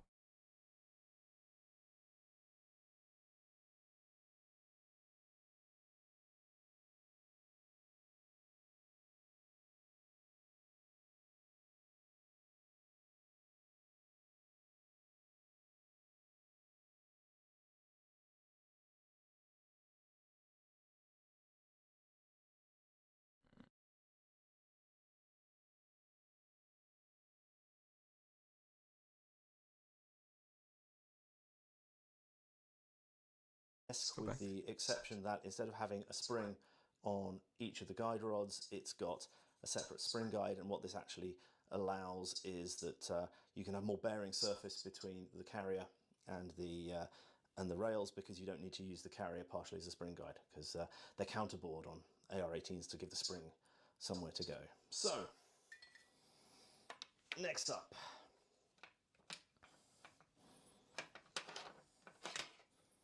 we have the cocking handle, and we have the very, very, very AR-18-esque. And the big design fail that they did with this is, compared to the AR-18, they increased the dwell time massively. And I'll do another vid where I look part by part, because it's actually quite a close AR-18 derivative.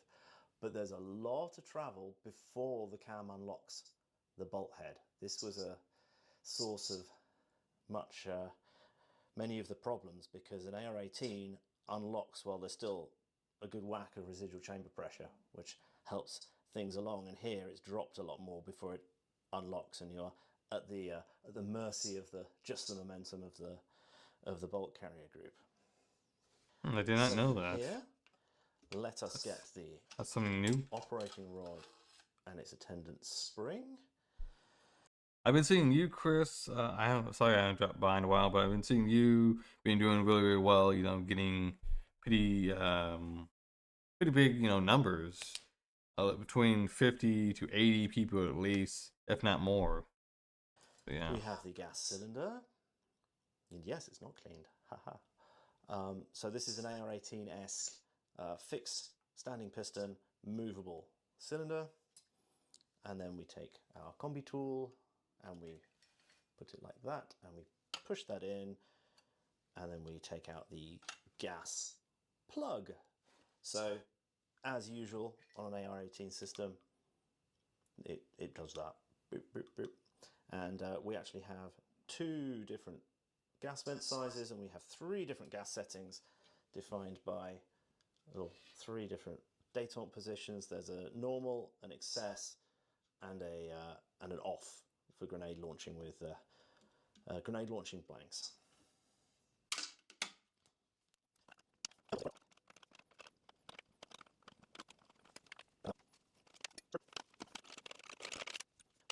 So there we have the fore end, and there we see a moderately chunky barrel, particularly under the handguard. That's where a lot of the weight's coming from, and certainly coming up to the receiver, to the trunnion or barrel extension, which is part of the receiver on this. It's fairly chunky under there. Now here we have alignment marks, and what is typical for a lot of these is that this one is ever so slightly overclocked. There's 2 marks there. So these are actually, the barrels are timed with a selection of these breaching up washers. So what you do is you nip it hand tight up to that, and if it overturns or underturns hand tight, you change the thickness of barrel washer. Then when you've got the one that nips up there hand tight, you then stick the torque wrench on it and crank it around till the other one aligns, and it's quite common for them to be a little bit over, and that's again seems to be some source of some of the problems, because this is a timed component. So if it's overclocked, you've got the gas system working at a slight angle, adding friction into the system. So in terms of inside the body, there's nothing very exciting going on there at all. It's just a pressed steel section with the cam track, just like in pretty much any AR-18 derived system. And then, see if I can get enough light in there. You can see that's absolutely classic. That's from the AR-10 onwards, really. That kind of arrangement. They weren't inventing anything new there in the slightest. Now, one of the things they did in the A2 upgrade was fiddle around with the splines in the barrel extension, amongst other things, but that's a topic for a different day. You can see here that we've got the... Alright, so I'm gonna watch something else. Alright, let's see. That was pretty interesting. I'll probably come back and finish that video. Maybe another one. Right now. Anything else? That might be interesting? Or good?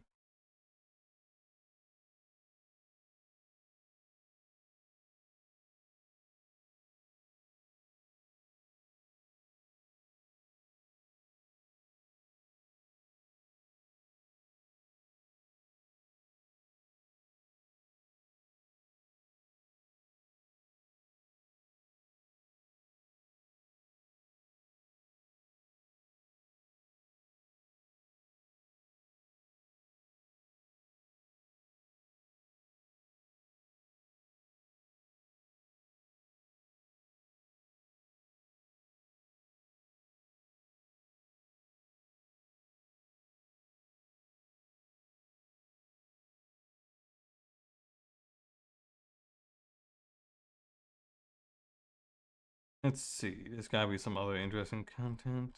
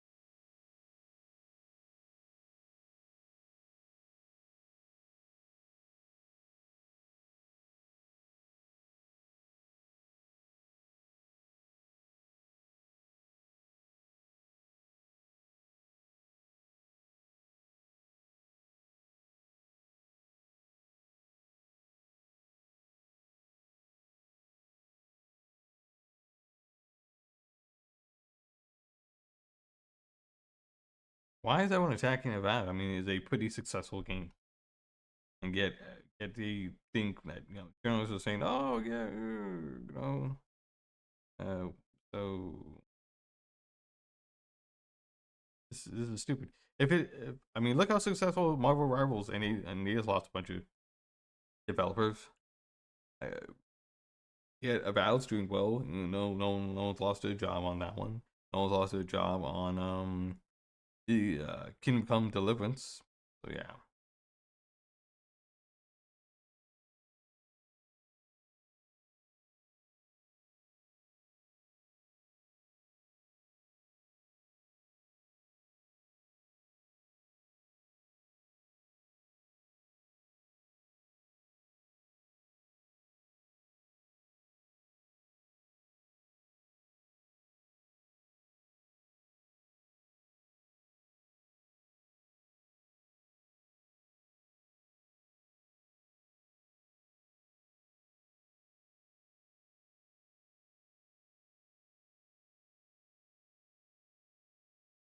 Let's see.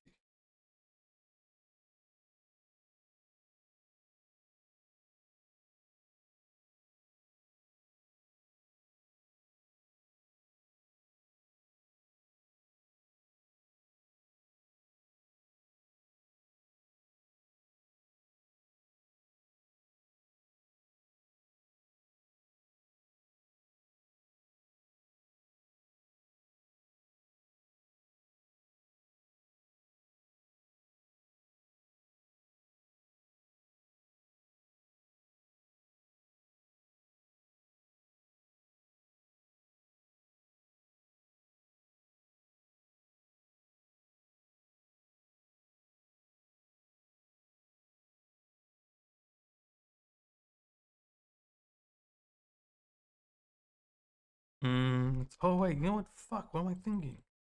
Oh my god, I'm a moron. Let's see. Wolf 6, yeah. Just remember. Damn it. I could have been watching some of his stuff. God, I'm so dumb.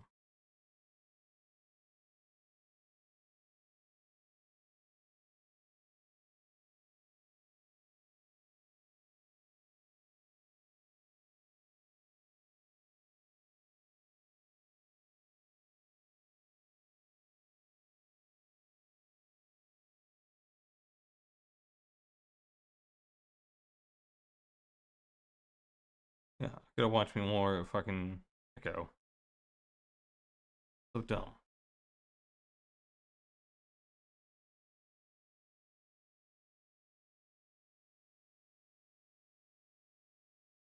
Damn the hell.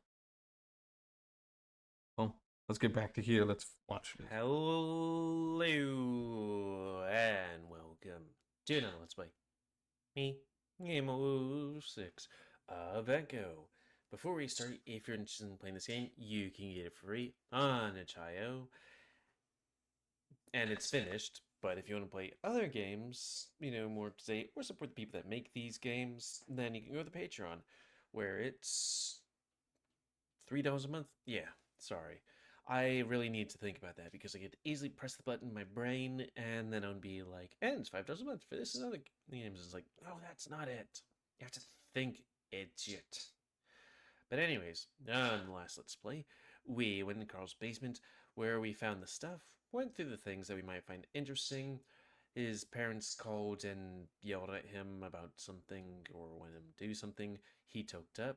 We watched a video of the 8th birthday party where Sydney was there and was kind of bummed out. And then he wanted us to stay over, so we did, had some pizza, and played video games. So, reset face. And begin. 3 hours later, we're both laying back on Carl's bed, head to toe, having just watched a shitty action movie. We didn't end up going out to get stuff, so I'm just in my boxers, pleasantly drowsy and buzzed. I hear Carl shuffle and look down my chest at him. What's up?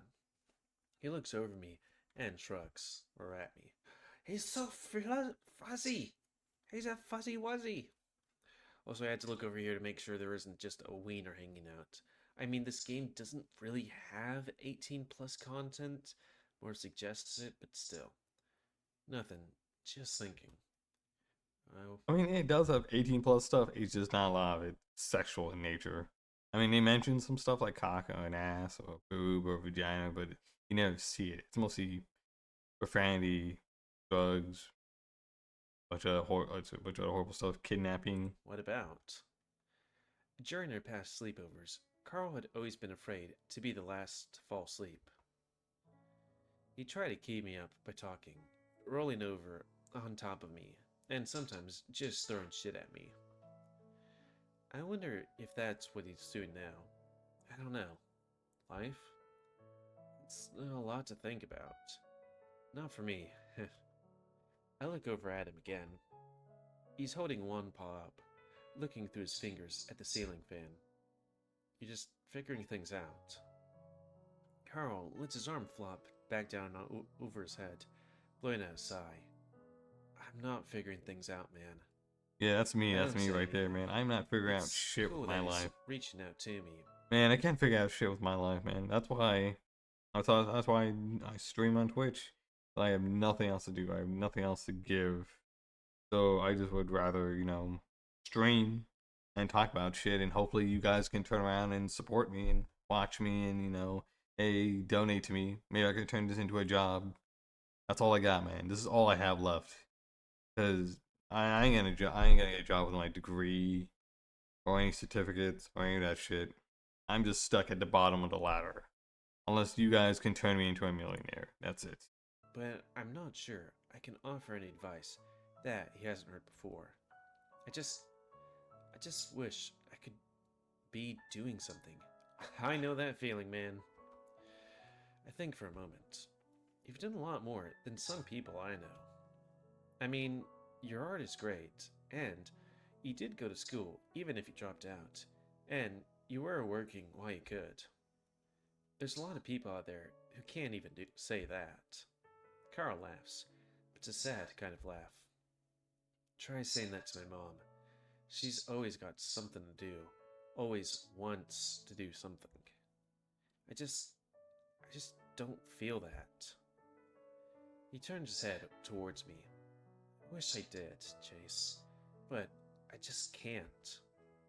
His voice catches in his throat, and I shrink a bit into. I bought this a couple of days ago, and it's taken a real long time to get here. I bought this on the 20th. Wait.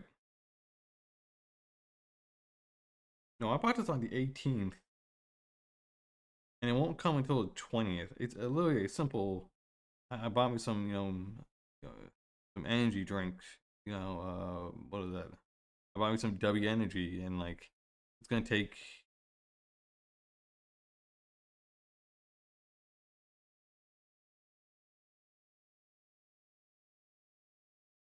It's gonna take like 6 days to get here.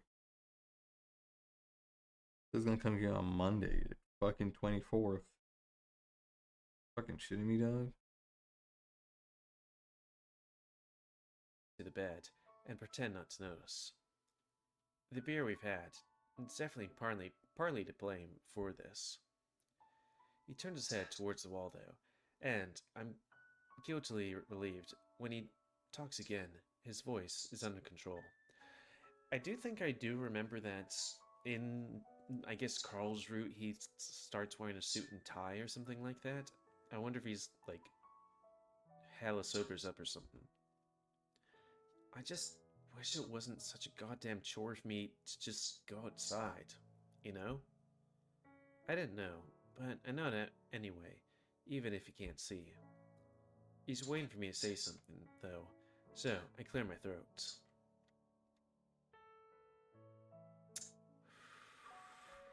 Ooh.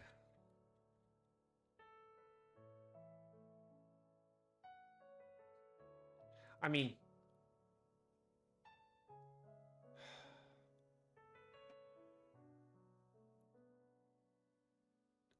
which to pick? I mean, he does have a problem, but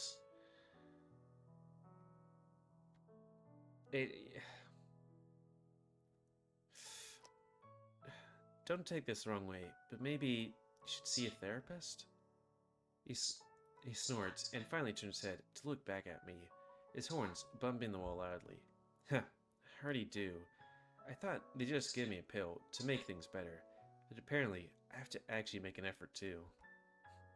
And I'm like, isn't that why I'm seeing you? For the whole making an effort thing? I laugh along with him. Yeah, I can remember what it's like. He watches me for a few seconds. So, is all that, are all those problems you had taken care of now? I hope so. We lay in silence for a while before I finally shit. speak up. Listen, I'll probably come back I a few damn times it. this week to work on that history stuff. There you Well, go.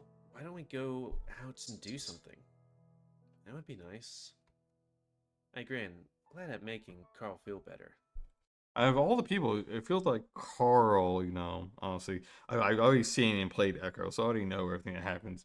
But I feel like, you know, Carl's like the only, well, I feel like because of his route, Carl's the only one that was pretty normal and, you know, stayed pretty normal the entire time and kind of kept Chase grounded, unlike the times with, you know, Jenna, Leo, Flynn, and TJ's route. TJ, he gets the most unhinged. Gets really messed up in Leo's route. Gets really messed up in Jenna's route and Flynn's route. But I think he gets messed up in this route as well, but it's not as bad. Except for like 2 parts. Like 3 parts is part like where he twists his ankle, he gets stabbed to death, and then I think he gets killed by the evil ghost that possesses Carl. James Hendricks the third. I think so. Oh, it's the original Jim Hendricks. Kills him. Stabs him. Kills him, Raven, and Jenna. Cool, let's plan on it. Carl puts his paw behind his head and smiles. It's cool that you're here, Chase. It's cool to be here, Carl. And not because it's nice to have someone to talk to. Oh? No, this house is fucking haunted. Wow. A nice way to end. Yeah, just weird that he stays here. Because it's like, number one, this town has pretty much nothing in it. It's pretty much abandoned. I mean, let me just look up something. Echo Town.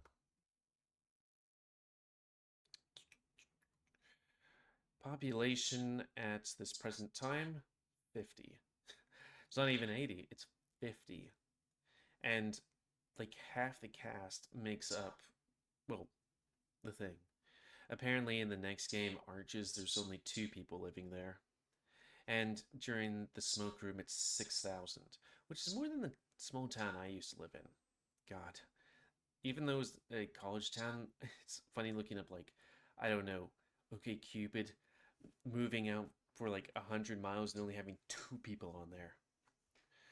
I don't remember falling asleep, but it's at that moment that something wakes me up. I jolt, then lay there, trying to remember where I am. Carl's house. That's right. I stare at the ceiling, wondering what time it is.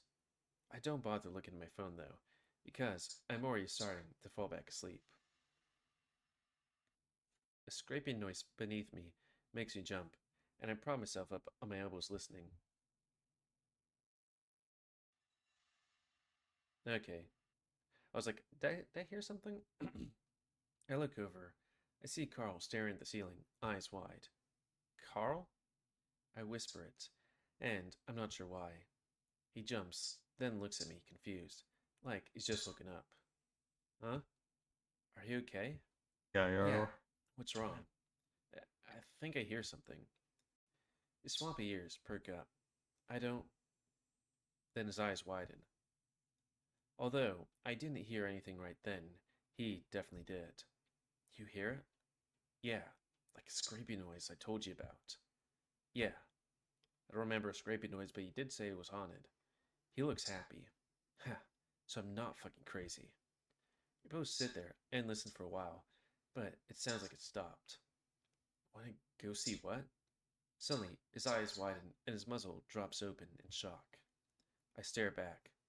What? Did you fucking hear that? I listened, feeling my heartbeat pick up now that Carl looks fucking terrified. But I don't hear anything. What? A fucking voice. The fur raised up all over my body as I listened. But nothing. Carl definitely seems convinced though, so I listen harder. Yeah, I don't hear anything. I mean, I don't know what. Maybe it's freaking James Hendrick, man. I just start to make out what might be a voice when Carl sits up next to me and gets out of bed. I feel myself start to panic. Did some crazy hobo break into the house? Carl gets off the couch. Come on. What? What the fuck are we gonna do? Let's call the cops. No, let's make sure first. This happened before. What do you mean? He pulls a finger up to his lips. Grabs something. What? I follow Carl into the kitchen, and he starts rummaging through the drawers. I follow him, hugging my shoulders, feeling a lot colder right now. With the sound of the metal scraping against metal, Carl pulls out a giant steak knife. That's what it. The fuck? It's a fucking steak knife. It's not even it's not even a regular knife. It's a fucking steak knife. Like, aren't those just supposed to cut like steak? Those aren't gonna be very sharp. Dude, they even have like a chef's knife? Dude, I've been hearing the shit for the past month. I've been too scared to go down there. But now that you're here, he flashed me a smile. I'm gonna find out what the fuck this is. Here. He reaches in the spot between the fridge and the wall and pulls out a broom before sticking it out to me. I take it slowly. What the hell am I supposed to do with this? Hit him. Come on. Carl starts down the stairs and I fall behind, holding the broomstick in front of me like a sword. I've never had to hit anyone with a stick before. I have no idea what I'm doing. Once I get into the small door leading down in the crawl space, Carl pauses and both listen. It's silent for a while. Then... Shit. I mean, that just sounded like gas moving. Carl looks at me like I'm crazy, not reacting to the noise at all. Shh! He leans down, paw on the handle. Looking back at me, he signals me with his eyes to be ready. I grip onto the broom like my lifeline as I wait for him to swing the door open, and as he does, or when he does, darkness. Shit. So, whatever's down here is just slinking around in complete darkness? Hey! Carl says it unconvincingly.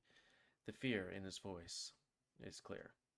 Then, after looking back at me, fuck it. He jumps down into the crawl space, disappearing into the dark. Carl! I stumble up to the edge of the steps, trying to squint into the black. I hear Carl right behind the rustling sound, and cursing.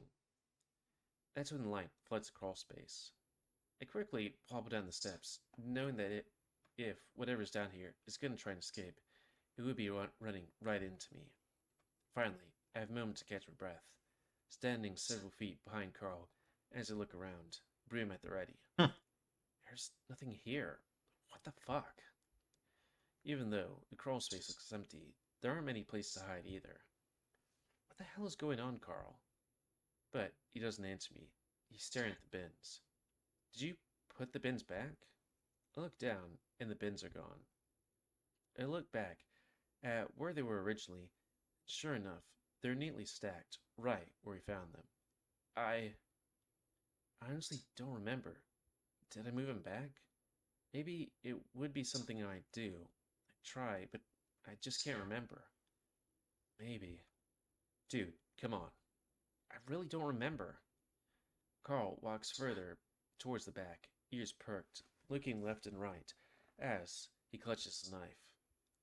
I start to follow, but that's when I know something at the left of my vision, on the ground. Looking down, I see something fat and hairy ambling slowly over the tarp. A giant fucking tarantula.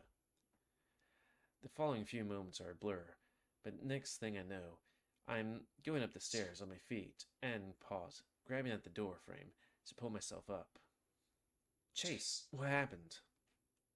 I can hear him running up behind me, so I turn to warn him. Look, a big spider. The breath keeps catching my throat, but I'm hyperventilating. I'm still clutching at the door frame as Carl falls up behind me, his eyes wide. What? Come on, Chase. That's crazy. No, a blonde. No fucking way. Now, he looks excited and turns back into the crawl space. I feel numb right now. This is all too much to handle. What the fuck is even going on? Which way? Shakily, I point towards where the spider was crawling. Carl squints, and then walks down the steps, looking around. Careful. If it was really a blonde, there's not much to worry about. I hear they're actually pretty gentle. I gulp and don't say anything. I feel like you don't have anything to worry about with tarantulas, because they're not venomous, right? Yeah, I think most tarantulas are not venomous. Like, it's usually the other spiders, like a black widow or something like that, that's venomous. My head is pounding and buzzing, which, for some reason, doesn't exactly feel like it has anything to do with the adrenaline rush. It's more like a bad headache. Carl looks around a while longer, while I focus on the steps, making sure nothing. I remember for a little bit they used to have something like a cute spider. Look at this. I remember the cute little spiders here.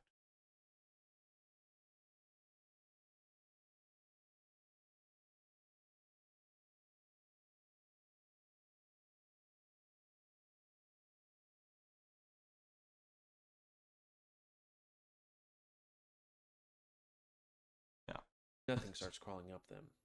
I don't even care about the possible hobo anymore. Finally, Carl comes back looking confused. Well, there's nothing there. You know, sometimes I see shit when I'm really tired. I want to go back upstairs. There's nothing there. This can't be happening again. Yeah. Yeah, freaking Chase being crazy. Wednesday. Party day. I open my eyes slowly. The pressure in my head tells me I didn't get nearly enough sleep. Not really surprised, considering we were both up till 3. And our own ghost adventure a few hours later didn't help things. I hear the doorbell, and I realize that's what had woken me up. Groaning, I reach under the pillow and feel around for a few seconds before I find my phone. Thump that is Carl under the blankets near my feet doesn't even budge. That was a cool thing about having Carl as a roommate. Oh, that was the cool thing about him. He slept like a fucking rock. I did pretty much anything I wanted to, and didn't have to worry about him reporting me to the RA, even something like jerking off. That only happened a few times, though. I would never do that. Well, I guess when I did, and this is on the ship, when I was at work, I would jerk off on the benches, but usually somebody wouldn't be in the room, but if they did come to the room, I would just stop and be like, okay. Like, there's a curtain covering, but still, it's just like, yeah. We're off shifts. The rabbit I'm rooming with now is a different story. Again, the doorbell. I glance at my phone. 10 a.m. I also notice I have 5 texts and 2 calls. Hey. Sorry, hey. On my way to Carl's horse for a surprise party. Make sure you're ready. Hello? That sounds like the reverse of a surprise party. I look down, then nudge some part of Carl with my foot. Judging by the thickness and consistency, I'm pretty sure it's his ass. He grunts. What? I think someone's at the door. Okay, do you think Leo's gonna get jealous again? He doesn't say anything. Thankfully, Leo's not gonna be much in this route. It's mostly gonna be Chase, Carl, and Jenna. I really dig my foot in, and he yelps loudly, sitting up so fast his horns bang against the wall. Do you think they reinforce the walls around here? or at least, you know, where the headboard would be. I mean, I guess there would be a headboard, wouldn't there? He squints against the light, so I pour it between the blinds, which turns his emerald eyes into an almost mint green. He raises up a paw to block out the light and looks at me frowning. What was that? The doorbell goes off again. Door. Carl blinks at me, then slips back down on his pillow, waving a paw lazily in the air. Let it ring. I'll go away eventually. Huh? Are you sure? He flops his paw around again. Solicitor, trust me. They see this house and make a beeline. No one else visits. What would they be soliciting? Going to a town of 80? I mean, 55?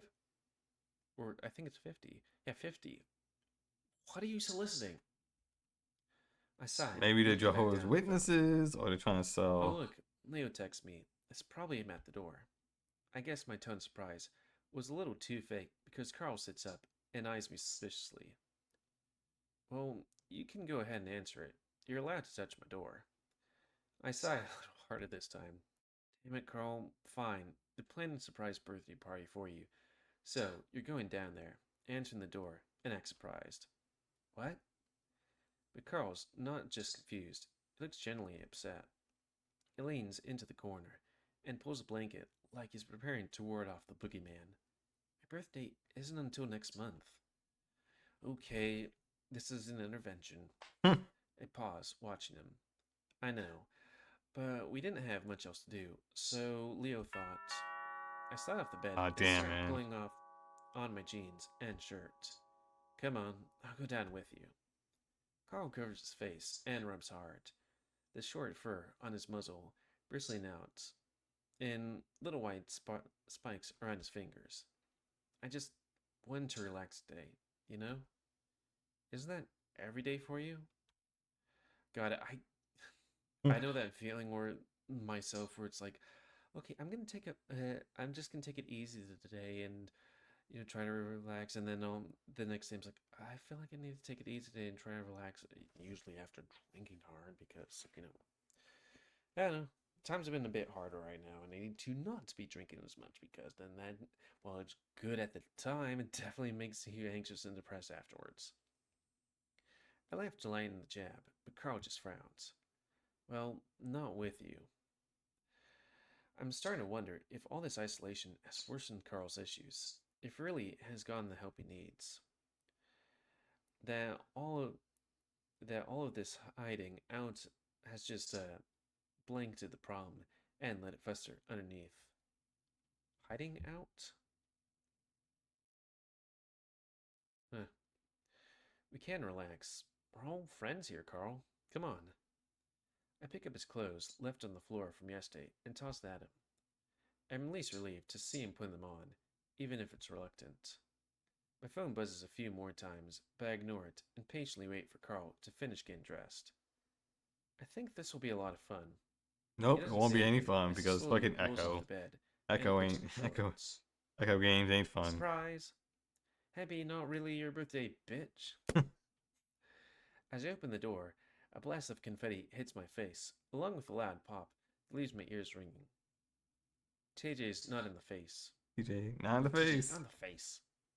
Sorry. Splash them good, man. I slowly pull the papery strings of confetti off from around my ears as the smell of fireworks stings my nose. Is that how that thing works? Where the fuck's Carl? I look behind me and step over to the side a bit, revealing Carl, who's got his arms folded tightly, head dipped. Good thing I didn't answer the door, huh? It would have been and topple over. Happy birthday. Leo bursts At least he didn't call carrying you a 2 bitch. bags. Jenna follows, carrying a medium-sized cylindrical cake covered in white frosting. Man, like every time we've done this on Leo's route, Jenna's route, and TJ's route, we have to break into his house and either we find him like either really stoned or high somewhere, or Flynn does, or he's missing because, Jenna's route, he's kidnapped. Was he kidnapped at this point? Yeah, I think so. Carlos perks up a bit when he sees us, his long ears bouncing. Hey, is that red velvet? Yeah, Flynn says it's your favorite. Store made though. I would have made it myself if Leo had warned us in advance. Hey, I just came up with this like 2 days ago. Flynn, And you gave also, Carl you're on and some thick vacation, punches. and it would be really hard to find. I mean, how are you gonna be baking a fucking cake anyways? Unless it's like you can make one of those no bake recipes, you know, with like Oreo cookies or peanut butter or something like that. But hey, that's just me.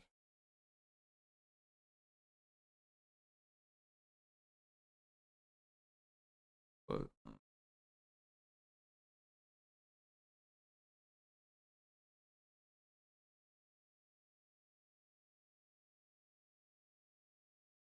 it looks like Leo sets the bags down to the table before turning to me, his voice low. Just so you know, your gift is a horn band. Okay, so is everything right? With Flynn, I mean. Leo glances over at the lizard, cracking the corner of his mouth up towards his ear. Yeah, I think so. It would take a bit of time for him to settle down, but he already sort of apologized while you were gone. So, that's a start at least, yeah? I exhale. Okay. Carl, where are your plates? The, cupboard, second door over. Now that Flynn's not shoving him around, Carl's standing awkwardly next to the table, paws fidgeting. So, why are you doing this? It's not until next month. Leo shrugs, frowning. We just want to do something, really. I mean, there's not much to do, you know? Yeah, in a town of 50, it would just be masturbating in, what, meth? You have candles anywhere, Carl? No, I don't think so. What's up, man? Haven't had your morning joint yet? Lighten up. Flynn snatches up one of Carl's horns and wobbles his head around. When something Flynn did to Carl a lot, the taboo act of grabbing someone's horn almost makes a gasp aloud. Stop! Carl shoves Flynn off and smooths his beanie down. Well, I guess we'll have to skip the candles. I told you, we should have had brought some, Leo. Leo throws his arms out in a shrug. What? Sumi, I thought they would have everything that we'd need in this mansion. No kidding. You know how places you haven't been to since you were smaller? Suddenly, all of a sudden I had a word salad. Oh, God. You know how places you haven't been to since you were little look small when you visit as an adult? T's eyes scan the tall ceiling. This place still looks giant. Sure, Tej. Carl huffs out breath. Why didn't you guys tell me? I still need to take a shower. Quit being a pussy. You always smell like a skunk. Now eat some cake. Flynn grabs up the knife, while Jenna sets out the plates. The frosting is so thick, it practically absorbs the knife. I haven't had cake for breakfast since, like, your last birthday, Carl. Carl doesn't say anything. Instead, sitting at the end of the table, paws in his pockets. You guys sure slept in. What are you doing all night? I wait to see if Carl's gonna say anything. Once Clary isn't, I chime in. Video games mostly, and a movie. Fun. It's something we could have all done together, though. Maybe for people who don't have a job to go to the next day. I don't think that was a personal dig at Carl, but I don't miss the downward flick of his ears. Flynn plumps down a slice of thick cake onto Carl's plate, the inch-deep frosting making a splatting sound. Heh, maybe we should just stick a doobie in there and light it, huh? Carl, who had perked up at the sight of the cake, sinks back down with a frown. Just a small slice, please. Flynn's eyes TJ, who is holding out his plate and positions the knife. He's gonna stab him. Smaller, please. Oh my god, loosen up. You're on vacation. Flynn starts cutting a slice even bigger than Carl's was. Hey! Flynn. She says it quietly, but the chill in her voice is clear. Ooh, yeah. Sorry, I had to sneeze. Bless you. Ouch. And so's the fact that things aren't completely okay. Flynn grunts, then cuts the cake again, this time with a slice that's just an inch wide. That's good. That good? Yeah, that's fine. Thanks. JJ moves away to sit down, and the warm glow of our little get-together chills. But Leo chips in with a laugh. Make sure Chase got a real big chunk. He's getting way too skinny. I don't argue, and Flynn slaps down a large slice on my plate. A little notch in the center where he tried to cut TJ's. I sit in the vacant seat next to Carl, where he's resting a cheek in his paw, methodically shoving a cake into his maw. Everything okay? Oh yeah, everything's good. I'm about to ask more, but Flynn points across the table at us. Hey, Leo, wasn't tell about what we saw on the way here? Oh god, no. I look at Leo quizzically. You're gonna talk about what's her face? Janice. I think it's what's her name peeing on the side of the road? Yeah, supposedly? Janice. What? He purses his lips like he's trying to decide whether to tell us. Now, this might not be the best time. Flynn rolls his eyes. Screw it. You know Janice? The waitress? Yeah, the methed out one at the diner. Come on, Flynn. I kind of want to look. Janice. Sorry, I know we're a bit over time. How do you spell that name? Janice. Janice. E. What would it be her last name? Adler. Janice Adler. Adler. Oh. Huh. She's, William's granddaughter or something. William's descendant, really. Just like Flynn descended There's that one one. thing on E6. There's not enough of her, you know? I don't know, the older looking coyote, coyote? I don't know. There's a certain thing where it's like, might would. Just say. Well, anyway, we were driving. Let's see.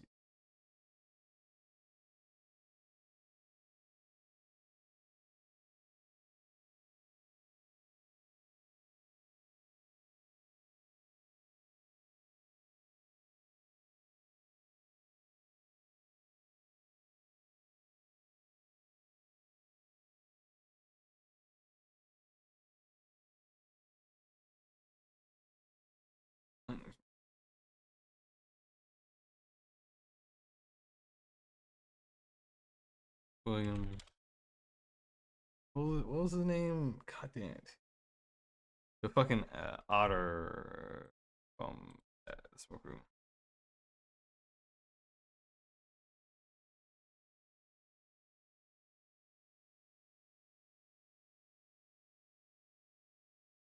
Ah, yeah.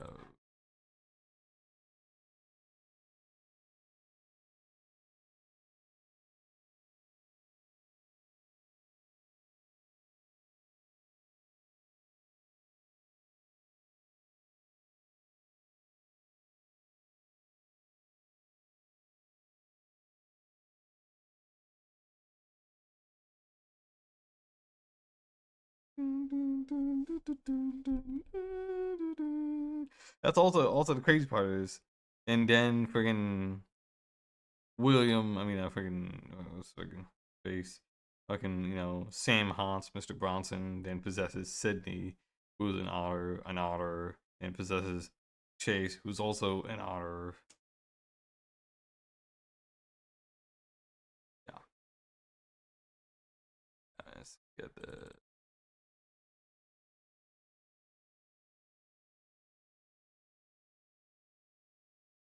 Did he ever mention where like Chase's family is from?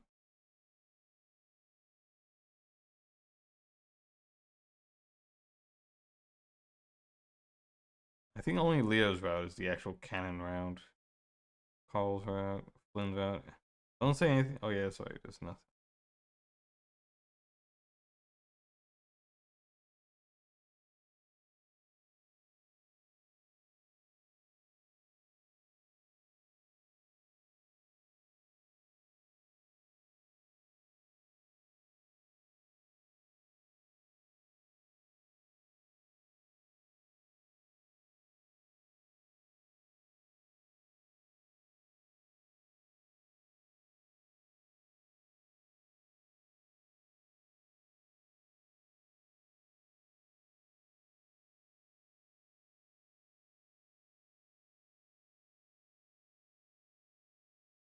Let's see.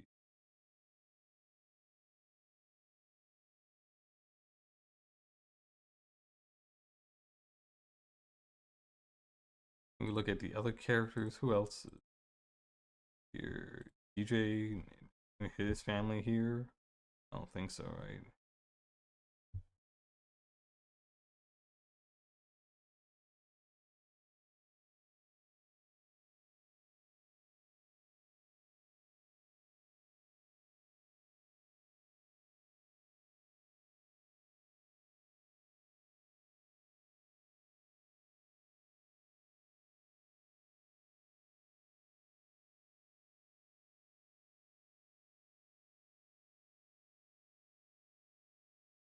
Oh,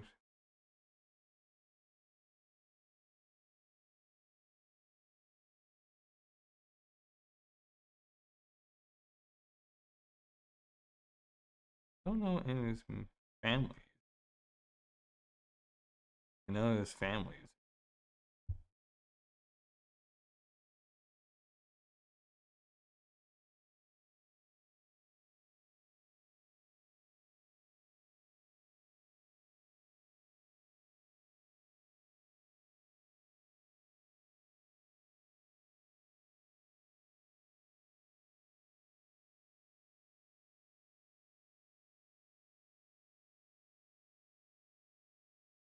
Let's see. Who else is there?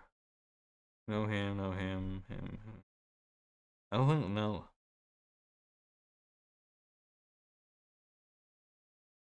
That was, I don't think friggin'.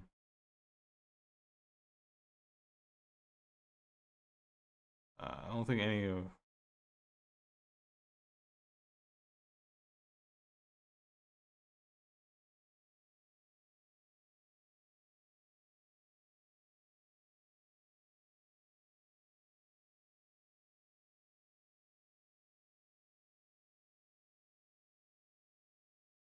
I don't think his family is also from Echo as well, because they're like from like what, Mexico or El Salvador, something like that.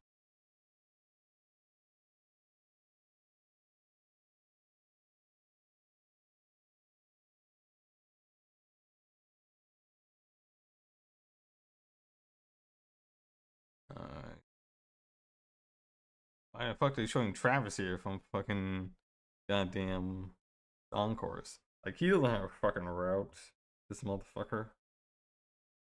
Age, we don't know his orientation. We just only use something like Japan. That's it. Oh my god, there's nothing here. Oh, he has a little bit on Bjorn.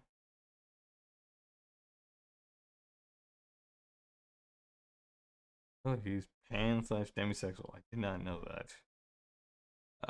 Let's see this room.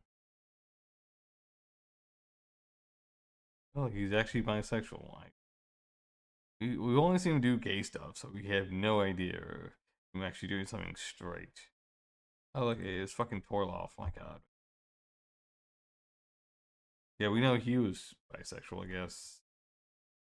Is Arvo.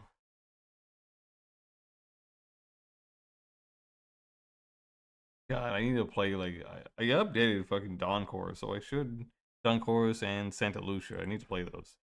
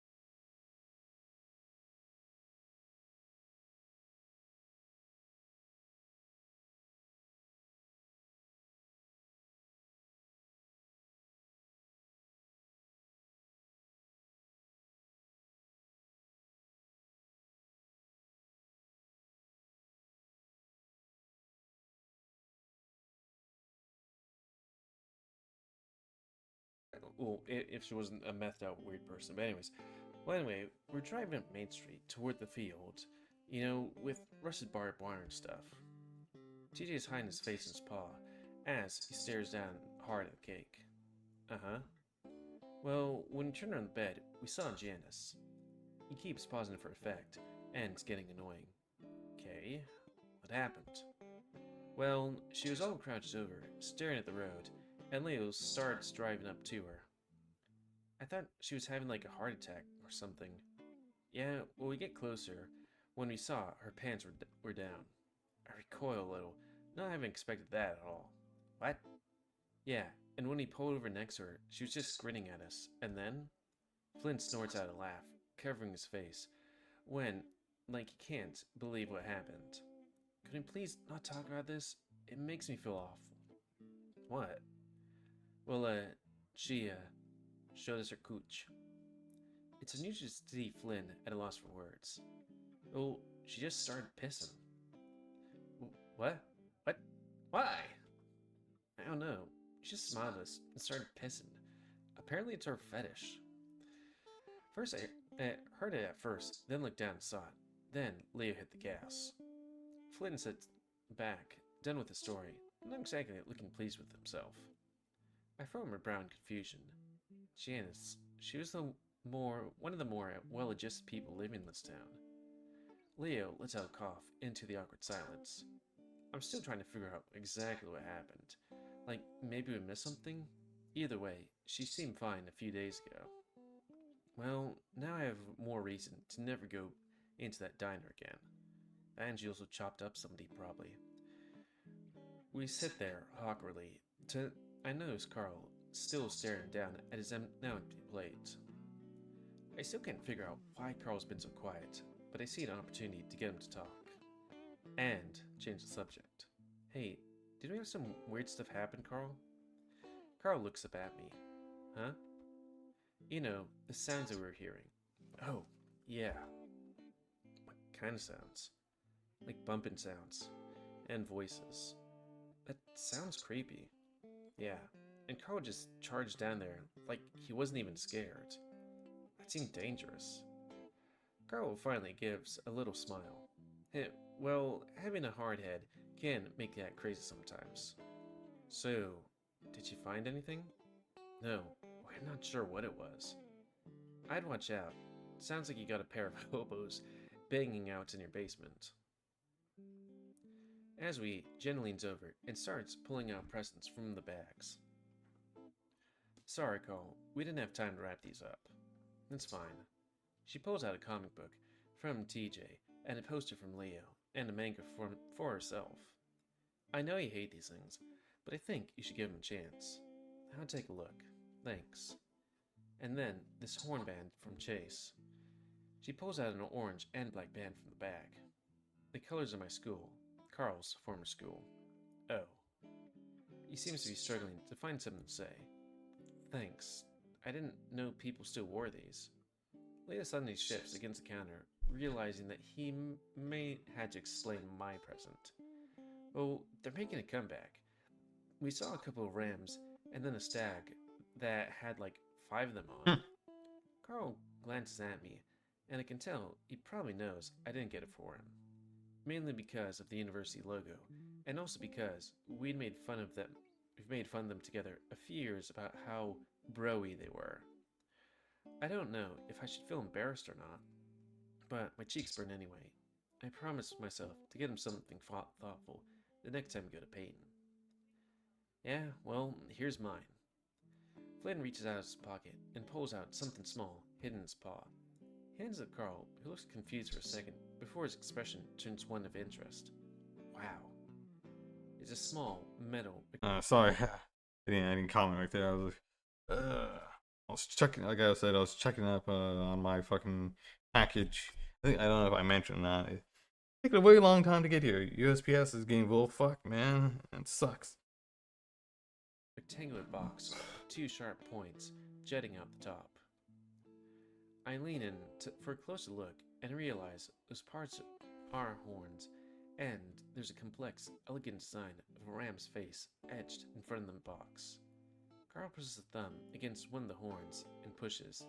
The top flicks up and over, and that's when I realize it's a lighter. Saw it when I was over at the reservation. Made me think of you. He reaches out and traces the finger along the horns and clicks it back shut. For some reason, it looks like Jenna is not happy about that. Thanks, Flynn. Yeah, now you look like a dumbass when you decide to get Blaze. Yeah. Oh, sorry. We'll jump and look over at TJ, who's looking at the floor, his plate gone from the table. Flynn starts to laugh, but catches himself. Don't worry about it. They've probably got 100 of these plates. Carl, where's your broom? He doesn't say anything, and we look at where Carl's been sitting for a few seconds before, but he's gone, and so is another portion of the cake.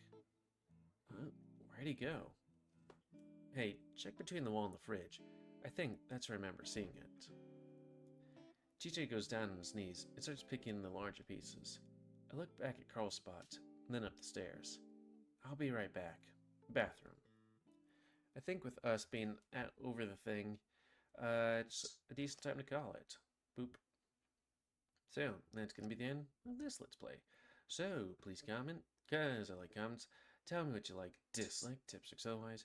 If you like my cheap and likes it grow, then please like, subscribe, and check out the rest of the grow. Please remember to your animals to help control the pet population. Do kind of want to look at a thing right here. Because it's like, oh, what was it? Leo's root, right?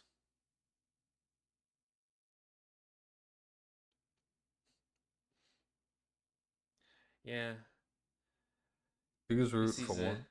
Butchered meat and bloody fur on the counter and stove. Presumably the work of Janice. I'm gonna not try and look at that. Though, is there a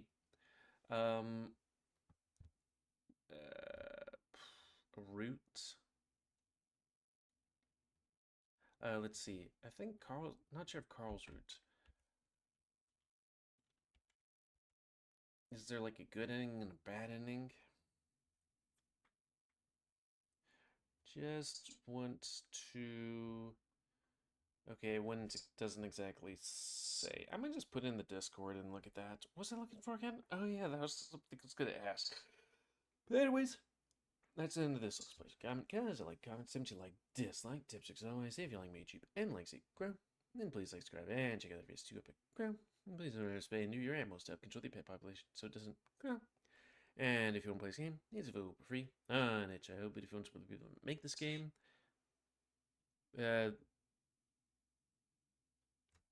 make this game and made this game and are making other games, then you can go to Patreon where it's $3 a month. Sorry, again, I press that button in my brain and it does that. And until next time, let's play me, Game 6 of Echo. So thanks and see ya. Alrighty then. And that is where I'm going to end my stream at. Thank you guys so much for being here. Please, I want to thank everyone that was kind enough to watch and support me. Please, if you have an opportunity to subscribe to me or donate to me, that would be even better. That type of shit is what I need.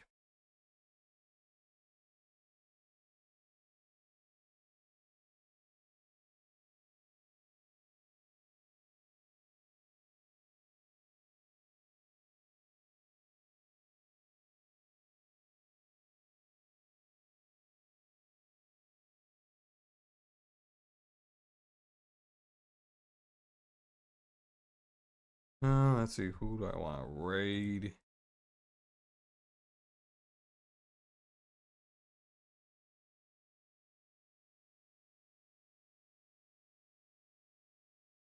Let's raid Premier 2. Walk around Japan and shit. Really cool, looks really awesome.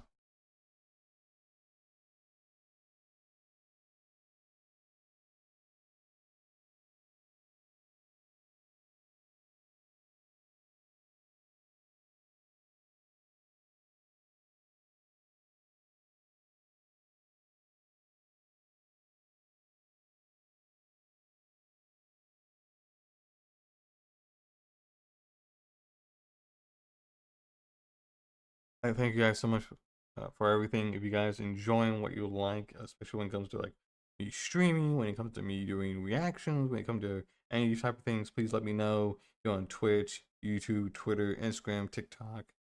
That type of stuff will help me out a lot. I want to thank you guys so much, and please keep up the good positive views and momentum here in 2025 and beyond.